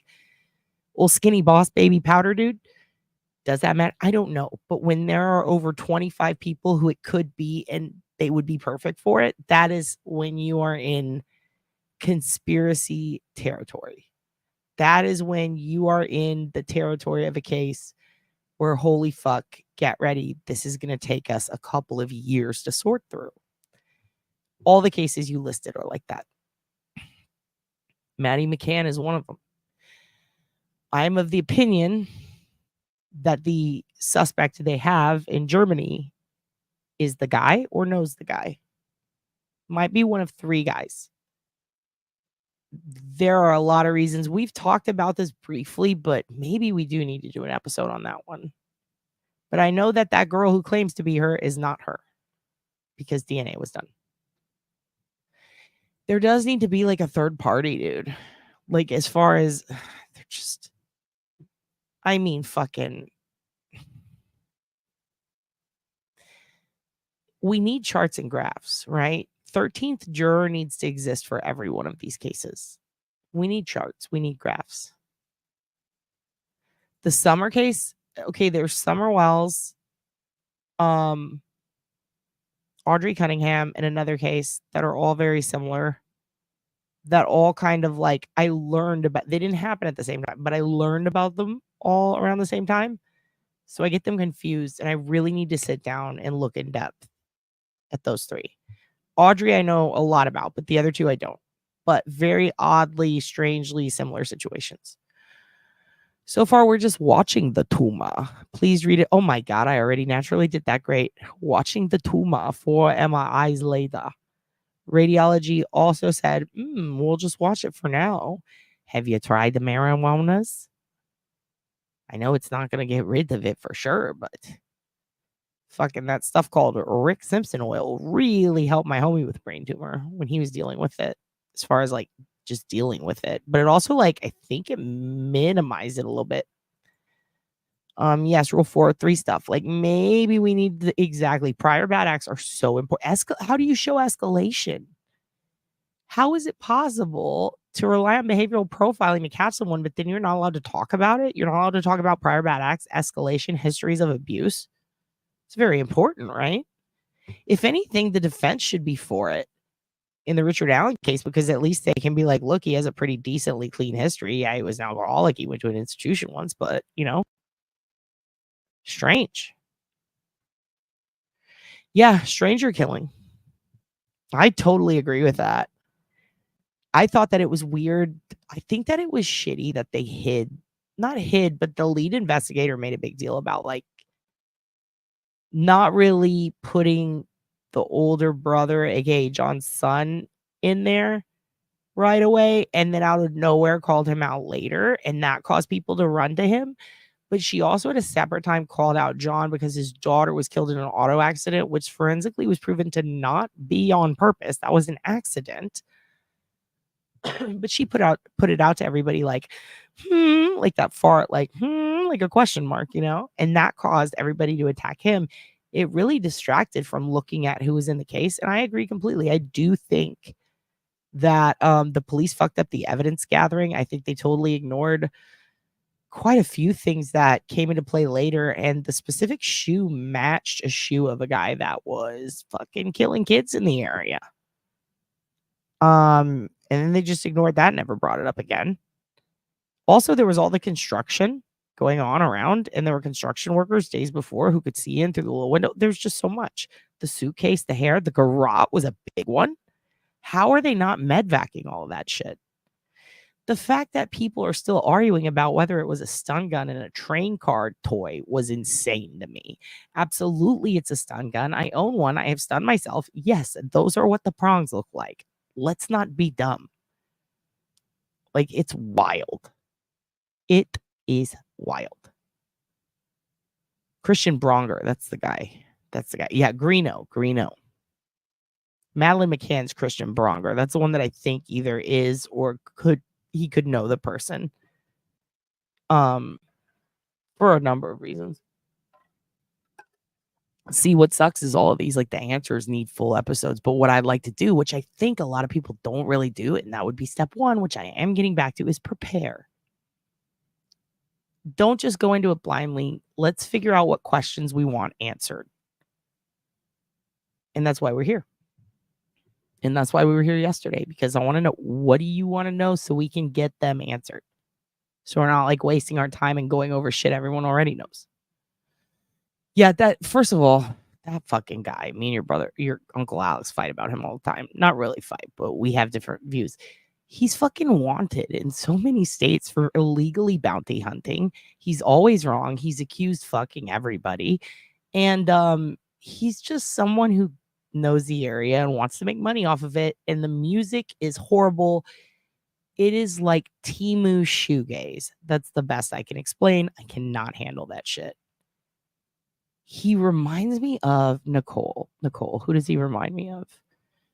I'm trying to think of the exact perfect. Do you remember Hot Rod with Andy Samberg? Imagine an evil version of that, a little bit more dumb, who desperately wants to be like a cop. It's very Ed Kemper of him. And he beats women. Bothers me. These cases are heartbreaking. Yeah, and my friend lives by Audrey, where she grew up, and that place is so spooky dooky. It's really a lot of Nazis out there. Not all of East Texas, but parts of Southeast up to East, up to Tyler are pretty fucking bad. Yeah, Maddie Soto's case is fucking covered, those, and Snaggle Mama. We're probably not going to touch that unless Duty Ron calls us in to ask us questions, because it's just, I mean, Stefan fucking did it. The fact that they have it on video, we've already heard too much. I would hate if everybody knew that. I don't know. I get that, like, we want justice for her, but it makes me so sad how much it, like, imagine you're a teen, I don't know. I just know when I was a teenager, like, I'm over here, like, I hope I don't die in a shirt that says I'm a pepper.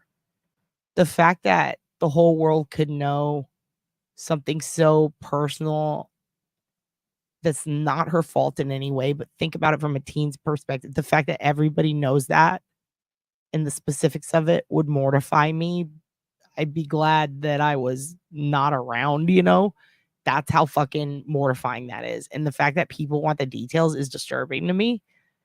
Like beyond what we already know. It's like, what more do you want? Again, when the people on the news, on the television are sitting there going, what happened to her? It's like, do you want to watch it? Like, what the fuck is wrong with you, dude? We know what happened.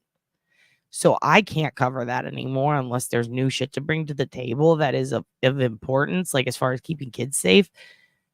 That's how much it breaks my heart. I agree with you, dude. I agree with you.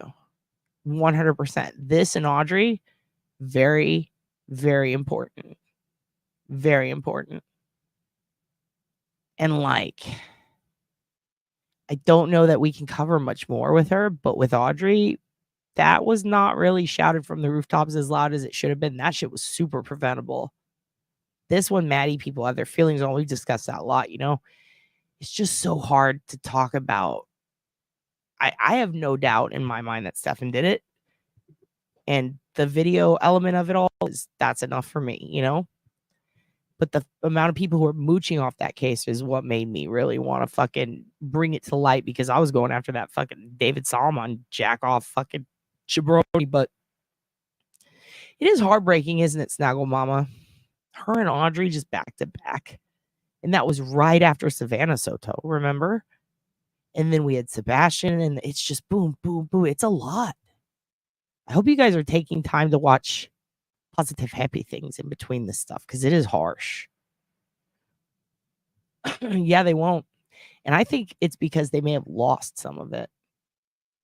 I also think that was shitty of that DA to clear the family, then not clear the family, then clear the family, then like to fight over it. Like, just fucking clear them or get the fuck out of the way. You know what I mean? Like, what? With all the DNA, you can't fucking clear the... Okay. They have DNA. They won't run it. They should do... Exactly. I absolutely agree. I think they lost it. Something's up. They're hiding something. Something's up with that one. Yeah, the basement window... can't remember. It was broken, right? Or it was broken to enter, I believe. I have to go back and check. I actually don't remember if it was broken or just open, but I know that the suitcase was in a position where they could have stood on it, but it also had some of her hair in it. See, that's the new... No, I just want you... So basically, he just had a son who showed up, and was there. And everybody left it out, and now he's furiously fighting for his sister. He's the oldest son. Older than Burke, from, I believe, John Ramsey's first marriage. His daughter died in a car accident, his young daughter. But his older son was there, and I think his name's John Jr., right? Anyway, he's been advocating for her on Twitter, like busting his ass, because he's so disturbed by it still. That's what a brother should do. A lot of people are saying, man, that's weird. They're saying it's weird because up until like some people still don't even know that he exists, up until recently, like it was a thing. People just were like, wait, what? Was he there at the Christmas party? Like, it was a whole thing. It's because the investigator would say, don't tell people XYZ. Hold this back. Please don't say this to the press. The Ramseys went and did it. The investigator got pissed. Then when a new investigator came along, said, don't do this for your protection. So they don't. And then when info comes out that there is a family member or this thing exists or this person's here, they look like they were hiding it, the Ramseys, when in reality, they were told not to talk about it, which I can relate to because when I fucking got stabbed, they were like, don't tell people you got stabbed. Just tell people you got beat up. So when my friends found out I got stabbed, they were like, what? It was like, well, I was told not to talk about it. Specifics, don't say things that only the people who did it would know so that we can catch them, right? But then later on, when you come out with it, they're like, well, this is new. Did you just have a memory? It's like, no, I was told not to tell people. You think it's crazy, RSO? I mean, I don't know. Maybe I'm a heavyweight. But Kansas, so yeah. Oh, my old roommate, Adam, used to have the strings up on his wall after we watched True Detective. He wasn't even into true crime. And then when he would just get into like a weird little mystery and he'd start doing the string thing. And it's like, oh, Adam's being Adam again. You know what that's like, don't you, Adam? Yeah, Audrey's case was so sad because that guy was on the sex. They said he wasn't on the sex offender registry. Yes, he was. He was at least in the local paper, which a small town like that, you think Delphi's insane? Ooh, Livingston, dude. And it's still a bigger town than what I grew up in. I'm telling you, everybody fucking knew that guy was a piece of shit. And he had by the way, he had a huge swastika on his tit, on his pec. And he'd had it, I don't know, his whole life in every fucking picture. Like, what do you mean? What do you mean you didn't know family? The family's like, we didn't know he was a bad guy, the grandma. It's like, bitch, you saw that. It's on his Facebook profile. You are friends with him. What the fuck is wrong with these people? Sorry, Dad's trying to shuffle through and find things. I wanted to show you guys something. I got you treats. All right, I'm going to hit play while I find this because I'm going to give away some stuff. And also, we got to move on. Case that by doing what the judge did, they pushed this thing out another year. So he's got to be in this situation for another year. So that's not something to sneeze at. All right, we do have to take a break, folks. We have much more ahead. We want to remember the real victims in this case. As always, Abby and Libby. Up next, we're going to hear from their families and how their senseless murders have affected the small town of Delphi. I've worked hard all my life. I've gone from being a local reporter to becoming a law student to then even going on to teach other lawyers, all before I came to Court TV.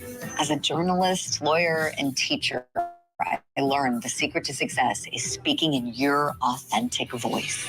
And I bring that lesson to my show, Opening Statements, every morning on Court TV. Opening Statements with Julie Grant. Weekday mornings at 8, 7 Central. Only on Court TV.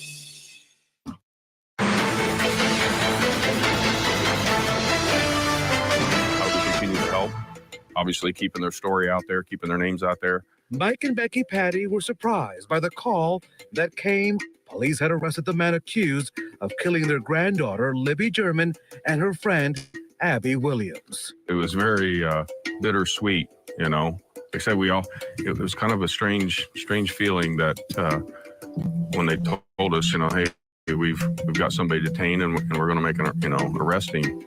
It was like, okay, I guess all that work has. True, Mary. True. But he wasn't in it that long before he started acting crazy. He was literally there like a week or two. Then he started acting crazy. So, you know what I mean? I think they're not really reporting wisely on the timeline here, but I feel you. Still not cool that they've had him in there that long. At the same time, when they let him out, he screamed shit at inmates like, I'm trying to remember what it was. Was it like, fuck the Latin King? It was something crazy. It was like, fuck this, that, the other. And it was a specific gang that will fucking murder you. And that's crazy. It started to pay off. For nearly 6 years, Libby. I only bring that up because if you do that, you're dead.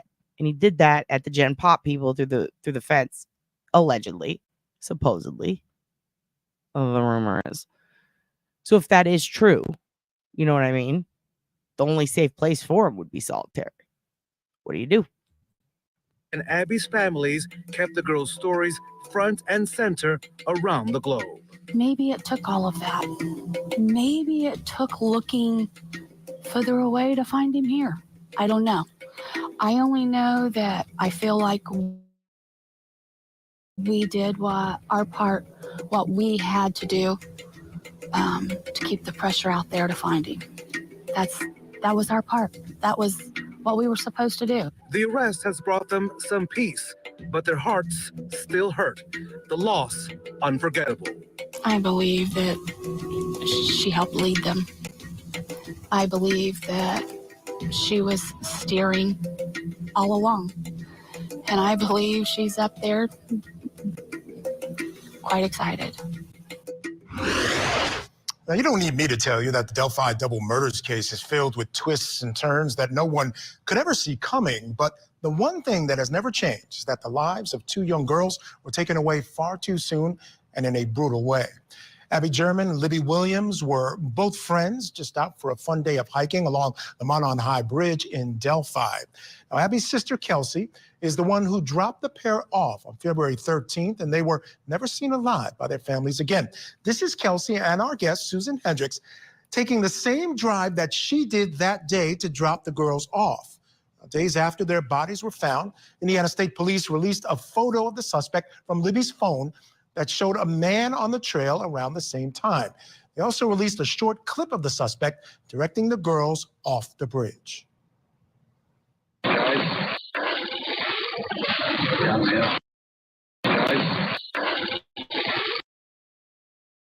Yo, so this is a great question, actually, and I'd like to answer it for you. But first, I would also like to show you kids something, because one of you brought this up just now. Where is it? Let me pull up. There it is. Star Z. This is the book you are talking about. It is one of my favorite books. Absolutely. The Cases That Haunt Us, Mark Olshiker, and John Douglas. Can you believe your Aunt Deb is texting me right now? Wait. Oh. Okay, kids. I have to handle something. Hope that's not what he's talking about. Okay. Oh my God, yes. Timu Geraldo is very funny. By the way, that book is incredible. You guys should all get this book. John Douglas is bae. And by the way, if you get this book, John Ray will accuse you of helping to murder with a serial killer.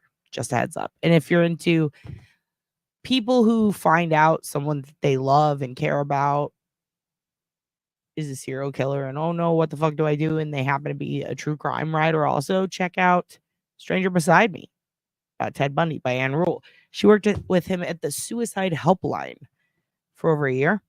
I believe it was over a year. And you know, he actually had a record. I believe he saved over 1,000 people from committing suicide while simultaneously working on, I believe it was McGovern's campaign to get him to the top, because eventually he wanted to run or manage a presidential campaign. That's how highly he thought of himself. But also he was working with the Olympia project that Carol Ann Boone worked for too, who would eventually become his wife on the stand when she became a prison guy lately. What do you call it? A prison groupie, because her old co-worker's there, and he helped her with this. It was like a coalition to basically explore all of these attacks and rapes that he was doing. He was working on. It was almost like a pack, but it was specifically for initiatives to examine and fight against rape, specifically using case studies based upon recent open cases, which at the time were his cases.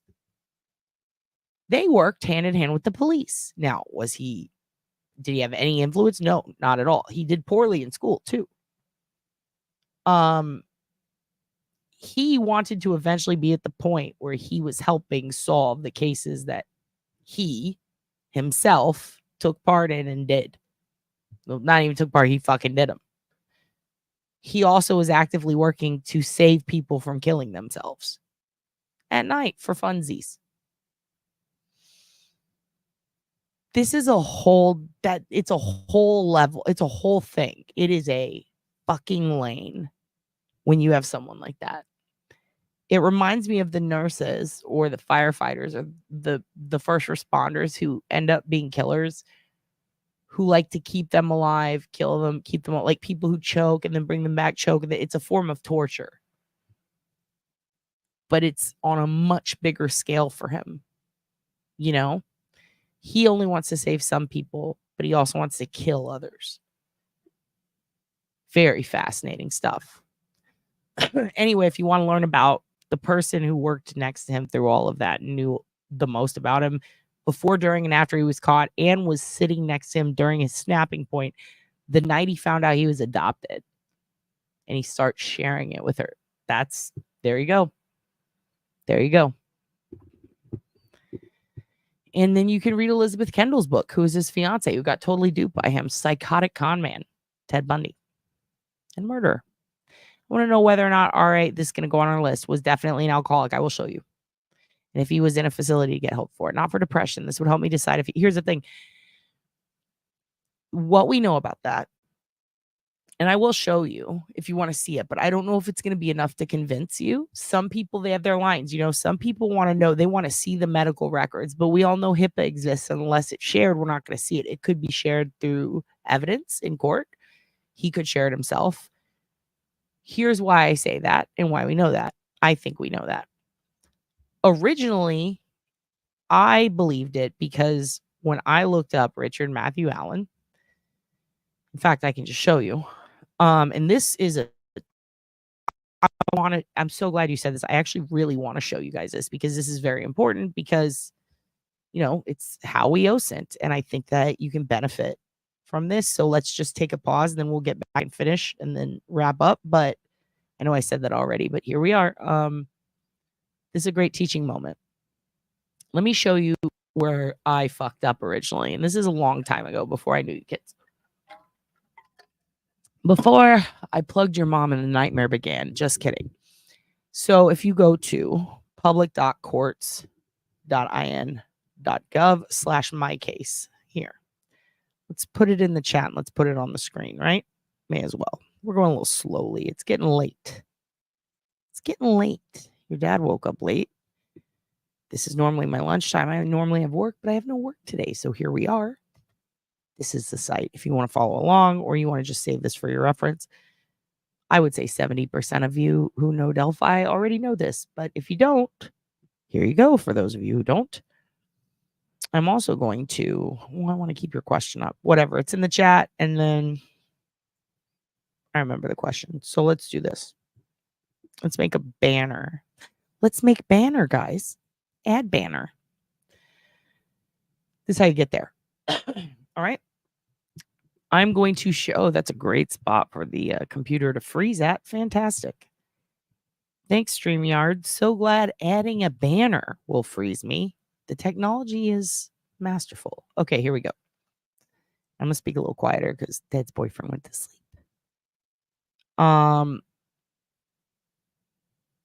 Miss TJ, I want to skip to you. Thank you. Thank you for that. Fuck yes. You're my kind of bitch because I also agree. We don't have to. When people were speculating on her pregnancy, I was like, get the fuck out of here. I was getting so mad. Not everyone is pregnant, bitches. Like, that is crazy to me. And yes, you don't want other pervs to get other ideas. That's incredible. You are right. 100% right. I agree with everything you just said. Okay. Oh, you were saying this, his case was overshadowed by Audrey and Sebastian's? Were you talking about Sebastian? I don't know. Because I feel like his case was like fucking everywhere. But I can see what you mean. Maybe it feels like because he's a teen boy and they're young girls, or you know what I mean? Because he's a boy and they're girls, he's treated differently. I can see that. Are you a boy mom? I feel like you think like a boy mom, but I kind of like it. I'm a boy mom. I got the Hoogan. Our God. Regardless, I think a lot of cases were overshadowed. I think a lot. I don't even think Audrey's was really that out in the open. I would say Audrey's was the least covered. But also I'm in Texas, so I wonder if it depends on our state. Regardless, everything you said was true. I mean, doesn't hurt to go back over it, right? Why haven't they locked up the mom yet? I think because, I mean, I don't fucking know, but I think maybe they don't have enough or they're working on it. I don't know, dude. Florida, dude. Florida. I just know that was some serious neglect. Like, regardless of if they lock her up or not, I stand by that shit. That was neglect. You don't, I mean, it's from her own mouth. She said, I told her, I had a headache. Go sleep with him in the other room. Like, what the fuck? I can't get over that. It bothers me. Okay, back to this question. I was wondering this too, because when I heard this, I was like, I wonder if he has any drunk driving arrests. So one of the things I fucked up on is I didn't do my OSINT right in the beginning. I'm going to show you a page real quick. It is the page. Oh, yeah, I was going to put this up on a banner. Here we go. If you go here to this, you can fucking open a new tab. You could go away from this for now and just explore on your own. I don't care. We're not in it for the numbers. We're in it for the OSINT. All right. Now I'm going to take this down. Are you guys good with that? Or do you need me to leave it up a little bit? Oh, Hoogan's asleep, dude. He's snorting in the other room with Diddy. They're watching me, myself, and Irene while Diddy is passed out. Okay. Yeah, I know he did. Me and him were bitching on the phone about that. I was telling Dirty Ron, I was like, listen, these fucking perverts are being dirty about her. And he was like, God, it's horrible. And we were just bitching about it, man. I was kind of bitching a little bit about Vinny. No offense, Melly, but the whole, what did he do to her? I was like, are you fucking kidding me? You have it written in a court order. You have everything written out in great graphic detail. What more do you fucking need, dude? Yeah, Anne Rule is so amazing, dude. Yep, and the I-5 killer. Yeah. There, I have so much to say about that. Jesperson also, and fucking, what's his name? I can't remember the one guy's name. Showed another book about a guy who's wanted for some crimes up near the Amy Mihaljevic murder. I need to find that. I'd like to go back over that. But yeah, I'm so proud of Duty Ron for that. Parents were from the same town. Ooh.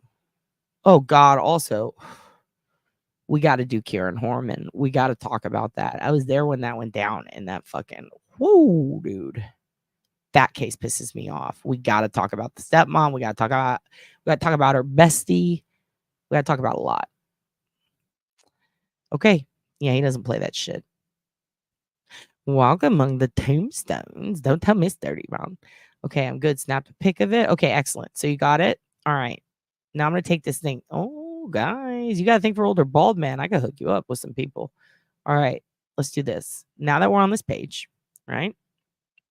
I'm not going to click on the specific charge because it will tell you all kinds of things you don't need to know on a public forum.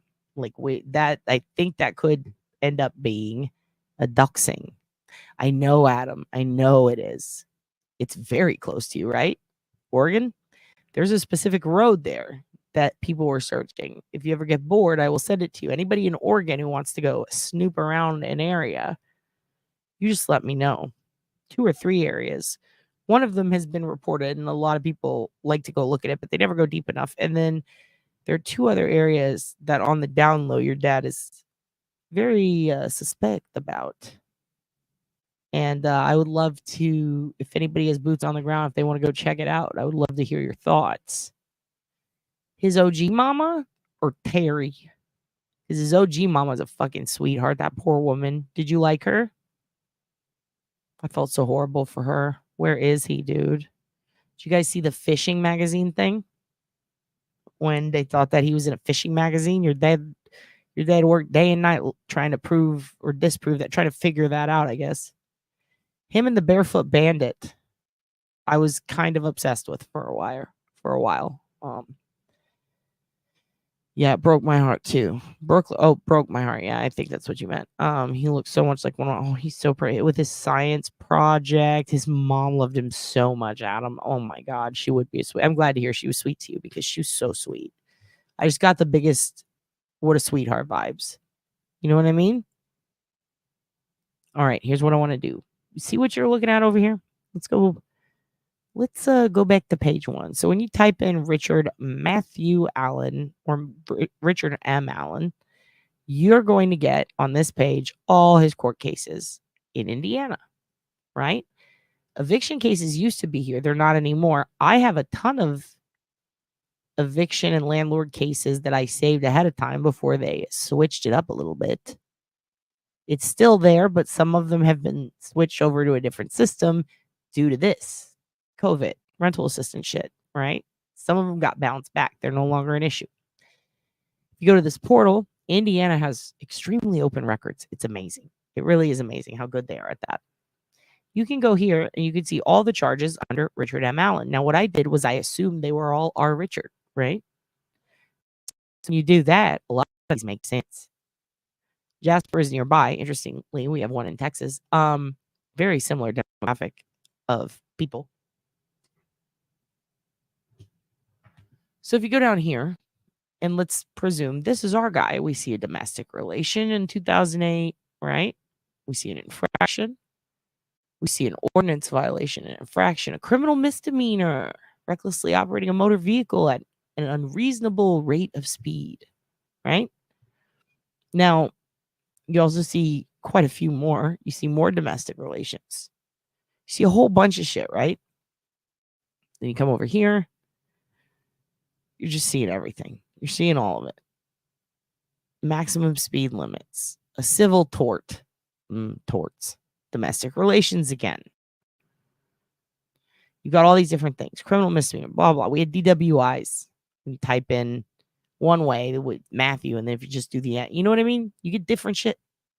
Now I see this and I go, wow, this scumbag drives poorly and drinks. And I believe there were some DUIs on another portal for another county.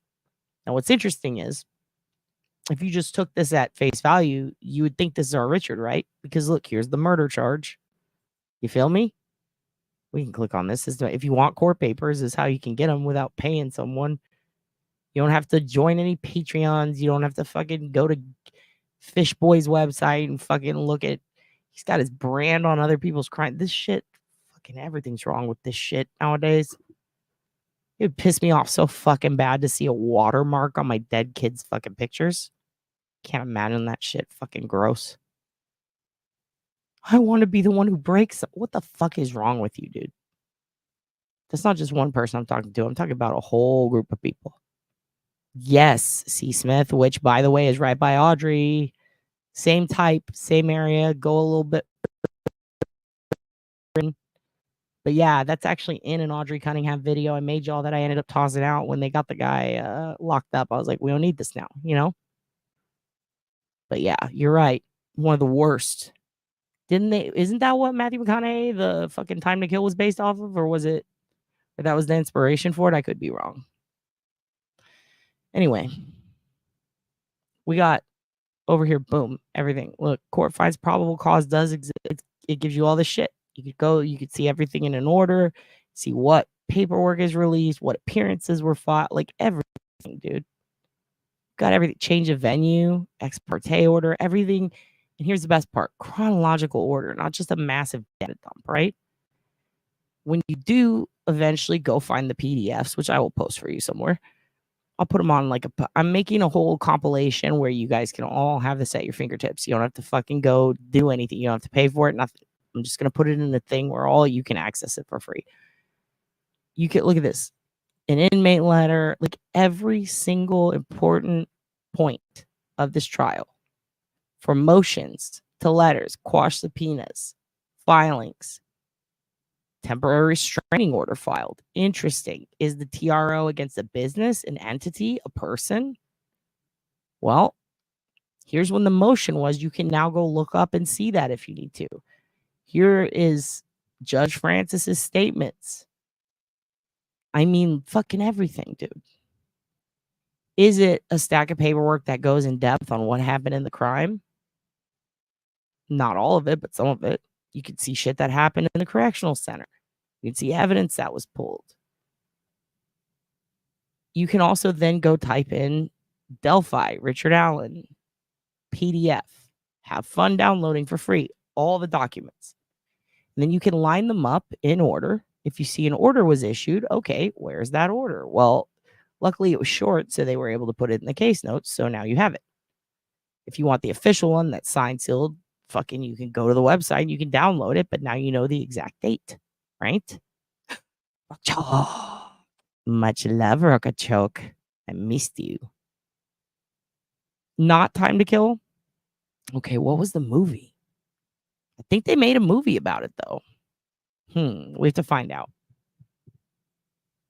Well, they also made one on, I think, Matthew Shepard. I'm not sure. Or maybe is it Time to Kill inspired by her, or did it happen before? I was a little kid when that happened. It was very sad. Regardless, fucking incredible movie. Rock Chalk, love you. I hope you're doing well. I'm still looking into some stuff for you. Got a little busy today. For those unable, and also thanks for stopping by. If you guys haven't followed Rock Chalk True Crime, go follow her channel. She's amazing. In fact, we were talking about BTK earlier. Rock Chalk knows everything about it. Her husband was his neighbor his whole life. So fucking go follow Rock Chalk if you're interested in that. For all those unable to access his webpage, all the docs are available on Reddit Delphi docs. There you go. Hey, what the fuck happened to that Xana Zarita chick? Wasn't she running that shit? Where'd she go? Is she all right? I'm rewinding. Hey, guys. Hey, Rabbit. How are you? I am unable to access my case even with a VPN. What? Fluffy Bunny? Or what's your browser? Why? Do you want me to fucking send you stuff? It's based on a Mississippi crime. Ooh, which one?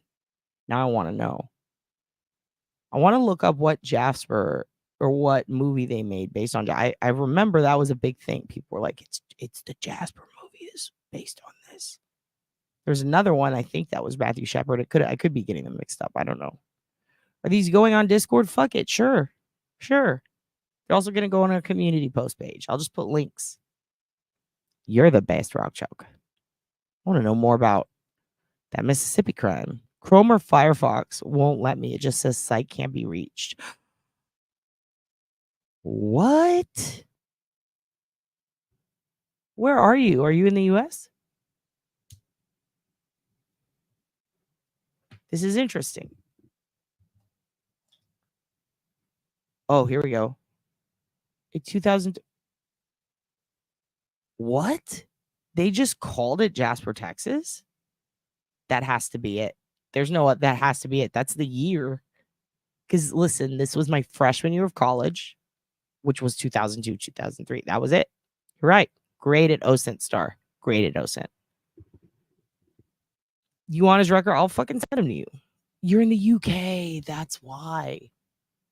Oh, fuck. So, okay, when you do a VPN, do you put it to the US and it still doesn't work? Man, UK has some crazy, like, beyond DRM blocking, but they also have, like, some crazy policies. Like, I'll tell you, your dad will tell you a story someone told me once. I knew a Welshman. Told me about a neighbor who used to go look at LiveLeak, and he told his neighbor, he's like, stop looking at that shit because the cops are going to kick down your door. And it was probably like his 4th or 5th time going to that website, and he was using something to do it. And I would assume a VPN, but anyway, he's looking at LiveLeak and it's like a murder or something. You know what I mean? LiveLeak is like, here's video of a car accident happening and people dying. It's fucked up. Here's a World Star hip hop fight, you know? Here's footage of someone drowning. It's like, it's not necessarily, it's mainly just like, this is a crazy thing that happened, right? Literally 4th or 5th time, they fucking came to his house and arrested him. They were like, you're being charged with, I don't know, violating the sanctity of some shit. The queen, I don't know. You can't look at that perverted shit, go to jail. Wild, dude, wild. In America, people do so much worse and people murder people and get out on bail. Fucking wild. Okay. That is weird though. Okay, so you use a VPN, you set it to America, and you still can't access it.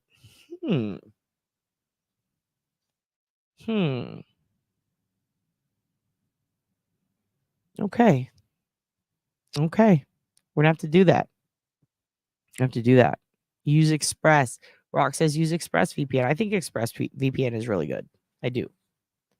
There's a couple of really good. A lot of VPNs are actually pretty fucking good. I'm really surprised they're even allowed to the general public to be on the market, to be honest, with the shit they can do. Yes, he does. But one thing I promised myself when I started this channel is we're not going to talk about her. We're not going to talk about her. We're not going to talk about Izzy Key's daughter. Yes, they exist. Yes, they're fine. Yes, they're thriving. They're living their lives. They're great girls. We don't need to bother them.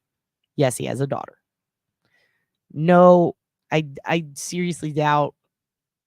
I mean, I'm not trying to be a little shit, but I don't think any people are going to find them for a while. They've done a really good job at hiding themselves. Now, your dad's super nosy. And he's not going to tell you shit about them, but I'll tell you, they're great. Definitely think Bundy's daughter is doing a great job as far as like hiding her identity. The other daughter, not so much, Izzy's, but she's thriving. She's actually probably going to be like a fantastic advocate in the community for specific groups of people that really need it. She's a very good person. Very, very good person. They actually both are, and they're pretty brilliant, pretty smart. I have all the docs from his court case now, but can't access my case to get anything previously about. So, oh yeah, I'm so glad you brought that up. So this is the next point. When looking through this, the mistake I made was I just assumed these are all him, right? Turns out there's another Richard Matthew Allen that lived there and had a similar background. He drank and drove. He had domestic relations. Similar background to what the rumors are as far as like Richard goes. Now, that's what I'm saying is I made the mistake of thinking he did. Then I realized, oh fuck, there are two and they are very similar. They kind of look alike. They kind of like not sound alike, but they're very similar. Like as far as like they're both white guys, same build, different. The only thing different about them is their ages and their wives, but their wives aren't listed in here. So your dad spent a lot of time going through figuring out which one is which. I have not finished yet. I still have to do maybe 3 more of these. I know the other one lives in, I think, Florida now. But there is a possibility that he might actually have a DUI that ended up getting, I don't know if it would be dismissed or expunged, but like stricken, I guess, from the record. There's quite a few things in here that, you know, it looks like him, and then you got to do a shitload of research and studying to find out, is it him or is it not? Is it this other guy? And there's a couple little hints that lead us to go, oh, it's this other Richard Allen. But then there's a couple that it's definitely ours. So there's like 2 or 3 of them that are like, it says murder and it's got the info. Yeah, we know it's him.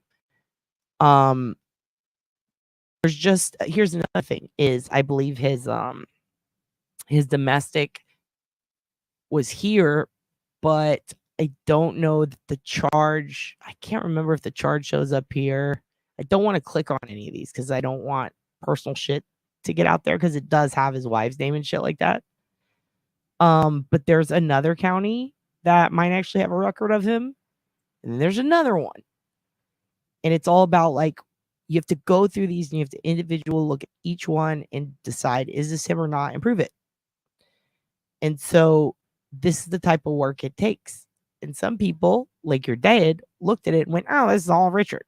Luckily, I didn't have a channel then. I did not report it to anybody, except I told your Uncle Alex. But, you know, this is another reason why it's good to work together, because I think he was the one who was like, yeah, but is there another Richard Allen? We need to look. And then we did, and then there was. So, and his wife was actually listed in a property settlement record. And also, these aren't all the records. There's others, because this is a specific, you know what I mean? This is a specific portal.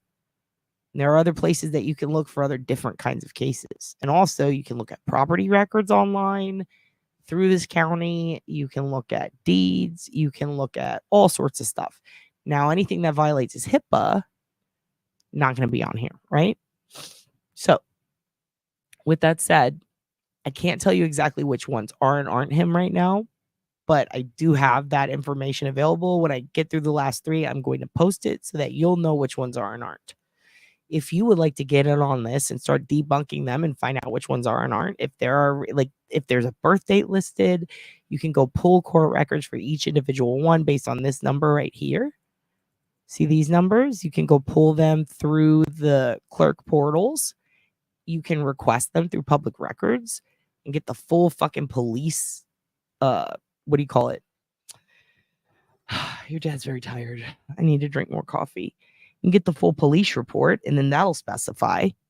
Some of them will have the address that they live at. If it matches his, you're good. And I don't, that's where I'm like, fuck, I'd love to debunk this live with you. That is what I was hoping to do. But I realized in order to do that, I got to put his private address up. His wife and kids probably still live there. We don't want to fuck with that. But if you want to debunk, list in Discord, this could be fun homework.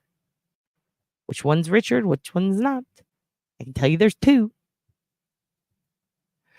I got to get up early and go to Panhandle Court Wednesday. Pray for me. You know it's crazy. Love you. All have a good weekend, everybody. Pray for your anthroc choke. Of course we will. Thank you for doing that. Thank you for going to court and seeing this through with the Jillian and Veronica case. You are a trooper, Laura.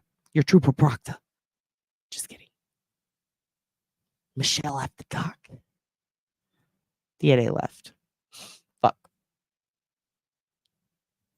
I have all the docs myself, but not as previous. Okay, so you want previous? We'll get you previous. We'll get you that. We'll get you that. Fluffy Bunny's just dancing in the picture. Having a good time.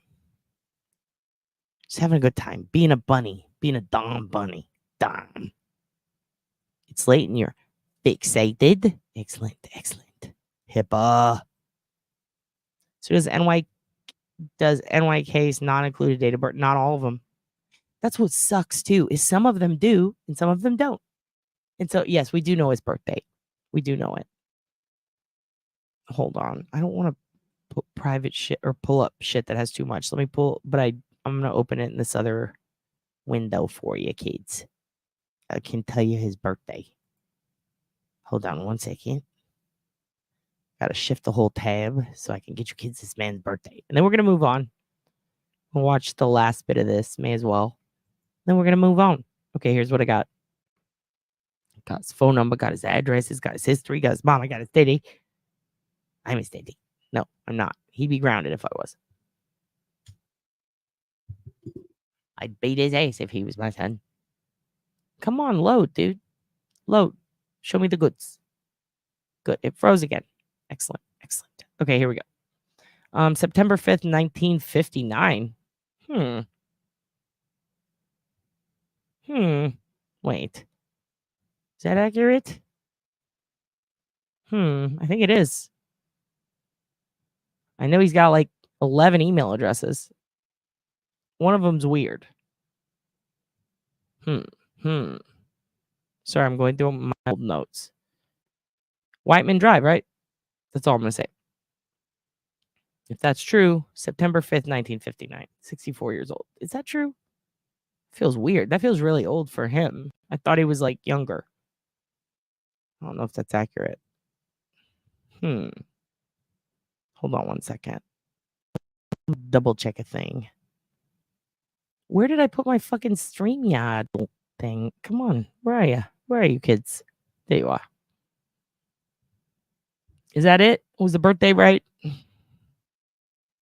That's not it? Okay, then that's the wrong birthday. Where did that come from? What's his birthday? What do you got? It's 54, right? Yeah, post it in the chat. I do want to know because I don't know why this says that. What is this? This is like an old record too that I had that I pulled up that has his. Oh, interesting. Oh, I think I put the wrong note there. That's somebody else's. Where's his birthday? Where's your birthday, boy? I know one of his fucking emails is like Cooter Scooter. Where's the fucking... Is it Whiteman, though? That's all I want to say about the street name. Is that correct? If that's correct, then I'm wondering how I fucking mixed these two up. Because I think I mixed his birthday up with another guy that I was looking at for Evansdale. Okay, so maybe is it... No, everybody disregard what I said. It is Whiteman? So it's September 5th, 72? What's the date? What's the date? Hold on, I gotta scroll up. Yes, post it in the chat. Do you have the actual, like, the full date? Was it just off 10 years? Did I just type a wrong number?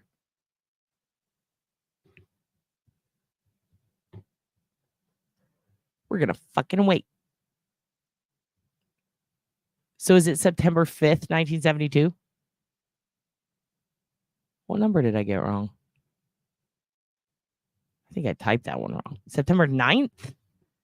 Okay, then that's that other guy's birthday. I need to move that. Thank you. I'm glad we did this, actually. Fuck. Okay. Let me double check on something. I just noticed something interesting because this is from an old skip trip. This is him. So did he lie about his birthday on this document? Ooh, okay. Well, your dad's got to go through a bunch of mortgage paperwork now, but I'm going to trust you. I'm going to trust you, Rabbit. I'm going to trust you. I'm going to find out why he put a different birth date on some paperwork, and then I will get back to you, kids, because that is not my fuck up. The other birth date of the other guy. Okay. All right. Well, there we go. All right. September 9th, 1972. Here's the thing. I got 3 different birthdays that match up with 3 different bits of paperwork that it seems are definitely him. So this is interesting. Yeah. Mexico, Indiana. Yep. Absolutely. Yeah, it's 9th September 72 on a bunch of paperwork. And then on one thing, he listed as something different, and it's got the same address. This is weird. It's also showing up on some other dehash search results, which means that he might have used that to get credit somehow. Sir. This is weird. Fascinating. Okay, we'll figure that out later. The point is, everybody, Fluffy Bunny, thank Fluffy Bunny. You got him? Okay, great. So, yes, in Greenwood, Mexico, Indiana. Yes. All right, excellent. So we have that. So now if you go through this, and again, I really want to click it, but it does have a lot of people's information in these documents. But if you go through and you find that birth date, then you can put it in your Richard M. Allen column, right? If it says race and it says B, then it's not Richard Allen, right? If you look at the address and it's a year that we know he lived with his wife on this road, and it has a different address and a different birthday, not him. So then we move it to the side, and then we just do that all the way through these docs. And then we're done with the court stuff, right? As far as like history and past, this can be a good project for us as a group, because now we're doing OSINT together and see what Fluffy Bunny did. Put your dad's ass in check. Was right. You are right, Fluffy Bunny. I would have likely gone by some paperwork that he filled out wrong for whatever reason. I don't know. And then had his shit wrong. And then I could have lost out on a bunch of shit. Your dad also last worked on that piece, it seems, August 11th of 2023. Yeah, so it's been a while. It's been a year. So now we've corrected that. And we can keep each other in check that way. This is good. This is very good. Usually your dad has to read through things 3 or 4 times, but with you kids, like I just ask. Then we all come to an agreement, and then we fact check it, and now we're good. Seems like you're right. We are right. So this is great. So we're all comfortable with 9th of September, 1972, right? So I'm going to show you something else. In here, you can also see small claims. You can see minor infractions, big infractions. Let's say the date is correct, right? This is probably a different one, but let's say that the date is correct and matches him, or maybe like a license or a vehicle, something on here. And then you click on it and you see a different address. You haven't seen this address before, but you know it's him because of the vehicle description or because of something else that indicates that it's him, that makes it him. Well, now you have a whole new address that he listed for some reason.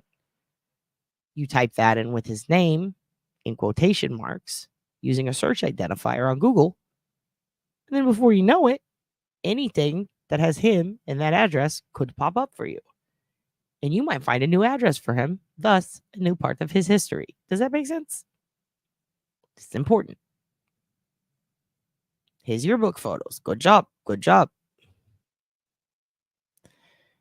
I don't think so, but I don't know. He could have, people when they go into debt, sometimes they can fuck around and try to get credit, and they'll use false things to try to not hit their credit report, so that they're not putting themselves at risk by just trying. It's not intended to be fraud. I know we shouldn't give him the benefit of the doubt, but it's such a common thing. So, who knows? Who knows? Hello, Michelle. Nice to see you here in Crafty Crease. Everybody say hello to Adam. C. Smith is here.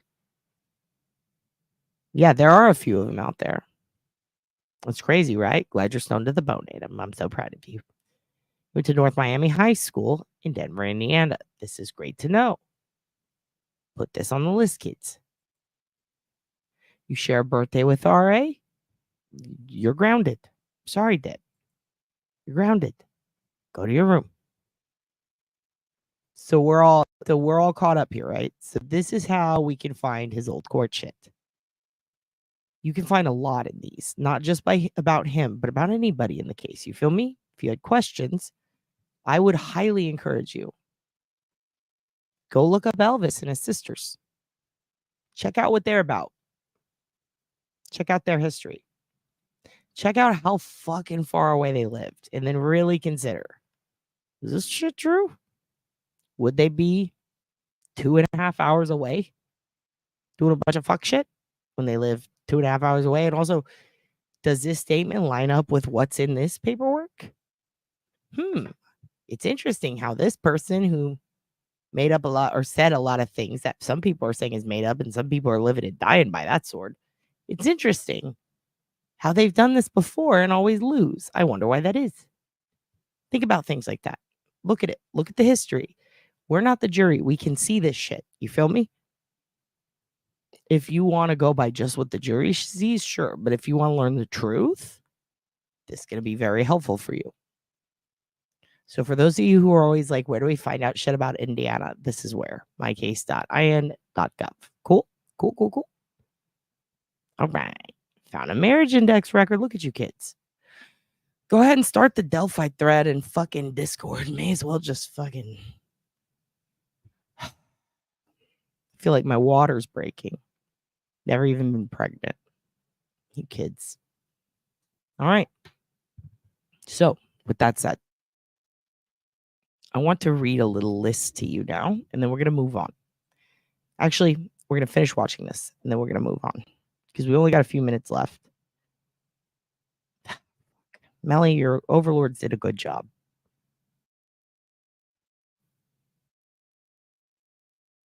Okay, do you hear that whooshing? You feel me? That's wind. Some people say it's cracking.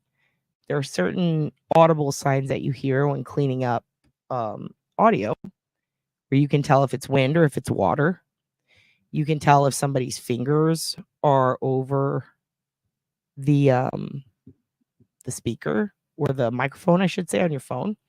One thing I would highly recommend, if you really, really want to get into it, a lot of people argue all the time about what's the background noise in the audio, what's going on there. Take your phone, go out to where there's leaves and wind, walk through the leaves once and record with your phone. Then do it again with your thumb over the microphone part of your phone. Then do it again with your phone. Kind of like imagine how she's walking and getting this. Put it a little over your shoulder. How would you do that without the person behind you seeing? Do that. See if you get a different sound. Listen to those sounds over and over again. Which one sounds the most like it? Then that is likely, potentially, what was going on at the time, right? These are little things that we can do. Do you remember Crash Daddy, guys? Remember how much everybody liked Crash Daddy? Your other Daddy, Crash Daddy. Remember him in the Karen retrial? He had those dimples. Even Bev was like pulling her pussy out and plopping it out on the table, right?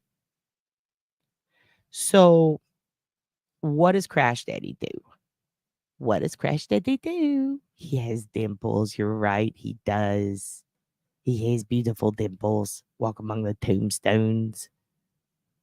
Oh, yeah, shit. I promised Kenneth, too. I was going to get that to y'all. Hold on. I'm going to go to the website in a minute. I got to do it when y'all are like not around. I'll post it in the Discord tonight. I'll post it on the wall.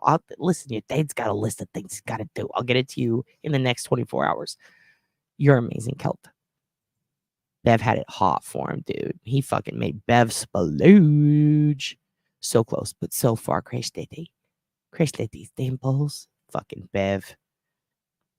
She had it hot for him, dude. Potato guns on steroids. That is exactly what he did. That's what he did. He built a freaking cannon, Nicole. When we're looking at this case, we're not just reading court records. No, not this cult. We're going full Crash Daddy because I don't ever want to talk about this case again. This is just like Madeline and Stefan. Once we figure this shit out, separate the fact from fiction, we don't have to be married to it. Things can change. If they suddenly bust out, here's proof that Richard Allen's innocent, and they give me something good to work with that I believe, that it makes sense, that you believe, then the man's fucking innocent and nothing changes for any of us. Because this isn't our family. We don't know these fucking people. And we have to be okay with that. All right? So I just want to preface that before we get into this shit. Because this is some deep shit we're going into. Okay? So, I'm saying this because I don't want to see any of you kids fighting in the backseat during this case. I will turn this fucking car around and I'll drive it off the fucking bridge. I'm sorry, inappropriate. The point is, don't fucking fight each other on this one. This is a mission. We are Crash Daddy. You're all a piece of Crash Daddy. Imagine if Crash Daddy was a transformer. You're all different parts of him. Which one of you wants to be the penis? I'm so sorry. Walk among the tombstones. She was swiveling. Do you want to be Crash Daddy's dimple? Rabbit, you want to be his foot? Dad doesn't want to be the foot. I will ignore it. Nothing you say is stupid, Rabbit. You're a rabbit. Yeah, I built the cannon. It was pretty cool. You want to be his other dimple? You want to be his stones? You could be his smile. You're the nuts. Kel called it. She's the nuts. You're the chanclas. Oh, yeah, no. C. Smith, you're right. You're all going to get the fucking chanclas if you fight when you're busy being Crash Daddy. We have to become Crash Daddy. Our job is to build a fucking cannon. Not literally, figuratively. Metaphorically, if you will. If it's something that is extremely hefty, it's important, it gives weight, it's something to be considered, it's not ignorable, but maybe it's not considered court evidence, we're going to have a column for that. Important to note, important thing to think about or to consider, we're going to have a consideration column. This is shit that might be important, but it could not. This is shit that could be seen as evidence if XYZ is true, but maybe not. If you will, a speculation area to the left of it. That is the what if area. That is the maybe, but it doesn't have a lot of weight. These are theories. These are just, maybe the fucking owl did it. That's where that goes. On the far left is the fuck no area. Snaggle Mama, you're his beautiful, bright teeth. No, we have teeth. We have a smile. Okay, you're the tongue. Snaggle Mama, you're the tongue. You could be the great hair. Excellent. I'll be the ball hair. I'm just kidding. Hey, Dumb, what part of Crash Daddy do you want to be? You're the excitement he got building the can. Oh my gosh. 100 miles. I absolutely believe it. Is her name Patricia? Because if so, she takes heads off with that shit. You could be his trigger finger. Absolutely. Cleaned up the audio a bit to compare. Hey, you know what? It's okay. You didn't know. Because a lot of people don't realize that. I mean, a lot of people don't know because they didn't really come out and say it at first. But your dad knows a guy who knows a guy who's one of the investigators. I'm telling you, that audio was not. It was taken with a phone on a screen. Does that make sense? Imagine you're filming your TV with your phone. That does change things. But Fluffy Bunny, you're still fucking brilliant. That was a great idea. That was a fucking great idea. I commend you. That means you pay attention. You could be his trigger finger. Star, you're the mole. You're hilarious. You could be the mole. Sarah, you can be his brain. Big, strong brain. Crash steady brain.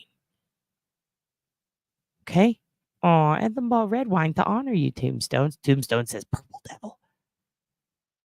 Okay. So, with that said,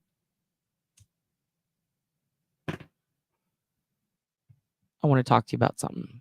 We're going to have the fuck no, shit is bullshit column. We're going to add that. So there's 3 columns, right? Fuck no, speculation, pretty strong potential evidence, but it requires XYZ.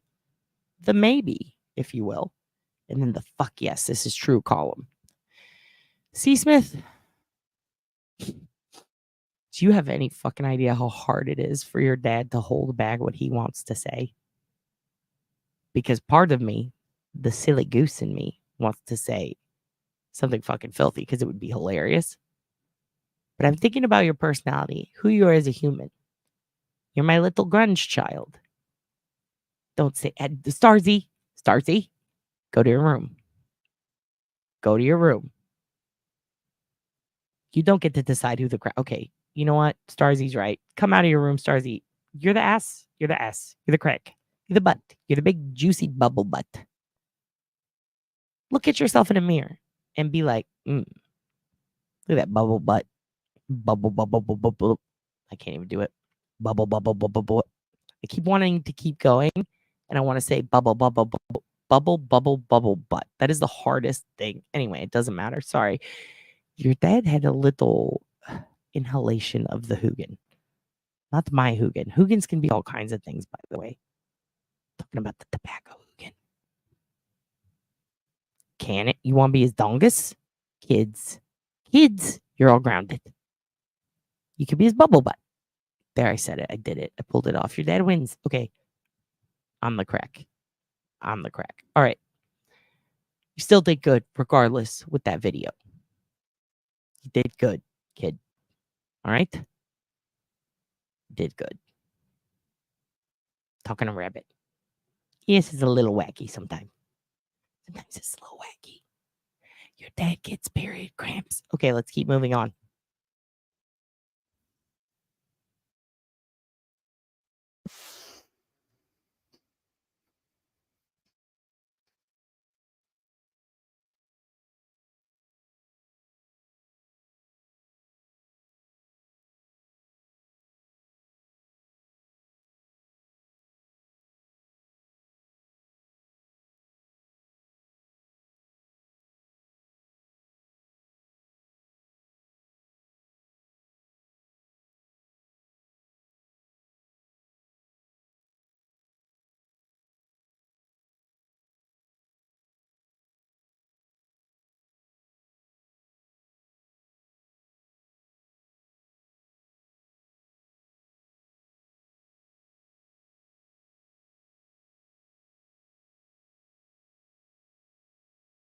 Knew that the crime scene photos were leaked and posted on Facebook what she could, because she's respecting, of course, the gag order, doesn't want to do anything, of course, to mess up the trial and what moves forward, but saying, look, these are the pictures, and I'm quoting here, it says, for those that want to see pictures, for those of you who want to see them, these are the ones that you should be looking at.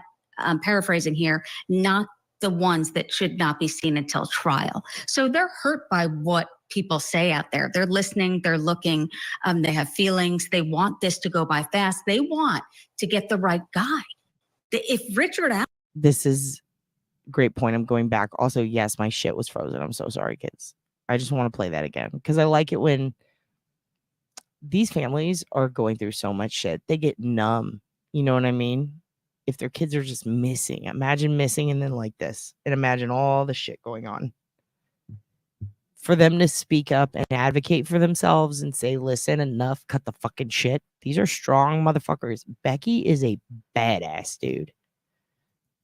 Becky's a badass. I feel awful for her, but you know what? She's a fucking badass. You feel me? She's badass. She's a good parent. They all are. What, you don't got sound? You can't fucking hear you, dead? Did it not play the sound? Hold on. Why no play sound? It's got the sound. Ones or twos? Ones if you can hear this. Okay, you're good? Okay. Frustration. But yeah, I just want to point that out. And I did say something yesterday I wanted to clarify because I did read the chat through. She's been fighting cancer through this Oh, fuck, dude. That poor woman. She's been through so fucking much. Just like Evansdale, this family. You know that portal I showed you? You can look anyone up. You can look anyone up. People use that to look up Derek, to look up Becky, to look at everybody. Hell, I did it. We all did. Because you always have to consider the family. They looked at their history. And remember what they said? People tried to blame them, tried to blame Derek, tried to say it was retaliation. They did the same fucking thing with the Evansdale girls. Was Richard Allen retaliating? No, he wasn't. As far as we know, he was not retaliating over a drug debt. He has no history of any of the things. In fact, the past of one of these girls' family members is the past because he turned his life around. He did everything you're supposed to fucking do when you go clean and you turn your life around. And yet everybody still continued to blame him. To a point where it was detrimental because then what it did was it led to a lot of speculation from this one other annoying chick on YouTube who decided, let's just make this all about Garrett Kurtz. And somehow used Ashley Garth to spin it into a Garrett Kurtz thing because Ashley's dad was one of the people that she said Derek snitched on, and it was all that's bullshit. You could see it all in court records. All right. So if anything, if you're going to use this shit for the family, use it to debunk the bullshit about them. Now, one thing that I said yesterday that I brought up that I think upset someone, but I don't think maybe I didn't explain myself well enough or explain what I was saying well enough. I think they took it the wrong way, but I think they still listen. I'm pretty sure they'll see this. I was bringing up an eviction situation, right? It is a fact that one of the family members had tenants that refused to fucking leave, and they were problems. They were doing drugs in the house. They were not taking care of the house. There were issues with rent. They were evicted by one of the family members. They were told you have to leave. It was not a place attached there. It was not someone that was close to the girls or the family. It was just tenants, right? So one of those tenants who was evicted, her boyfriend, who also stayed there, was a biker who fucking kidnapped someone.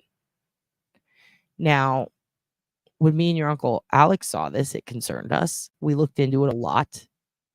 It's in no way connected to the girls. And the reason we looked into it is because people were starting to talk shit. Talk about retaliation against Derek, against the family. We had to know, is there any substance to this? Is it our business? Absolutely not. Did I make it my business? Absolutely not. I snuck around, I peeped in the shadows, and I realized this is bullshit. Because when you read it, you notice, hey, this is a situation that he got busted in with the kidnapping that had to do with another man that was kidnapped. And it had to do with a biker gang. And it was years before and after they did fuck shit. None of which had anything to do with these girls. Yeah, not good. Not good at all. Right? I bet he could. I bet he's tried. But I'm telling you, there are things there that did look weird, but they had nothing to do with the girls. But people still clung to it. So I also encourage you, if you're looking up other people, give it time, let it simmer, look at the facts that we know now, or at least let's try to compile them before we make determinations on what is found in historical records. And that includes for Richard. We owe it to him.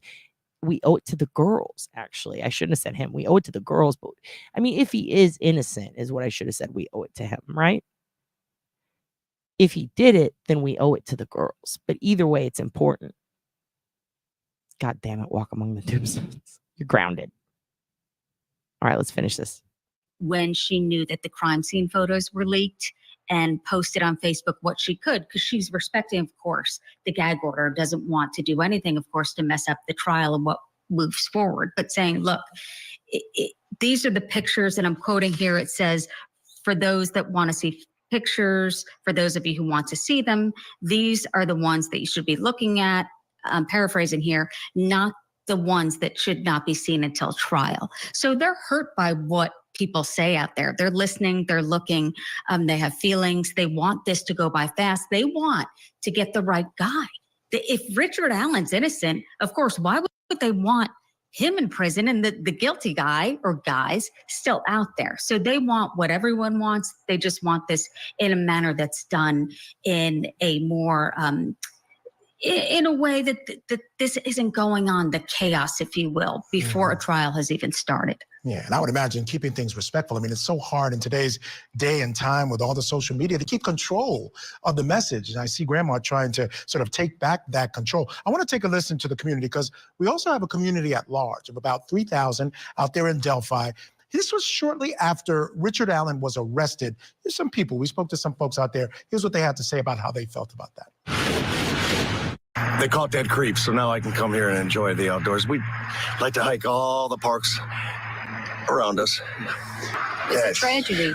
It's a tragedy for the community here and everywhere. Lauren, it's a small community, you know, many of these across America. And there's this claim of this conspiracy, this Odinist cult. Is it possible for it to exist in a community like that? We're seeing that it apparently, according to the defense and stories they're telling, it reaches into the correctional system, and officers and law enforcement are being framed. I mean, not that you can read between the lines. I got to get your thoughts on that. So when it first came out, I thought it was way out there, right? And then the more information that I received, the more looking into this whole case I do, yeah. Social media accounts for these people who are named in that documentation, it's crystal clear that they're Odinites. They do the Odinite things with the sacrifices and all of that kind of stuff. So it is possible. Okay, I do want to pause here to say something. When she says the sacrifices and stuff, okay, first of all, they're not sacrificing people, just so you know. Yes, they put a lot of shit on social media. I have a friend who's really into this shit. He's not a white supremacist. Again, really likes to show Vikings. Had an Odinist funeral for his dog. All right? It's all over Facebook. You can see a lot of people who practice different traditions in the name of Odinism, but they'll also call them various other things. They'll call it Odinism. Some of them get all white power with it, and they go full Aryan Brotherhood. Some of them consider it like a Celtic old belief that has to do with, I don't know. I really don't quite understand. It's just very like fucking, here's these symbols and this god said this. And then there's some that really just like it because of a fucking TV show and a subculture. These people, yeah, he might have, but I'm just telling you, there's not video or pictures on their Facebook of that. You know what I mean? Everything on their Facebook and shit is all performative.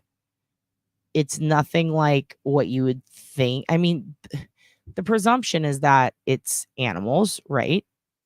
And it's people. That's what the worst conspiracy theories are right now. The worst of the worst. Assume the worst. In reality, when they're saying sacrifice, like especially on shit like this, they're using an effigy. I know it's crazy, but like the effigy thing it's pretty common. Like honestly, like it is okay. An effigy is almost like a metaphor, right? We're not actually burning a person. We're burning an effigy of them. A voodoo doll is basically what we're talking about, right? In these instances, effigies can be everything from an item to a doll. There are altars for various religions, from Santeria to Buddhism, where you know, we put oranges here because they like oranges. In Mexico, putting a Coca-Cola on an altar for that shit, for the fucking Santeria shit, is like a big fucking deal. That's like the ultimate gift you can give.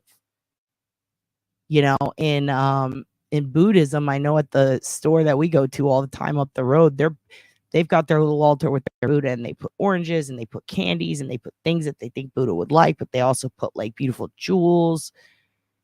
All of these different religions, practices, subcultures, they're all different, you know? If you're a group of white power dudes, if you're like the KKK, what do they burn? What do we know they burn? They burn fucking crosses, right? That's a thing they do. They're historically known for doing that. They're also historically known for lynching.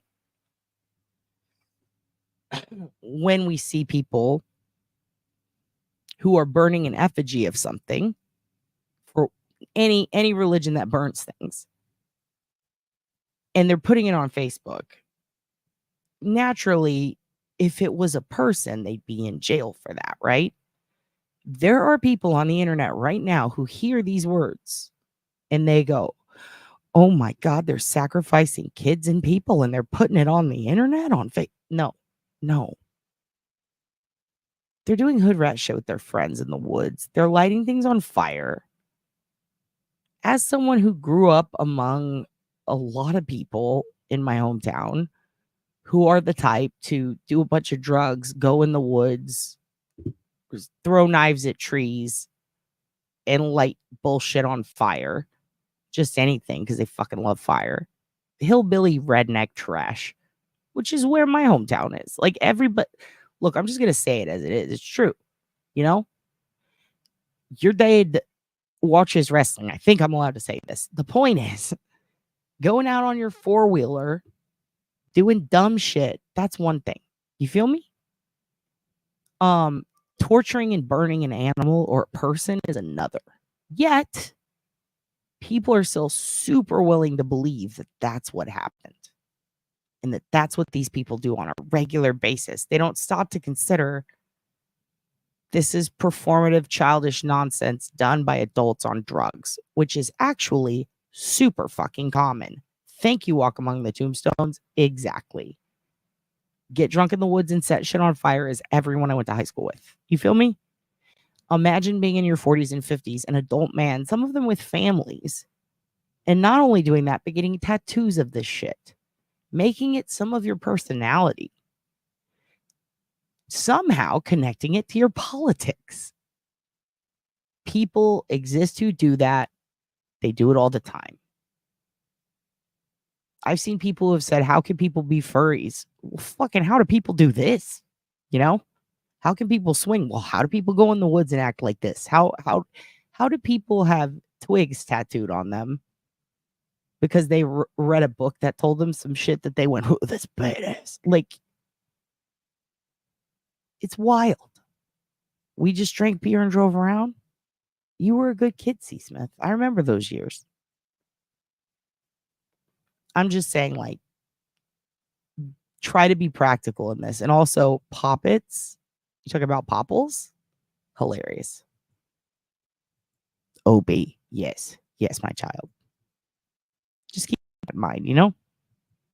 It was a new thing to me, Odinism, but it does exist there, and it does exist in those people who we shall not name on the air, but yeah, it does, and it's creepy, and I just want to say something about the victims too. I just want to say what a hero that Libby was. We know as grown-ups, as adults, you know, if we see something, to say something, but the fortitude and the brains that this young lady had. Snaggle Mama brings a great point. I agree completely. There are people who have found a way to tie this into white supremacy and Aryan beliefs so they can feel like they have a club again. It's kind of like, I guess, how the Nazis took over the swastika, which used to be a symbol of peace, and then they took it and they're like, nope, now it's hate. And now we all know it is hate, right? I feel like this is a slow burn version of that. They're like, we're going to take this and we're going to ruin it for everyone. All the real Odinists watch us fuck it up. And see, you're talking about Norse beliefs. And again, there are so many. My dad, my stepdad, and my little brother fucking love that Viking shit. When I ask them about Delphi, they know everything about this shit. I could ask them I could be like, what does this mean? And they fucking know all of it. Are they Vikings? No, absolutely not. Would they ever kill anyone? No. They're the sweetest fucking people. Would I ever look them in the eyes and say, you're not a Viking? No, they're crazy as fuck. They'd yell at me. Did my brother actually get into making knives and blacksmithery for his love of Odinism and Vikings and shit like that? Because he saw a show and he really loved it. And then he saw a bunch of Viking metal bands like Amon Amarth and it made him super into it. And now he wears those things with the symbols and I get nervous because now those symbols are affiliated with this kind of shit. Yes, absolutely that happens. I'm telling you, dude. It's a thing. It's a thing. And people fuck it up all the time. Because people will look at the people who watch the movies and they'll go, Aryan Brotherhood. And now they're going to look at Snaggle Mama, this Odin, and people who actually are into the religious, historical, the real fucking lore of it, or the old passages and writings about it and all of the fucking shit that you learn in college, the actual history. And they're going to look at that and go, fucking, what are you, a Nazi? And they're going to look at the shit in prison and go, that's people who like Odin. Because they fucked it up for everyone. You know?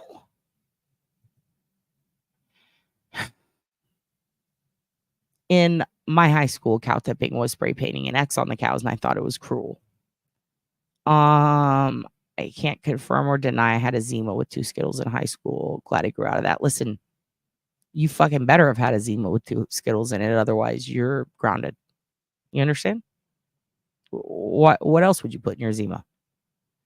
I didn't say it, you said it, but kind of like that. Feels like say exactly. That's what I was saying earlier. It's like West Memphis 3 all over again. Thing about the word Odinist is that anyone can just exactly. They just bastardized it. This is such a good fucking point. This is such a good point. And you know what's wild? It kind of reminds me of, I remember someone, I got aunts and uncles who are Jewish. I got family that's Jewish, right? I told you about how, people put stones on the graves earlier and how like there's a bunch of different religious beliefs and practices that are around Judaism. But there's different kinds of Jews, right? There's Hasidic Jews, conservative, Orthodox. There's different kinds. Some absolutely won't eat some foods and will eat others. Some sit shiva, some won't. Some absolutely must marry within their religion. Some won't. But I remember one time I was talking to someone who brought up like their Jewish family members, and they're like, I can't believe they fucked through a hole in the sheet. I'm like, what? And they saw this episode of Curb.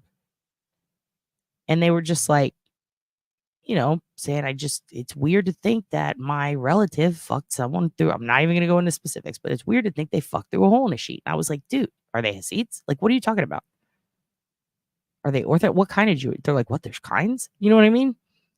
They just assume they all do. What? That's what we're doing when we sit there and decide what Odinists they are. Look at them. Are they in jail? Do they look like a fucking jail crackhead with swastikas next to their Odin symbols? Okay, that's the Aryan kind. Are we looking at Snaggle Mama, who's interested in the history? I imagine she's in a broomstick skirt. She's got a lot of cool jewels. Maybe she's got an Aunt Tiff's necklace on. Are we going to call her that? Fuck no.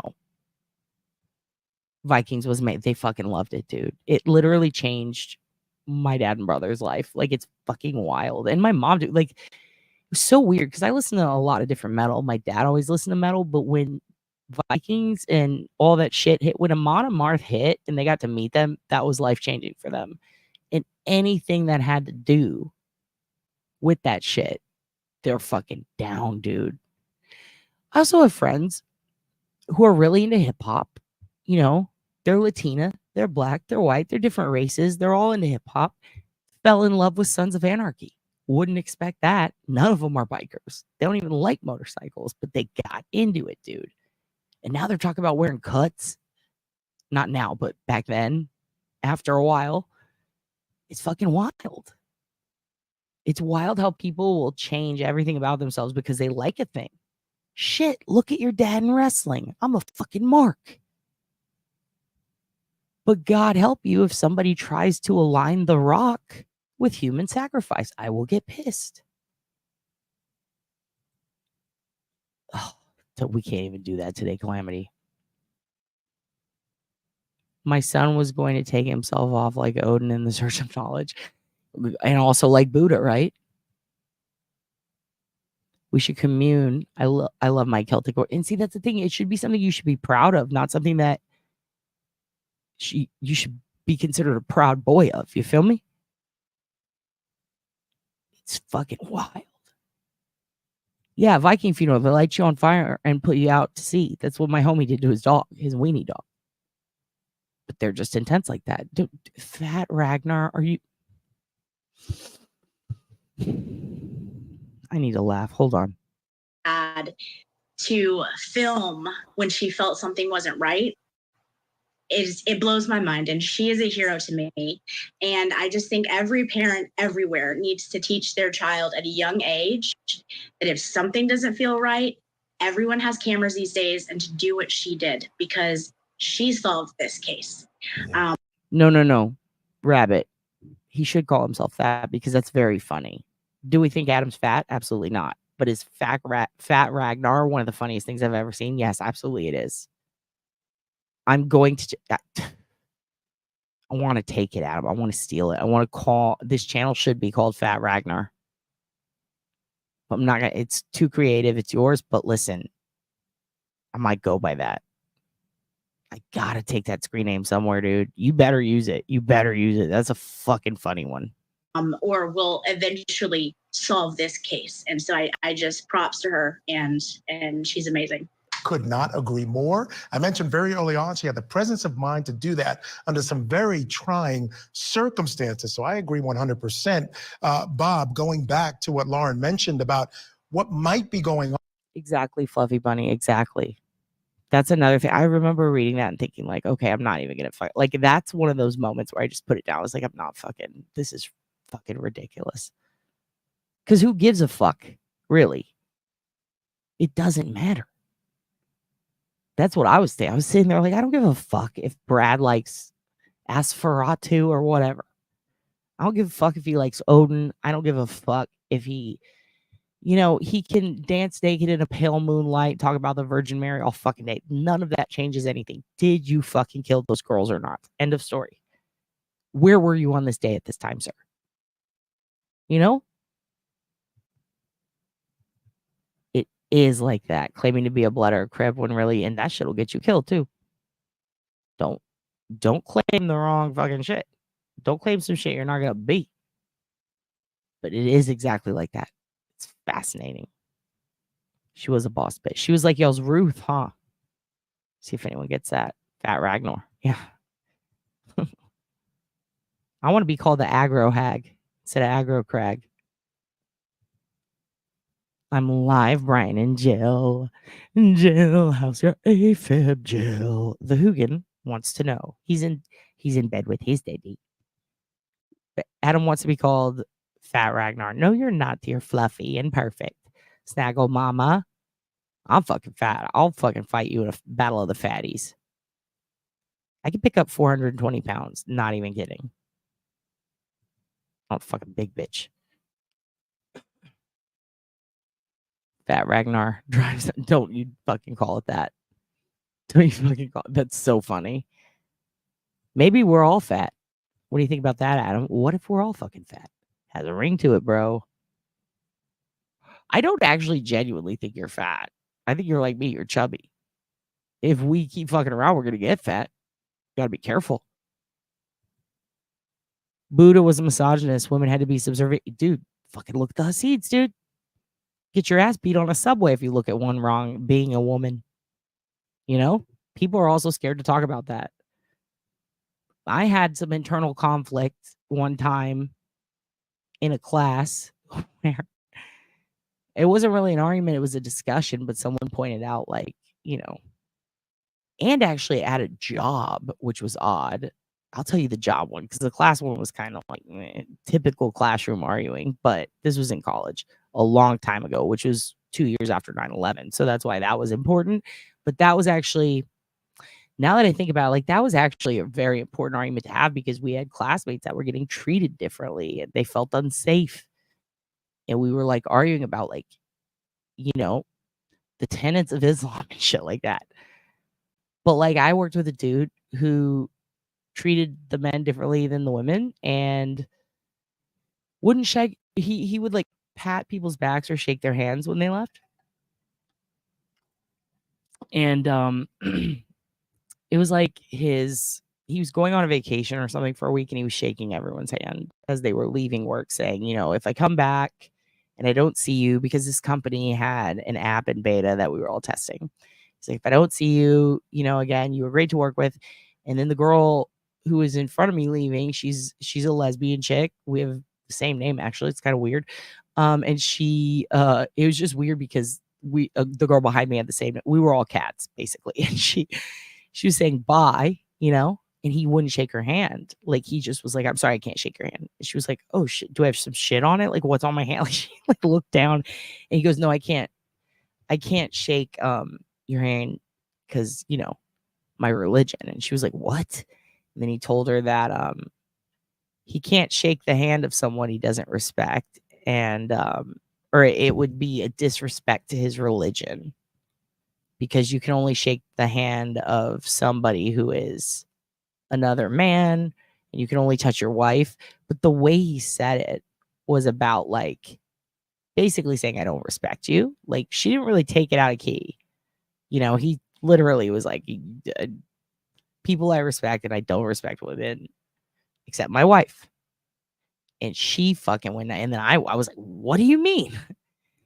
And it was just like, and he goes, also she's gay. And I'm like, what the fuck? And I was shocked. I was like, you can't fucking say that to people, dude. He ended up getting, I don't know if he got fired or moved stores, but he would say shit like that to your face. We hadn't really worked with him that much. So A, it was weird that people were lining up to say bye to him. I remember being like, aren't we adults? B, there was no other way out than that. He stood in our way, wanted to shake everybody's hand. But also C, like when everybody's getting something and then you're told you can't have it because you're one, it's like, whoa, what? He straight up made it very clear that like he thinks she's gonna burn in hell, and at their a version of hell. It was a whole thing. They were screaming at each other. I was like, I'm fucking done with this. She was pissed, dude. I was pissed. Everyone was pissed. It was weird because he seemed very progressive, you know? And it turns out, although it's hard to say, this is the thing. This is a struggle I've always had with it. It's like, yes, there are modern versions of his religion, but he chose the traditional misogynistic version, if you will, version, Freudian slip. He chose the misogynistic version of that, the old timey one. Even though he walked around in fucking Star Wars t-shirts and seemed all like, yeah, I'm in a band. Look at my like he had a tattoo, which was shocking. So it's fucking wild. It's like, well, what line are we walking here, dude? And yet he would advocate for himself and his religion in conversations with other people about how my religion, we're not all like that. We don't all think this. But the parts that he kept were the anti-woman parts. Very strange. Shit, C. Smith, you might actually be right. But the point is,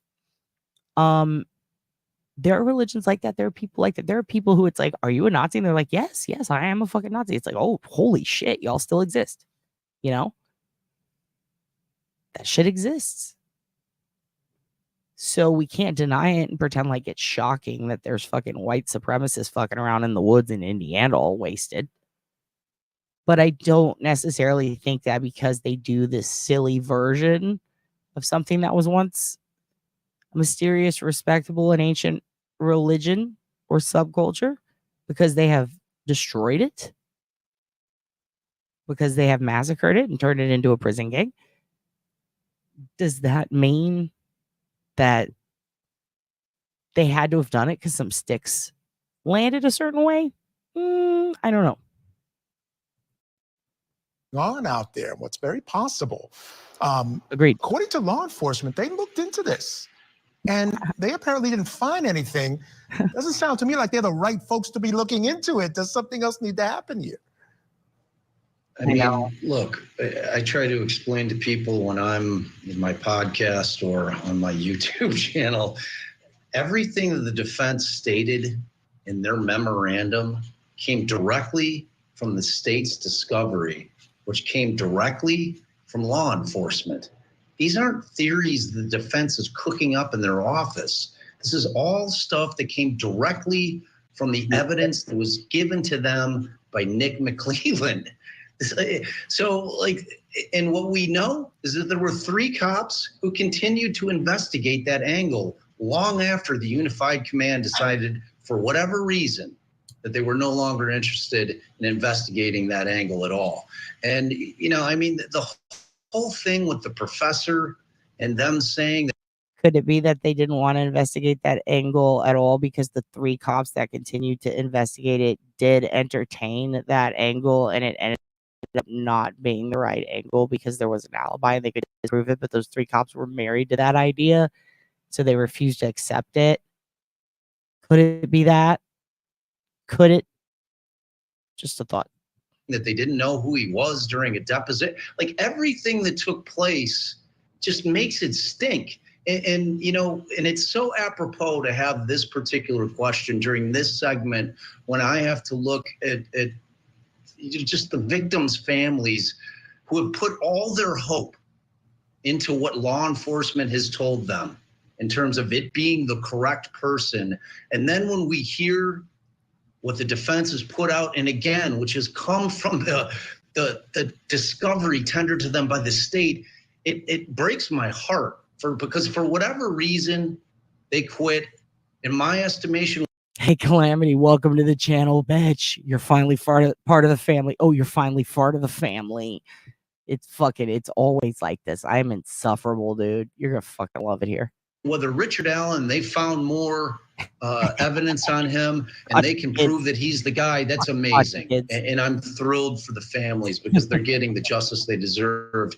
However, based on what I've seen, and it came through in that defense memo, thankfully, I think that they need to be continuing to investigate, Michael. That's how I feel about it. I think that to stop the investigation is absurd based on what we all now know. I would have to agree. And again, you know, putting everything under seal, not leaving it out to the public, considering all the interest, I think, you know, everything. He has a pleasant voice. I like her top. Okay, here's what we're going to do. We do have to wrap it up, though. This is crazy. We're going on 5:42. This is insane. I told my boyfriend this was going to be an hour. It was going to be an hour, and fucking, I have dry mouth. I'm very, very thirsty. No, that was hilarious, dude. No, I love that. I like it when you kids say things like that because it's like it reminds me to look at the clock and then I'm like, holy fuck! It feels like a goal. Like the goal is if I can get to 8 hours, that's a work day, dude. That feels good. It feels fucking good. Yeah, she bedazzled her collar. I want to put tiny cocks all over her collar. I did went hard in the paint. I almost said point. Yeah, good luck, dude. It's a lot of Rants and Raven. Ooh, Rants and Raven. That'd be a good name. Just one word for like a store. Yeah, I know. It's fucking crazy. What are we at? 5:42. 5 hours, 42 minutes. You're getting super sleepy. Okay, we're going to end on this. I'm going to end on this. We talked about how to do my case in the public courts, aka mycase.in.gov. Let me show myself. I will show myself. We talked about that. Polish goodbyes do not exist in replay when there's 2 hours left. I know. Fuck. It's just this. This is what I'm saying is this is such a complicated case. This is just This is just part 2 of prep. Like, and look how long it took. If I were a normal fucking human, then this would be 5 episodes each an hour long, and I would monetize it and put, did so and so kill this person? And then there's a picture of me like with like a white line behind me strangely, and I'm like 3D and really shiny, and I have way too much makeup on, and then fucking there's a picture of a horrific crime scene behind me. Or maybe I'm doing my eyelashes. And it would get 3 million views. But listen, we're not going to do that shit. We're going to do a 5-hour fucking deep dive. I'm going to tell you a little bit about my dog's asshole, how sore it is, what's inside of it, how hot we think Crash Daddy is. I'm going to argue with my boyfriend unprofessionally in the background while a video plays. That is probably the wrong video or the volume's not on. Then I'm going to freak out and panic because Hoogan's making a weird noise. I'm going to bring him up. I'm going to show him to you. You're going to look at your God and you're going to go, praise Fat Ragnar, which is now what we're going to call Hoogan. Ha ha ha. Adam, I took it. Then I'm going to chastise you. I'm going to psychoanalyze you. I'm going to pretend and play make-believe that you're my children because I'm barren and I also don't want the responsibility IRL. And then when we're done with that, we're going to spend the last 20 minutes talking about some really important, poignant shit. Then I'm going to put the actual video on that I meant for you kids to see. You're going to watch it. It's going to be late. A lot of you are going to take your gummy. You're going to start to drift off. You're going to hear something like Lester Holt or maybe Vinny, who I'm going to chastise while we also take in his information. I tell you to trust him. And then at the end of that, at the very end of that, when the video is almost done and your dad has decided to smoke half of an illegal cabbage cigarette, then we're going to start the shit and we're going to start digging through court documents. Your dad might show you too much. He might have to blur something out a little bit later. He might feel ashamed of himself. Like, I shouldn't have given my opinion. I'm so fucking stupid. And then he's going to realize, no, fuck that. These are facts. They need to know. They're kids. They're growing up. They're going to have to fly away one day. I want them to be safe. I'm going to have a panic attack. I'm going to wake up my boyfriend in real life and go, hey, do you think that is fucked up that I showed a picture of that? He's going to go, no, it's fine. I'm going to come sit down. I'm going to hit pause on the video. I'm going to tell you about the panic that ensued. I'm going to remember something cool I saw on the internet. I'm going to take us on a side road. We're going to get into that. We're going to get heavy into that. We're going to end up talking about 5 or 6 different cases that have nothing to do with the original fucking point. I'm going to see Brian and Jill show up. They're going to go, hey, how are you doing? I'm going to go, Jill, how's your AFib? She's going to tell me it's okay. A couple of you guys are going to tell me about your day. I'm going to tell you that I love you all, you know, and then at the end of it, I'm going to go, so the point is, don't be a fucking idiot. And then we're all going to go, gratin, and then we leave. And that's what fucking happens on this channel. So welcome to the cult. We're getting drapes. We're getting drapes.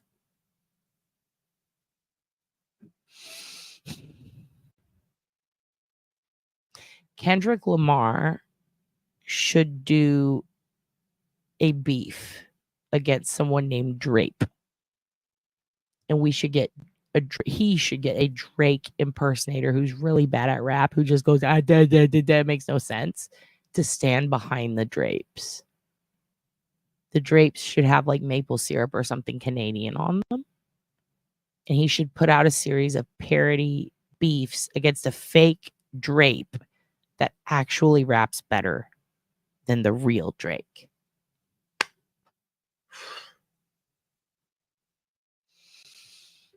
That felt good to get off my chest. Yes, Ed, that was very Ed Wallace inspired. You are operating on a whole different fucking level than your brothers and sisters, Sarah. And I like your Hoogan. So yeah, we're about to wrap up here. I do want to show you one more thing. We're going to talk about Flora eventually.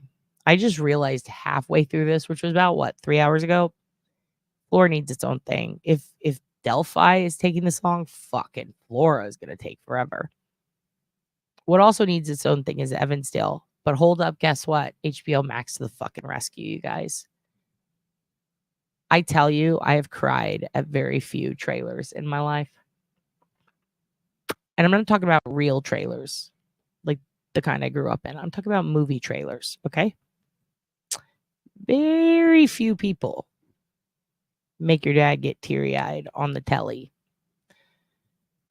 I mean, certain ice skaters in the past. Oksana Bayul's Olympic shit, incredible. The part when Margot Robbie's face it's close up and it's Tanya, and they're finally going to talk about how it's kind of like, you know what? Fuck Nancy Kerrigan. Finally, someone made a movie saying that. Yes. When it did the close up and the 80s music's playing, your dad wept a little bit. When they pulled baby Jessica out of the well, yes, I was a child. Yes, I was crying because I was hungry, but I also felt emotional. And I loved that moment for her. But there are a few things about a really good movie trailer that get your dad right here. The new Beetlejuice. Fucking tears, dude. The new Beetlejuice got your dad, dude. Seeing Michael Keaton in anything makes me emotional. Seeing him dressed like Beetlejuice makes your dad hard. I said it. I don't take it back either. For some reason, when this trailer popped up, your dad lost his shit. Because if there isn't a goddamn case that your dad cares deeply for, more than most cases that are like heavy in the, like, it's not that I care about it more. It's just like, it really fucking bothers me. Like Delphi bothered me, but they at least are pursuing someone. There's someone, you know. Heidi Seaman is one of those, just like, it really, like, it gets me. Emily Garcia, who, thank God they fucking caught the guy, but by the way, they let that murderer out on bond. We're going to go over that hopefully in the coming weeks. This is one of those cases. It's Evansdale. It's Lyric and Elizabeth. And I have been waiting. He was the best Batman. And you're the best son. Don't tell the others. Okay, listen. By the way, ADD moment. Did you know there's new 9/11 footage? 2 weeks ago, they dropped new 9/11 footage. It's like when Kurt Cobain or Prince drops an album, and it's like, but how? There's new 9/11 footage. A man who lived and worked downtown Manhattan. I think he ran a store down there. Anyway, he lived. Yeah, it was in a closet. He lived in this place. They dug out the closet. They found the footage. And it's him on top of a building filming with like everybody around with a really incredible view. And you can tell that it's like he had some pretty decent video. It was video. And it's a lot. It's like the whole thing. He just found this shit and was like, oh, there's my 9/11 footage. No one's ever seen it. Do you guys want to watch that? We'll watch a little snippet of it. I know it's 9/11. It's like, that sucks. It's fucking sad, but like, isn't that crazy? Casey Neistat has great footage too. Really? There's a comic named Louis J. Gomez here. Well, he's not here, but he comes here a lot. He has a very controversial podcast, but he's a friend. He fucking was rollerblading out of 9/11. Not even kidding. Across the Brooklyn Bridge. He rollerbladed. He saw 9/11. He turned around. He bladed. He put on rollerblades and he went across because that's what he had. You can't watch it without crying. I don't want you guys to cry. You guys was. How about this? Let's take 2 to 3 minutes. If you don't want to watch it, just like put it on something else for a minute. Go do so. Go take a shit. Dad demands you take a shit. Dad demands it. Because this is wild. We're just going to watch a little so that you can see the angle really. But we're not going to watch all of it because it's really sad. But this is brand fucking new. It came out 2 weeks ago. It's crazy, right? It's absolutely crazy. It popped up in my algo and I was like, what the fuck? Like this, what? Also, I have a friend who lived in New York and one day he looked out his window and they had just had some bad weather or something, and there had always been like a pile of dust and moss. And he looked out and he said that he realized, oh, there's like an engine or something. It was like a big part of the plane outside of his window. It'd been years. He was on the news and shit for it. Anyway, distressing. Listen, I'm going to tell you when I press play. Okay. Whoa. So if you don't want to watch this, go take, holy shit, C. Smith. There's a little kid that they interviewed on the news who was talking about it. And then it happened like 10 minutes later and they interviewed all his class. It's wild. Okay. I'm going to show you guys. Beetlejuice. That was the first day of my last semester. I thought, fuck, dude. That shit, it's so wild. So fucking wild. Yeah, a lot of people. There was a rapper who made that his album cover. and then it happened. Like, it was like 2 weeks before. Did you know that Glitter, the moment Glitter came out in theaters, Mariah Carey's movie, the second they hit play on the first showing ever of it, and then 9/11 happened. Not blaming Mariah, but interesting thought. Anyway, let's keep going. Sorry, trying to like make this not so sad. All right, turn around if you don't want to see this. Go somewhere else. Turn the volume off. We do 3 to 5 minutes so you can get an idea. All right. Here we go. Fuck, this is wild.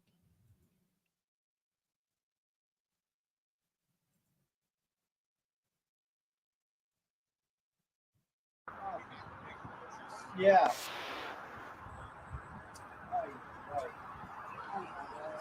I heard it's terror, right? Terrorist attack, yeah. Oh yeah, it was the second one. We saw it. It went Oh, right yeah? into the building. So it wasn't by accident. No, it wasn't by accident at all. It just went. What kind of plane was it? It was like a 737, you know, one of Passenger the passenger regular plane. plane that takes. Like Like a jumbo jet? Yeah, like a jet. Not maybe a jumbo, but a jet. Yeah, not as big. They said the radio said it was hijacked.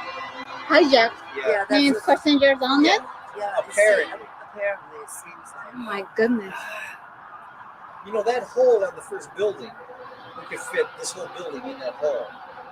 Because that's definitely like 10 floors or more. Very big hall. I can't believe that. What do you know? The first one. Second one. Oh What's gosh, this first one we came up. It was 10 minutes to 9 when we saw it on the news. He heard it. No, when we came up here about 9 o'clock, 9:05, and we were here about 1 minute, and the And second the jet. second jet just hit the other. Oh, the other just building. like 10 or 20 minutes ago? Not even 10 20 minutes. Not even. 10, 12 minutes.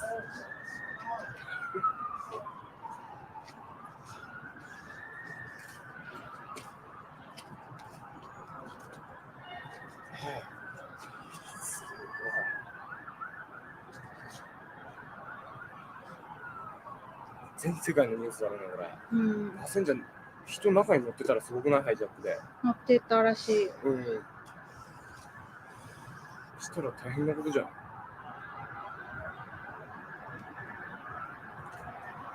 超歴史に残る。 I'm sorry, this is real sensitive stuff, but I gotta ask, is it, I kind of like, I don't know what's so appealing about videos where people are having like a background conversation you can hear clearly, but I think that's what makes this footage so unique and spectacular. We don't know anything about these characters. We don't know anything about them, right? All we know is that a guy now found this, right? Without any context, hearing them talk, it strangely makes it so much more real. Yes, sure as that popped up right when I said it. You are perfect. You understand. Yes, it's real. It's like, it's very real because it's like, they don't know what's about to happen. I often wonder if that's why I'm drawn to keep going back and watching Howard Stern in the 90s to the mid 2000s. Like, is that why it's not really appealing, but is that why, even though it pisses me off and he's a fucking pig in half of it, I'm like still drawn to it. I still find it not necessarily just enjoyable, but I find it like comforting almost. Is it because even though he's a prick sometimes, and even though, you know, sometimes this shit it's not that funny to me, but some of it's fucking hilarious. Is it because it's so real? You know what I mean? Like, all the side convert, all the lore around it, knowing what's going to happen, seeing him and Robin react to it. Like, that's one of those episodes where it's like, oh my God, you know what I mean? Like, it makes it feel really real. The anticipation, but hearing them goof like they don't know what's about to happen. And these people are just having like they're trying to figure it out, you know? What is it about that so like makes it so? I guess it's just human nature, you know? And I think about this a lot with trauma. You know how people have trauma and then like they get interviewed like as a defense witness or a prosecution witness. And everybody on the internet tears them apart and says, well, I think I would know that if it was my husband. No, I think I'd remember everything that day if it was my. And then they ask him a question, and then they're like, well, what were you talking about when you saw him get shot? Well, we were arguing about the dog's anal glands. Whether he should have to milk him or I should have to milk the Hoogan. Oh, really? And what did he say? Well, he told me I was selfish. He hated me. Well, what did you say? I told him I wished he'd die.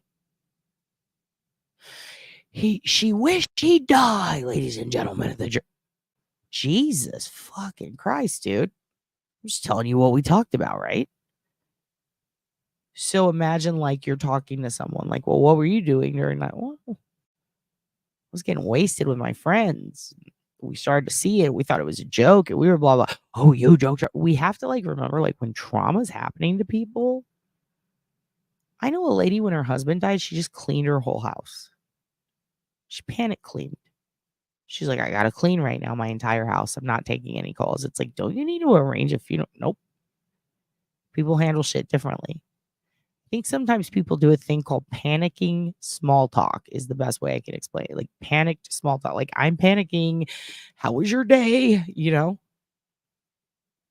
I feel like a lot of these 9/11 videos, that's what we see. We see people kind of in a trauma without knowing it. So they're trying to figure out what the fuck is going on. What is going on? And then to see it happen, that's when I get really sad because they have to now cope with this insane thing happening. I think that's why these feel so real. They're hard to watch,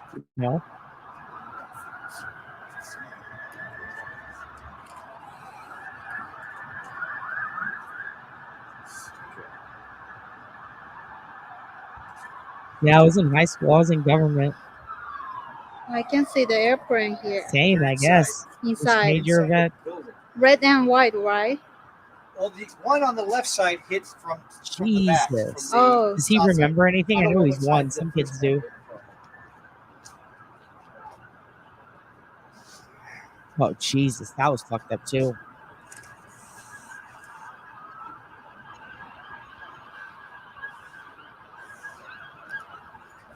Oh, man. Yo, one of the creepiest shows I ever saw was they got all these babies together that were born a few days after 9/11. And these kids were like now 4 or 5 years old, right? And they called it like psychic child investigate. It pissed me off. It was all these little kids that were like, I was in a building and it was burning in a blanket. And the parents were trying to say these kids were reincarnated from the people in 9/11. They made a whole show out of it. That chapped my fucking hide. Ugh. Yeah, they do. They do. It's weird to see, I think people all react to trauma like so drastically differently. It's like I saw one video. I wouldn't blame any of them for talking about what they tell. Like even Howard and Robin were fucking making jokes because it's like so unbelievable, but also I think that's how they process trauma, right? I just think it's so strange, so weird. Like, why is it the background casual conversation makes this almost creepier? But that's not the word. I think it's just real. I think Shiraz was right. Oh, I love that show. My friend's in that show. A couple of my friends. My friend Chris, it's great. Yeah, they are. They're speaking Japanese. There's a lady there. Sounded like Teresa Guidici. Crazy footage. Yeah, it's like, look at that. They're just like right there on top of the building, real close. Yeah, that shit messed with me bad too. That was so sad, dude. The kids in the daycare fucked me up when they showed footage of that. Yeah. ITT tag. Oh shit. My step grandpa went there. Dude, look what happened to fucking Robert Mueller, right? Congratulations, you're the head of the FBI. 9/11 happened yesterday. Or today. I think it was the day of. Chandra Levy. Didn't that happen on 9/11? Same day? 聞いて、ラジオって聞いて、で上がってきたら2個目が I nervous laugh when bad shit's happening. I talk about this like my first episode. I'm like, listen, I don't judge Amanda Knox. I don't judge any of the because I go when I'm like super uncomfortable. I get like nervous tickles. Yeah, you seen that? Oh, it was wild. You sent home in calculus. Yep.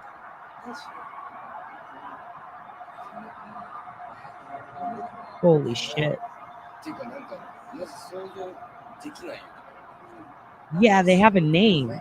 I think that was the name of the show or something. I'm waiting for it to hit. You know, WWE wrestler Zelina Vega's dad was one of the firefighters who went into 9/11 and passed away saving people. It did go on for hours. And the debris was everywhere, the dust. That was crazy seeing people come out of that.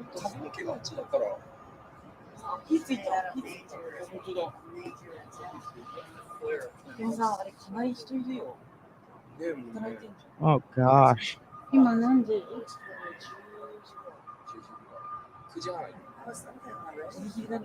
Oh, so sad.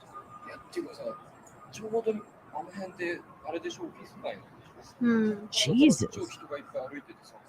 Yeah, one of the wildest stories I read was about a couple that had never vacationed in their life and they were from New York and they decided to go to like Florida for Disney World and their kids had never been to Disney World and they finally saved up for this trip and they took a plane there and on the way there, I believe, was when 9/11 happened and then they were stuck there.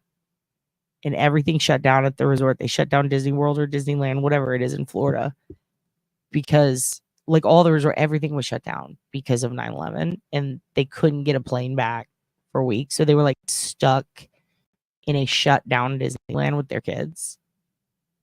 And like, it was a wild story and they just needed to get back there. It's crazy.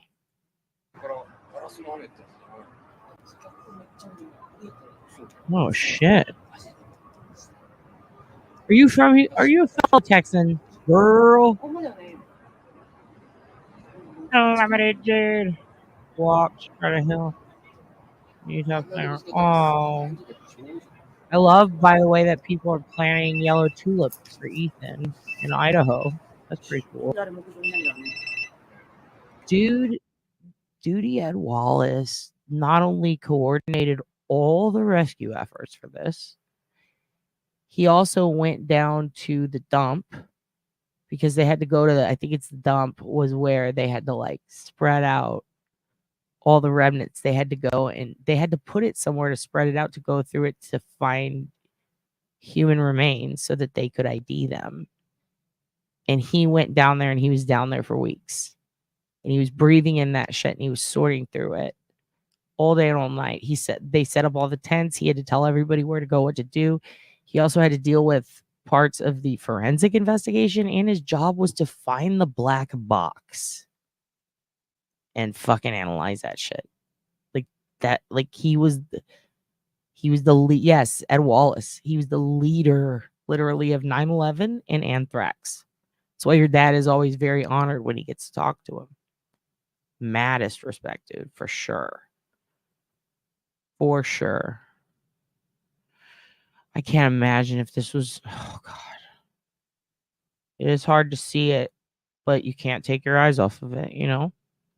Calamity, you're from fucking girl, let's hang. We gotta get with Kim and get with Daniel.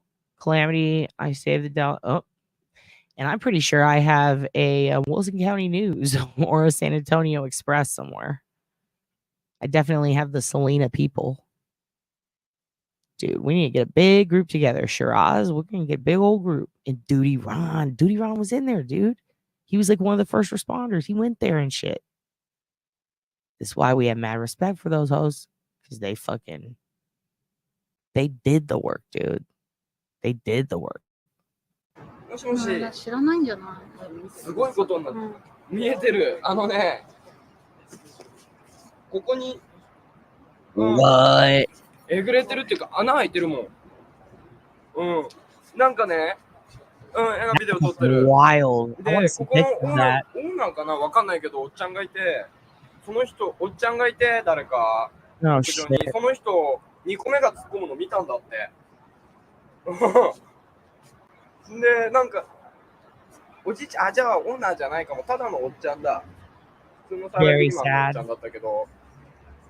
んで、なんか一つはハイジャックした飛行機らしいから、だから、中に人乗ってるっていう。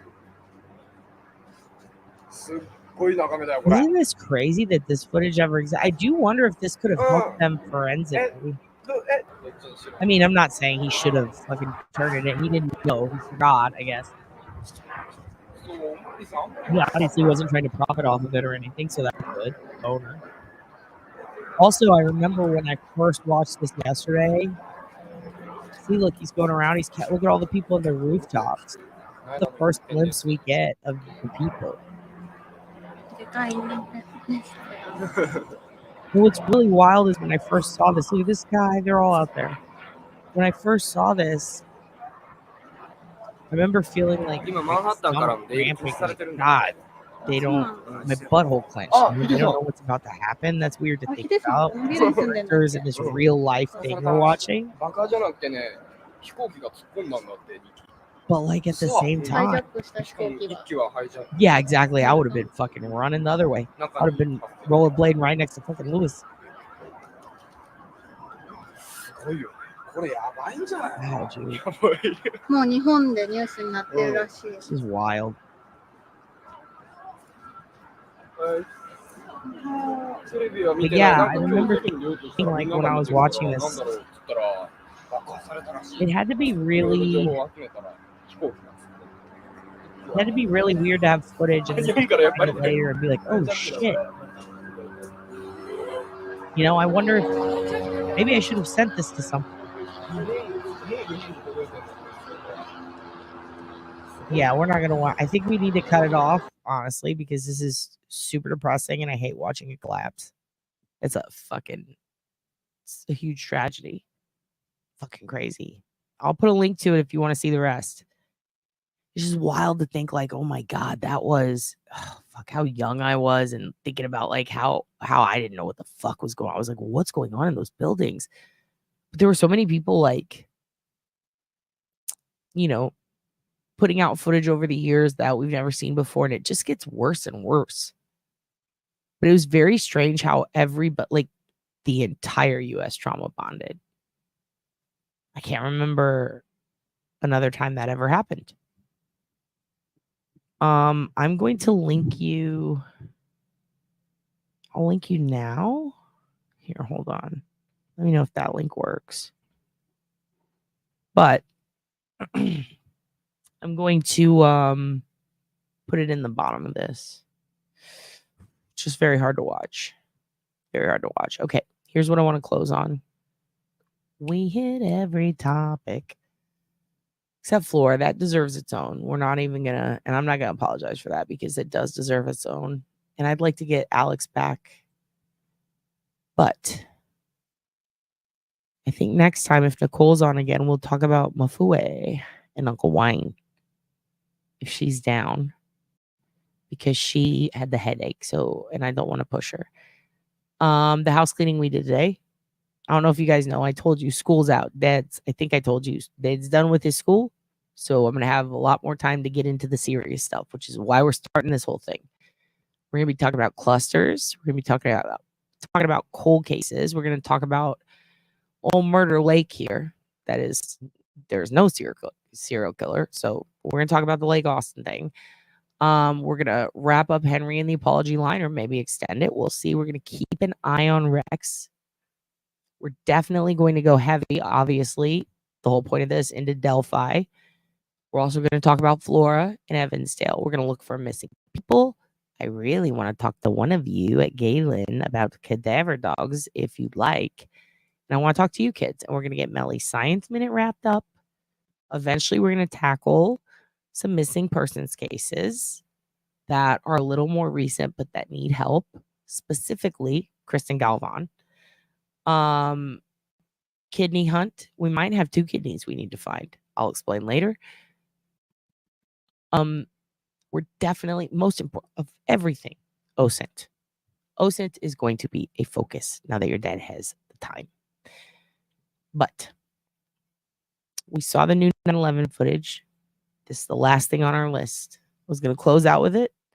I started to. And then I got distracted because I was like, well, I did want to tell them about 9/11. And it annoys me when I can't hit everything on the list. If I'm going to have one thing I can't hit, then I at least need to hit all the other shit. So let me pause this so I can put it on for you. And this is what we're going to do. No, am I frozen again? That's fantastic. Oh, good. All right. There is a trailer. Nope. Pause it. Nope. Okay. Hoogan glands. Thank you for reminding me. I'm going to go squeeze his glands. Just kidding. Dogs. That's hilarious. You fucking kids. Keep me young. All right. Hurricane Katrina. There's a missing persons case we have to talk about on that too. In fact, my friend played the missing girl on an episode of America's Most Wanted. And I'm going to extend an OSINT challenge to you to find that episode for her. We'll talk about that later. I'm also going to put up a Nope, we'll do it live. We'll do it live either tomorrow or after your dad sleeps tonight. We're gonna work on lists one at a time. We really need to be organized with Delphi. So forget I ever fucking said anything about what I was gonna say. It's on my list. We'll get to it. You need to take baby steps. I might have to remind myself, but we need to take baby steps. Remember, Duty Ron is on vacation for a week. So remember to pray to the Hoogan that he gets back safely. Duty Id is in Africa. We need to pray to the Hoogan to make sure he's safe. Let me see.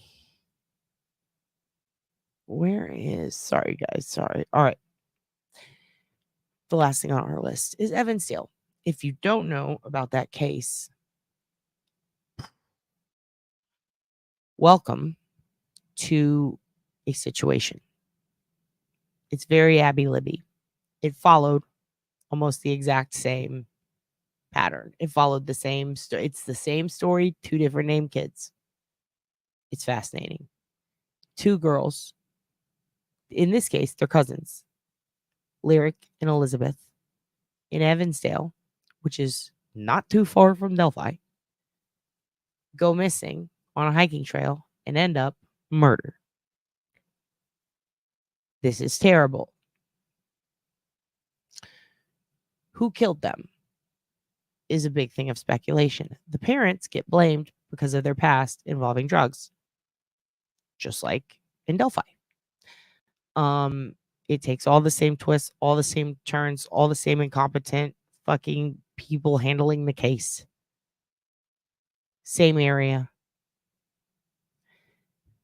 The difference in the response amounted to what was available at the time. This was a few years before social media wasn't what it was when Abby and Libby were missing. The similarities to everything that we know, shocking. When Delphi first happened, I immediately thought, wow, this is a serial killer. Like this is your dad's ears perked. Because what the fuck? A few years ago, while looking into this, I found a guy. The police knew about him, which is upsetting as fuck. There was a fella who, really, I never put him out there. I didn't put him on Reddit or anything. I never openly talked about him. I made, at least in regards to Delphi, in an Evansdale thread, I brought him up. A couple of people took notice.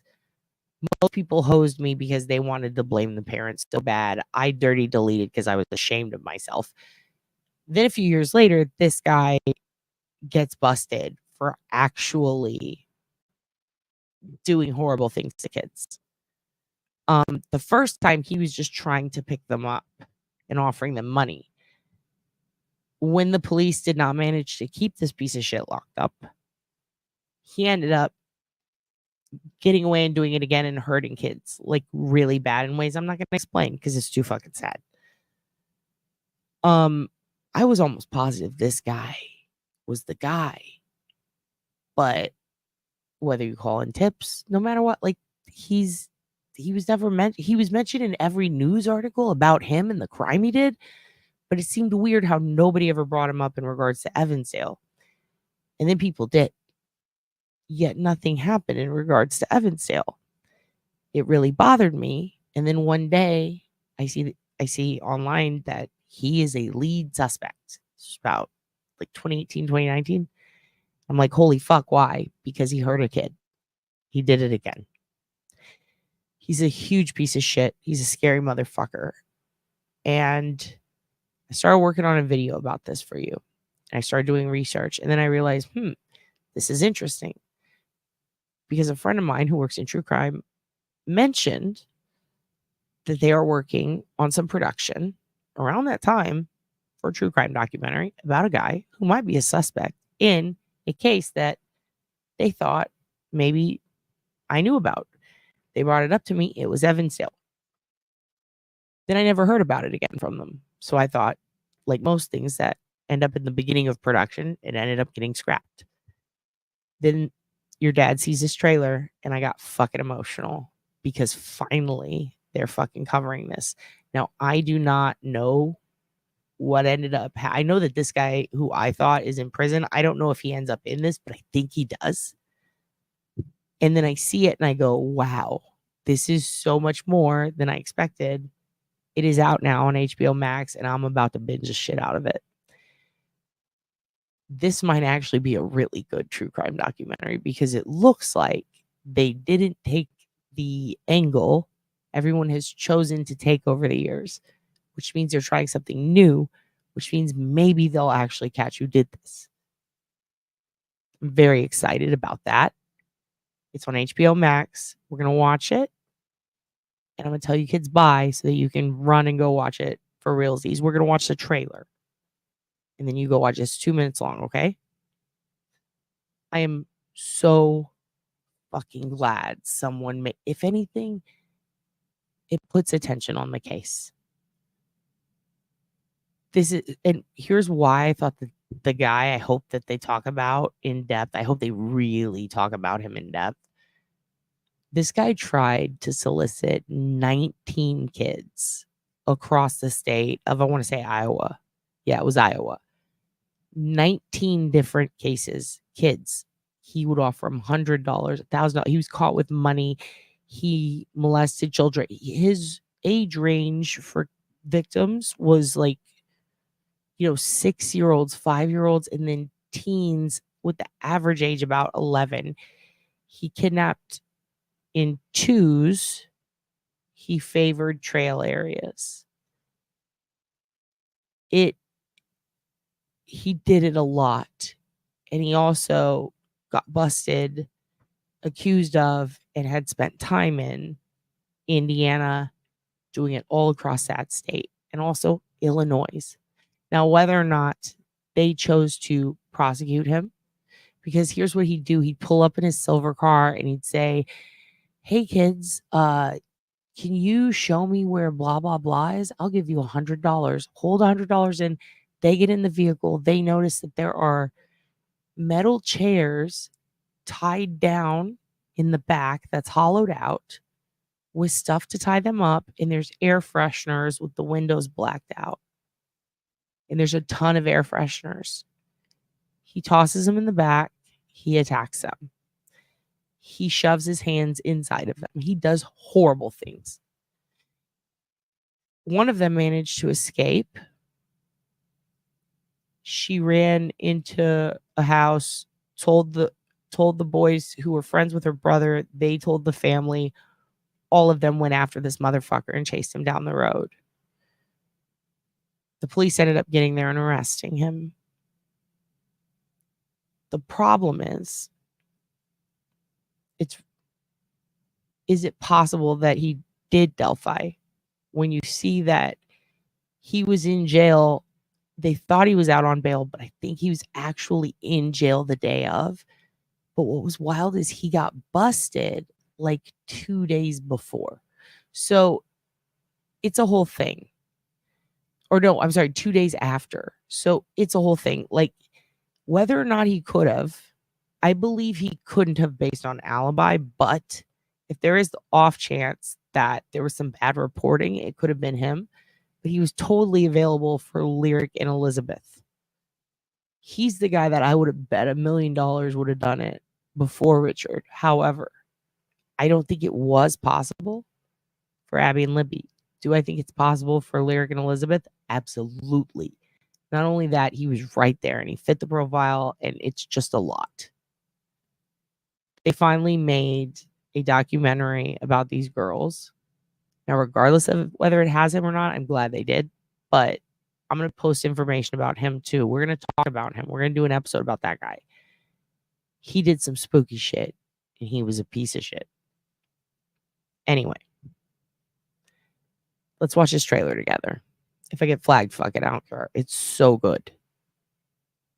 Get ready, because this is going to be fucking crazy. And I am going to be what? If you don't see your dad, it's because I'm watching this shit. No, I'm going to come back to you, but it's probably going to be tomorrow or late tonight. If you have a chance, if you have HBO Max, watch this shit. It's called Taken Together, Who Killed Lyric and Elizabeth. I will also put links to stories about them that I think cover a good amount that aren't super sensationalized, so you can check out their stories. This is very close to Delphi. Very similar situation. And there are quite a few of these cases that have the same characteristics. You're going to be shocked at how many people from Kokomo and Delphi all the way up to Waterloo City, Iowa. There's a sex offender problem. There's a Dropbox problem. There's a fucking problem. Principals, cops, coaches, students, other students, and pastors have a CSAM problem. Let's watch this. I love you guys. You're the best. This is Dad Polish goodbying to watch a trailer with his children. Good night, and thank you for listening, and I love you all, and be safe. And I hope your sister made it out of her tornado. I just remembered that. Oh my God. All right, here we go. Good night. Evansdale is a small town. You trust everybody because they've never given you a reason not to. They wanted to go for this bike ride, and I said, well, don't go very far. They said they wouldn't. That's the last time I saw her. They're nowhere to be found. Are they alive or are they dead? At that point, my heart sank. Something really heinous happened. I love you right away. Someone really did get them. A monster came into our town and plucked 2 little girls. They're beautiful, sweet, innocent girls, and this is a fucking monster who did this. Elizabeth was full of joy. Lyric was trusting and fearless. I've interviewed the person from every facet of this case, except for a suspect. When there's an abduction of a child in this country, the first question I ask myself is, this our guy? You'd be surprised at how many sex offenders are in that area. Sometimes parents do bad things to their kids. You fucking killed your kids. You owe drug dealers money. Maybe your kid gets taken as punishment. A double abduction is extremely rare. One of his favorite things was taking 2 girls at once. I just want to find out who killed my kid. I love you. That person is still out there. He'll do it till he gets caught. Another dual abduction occurred. 911. Can you please help me? He's fucking for me and I need help. Please call him home.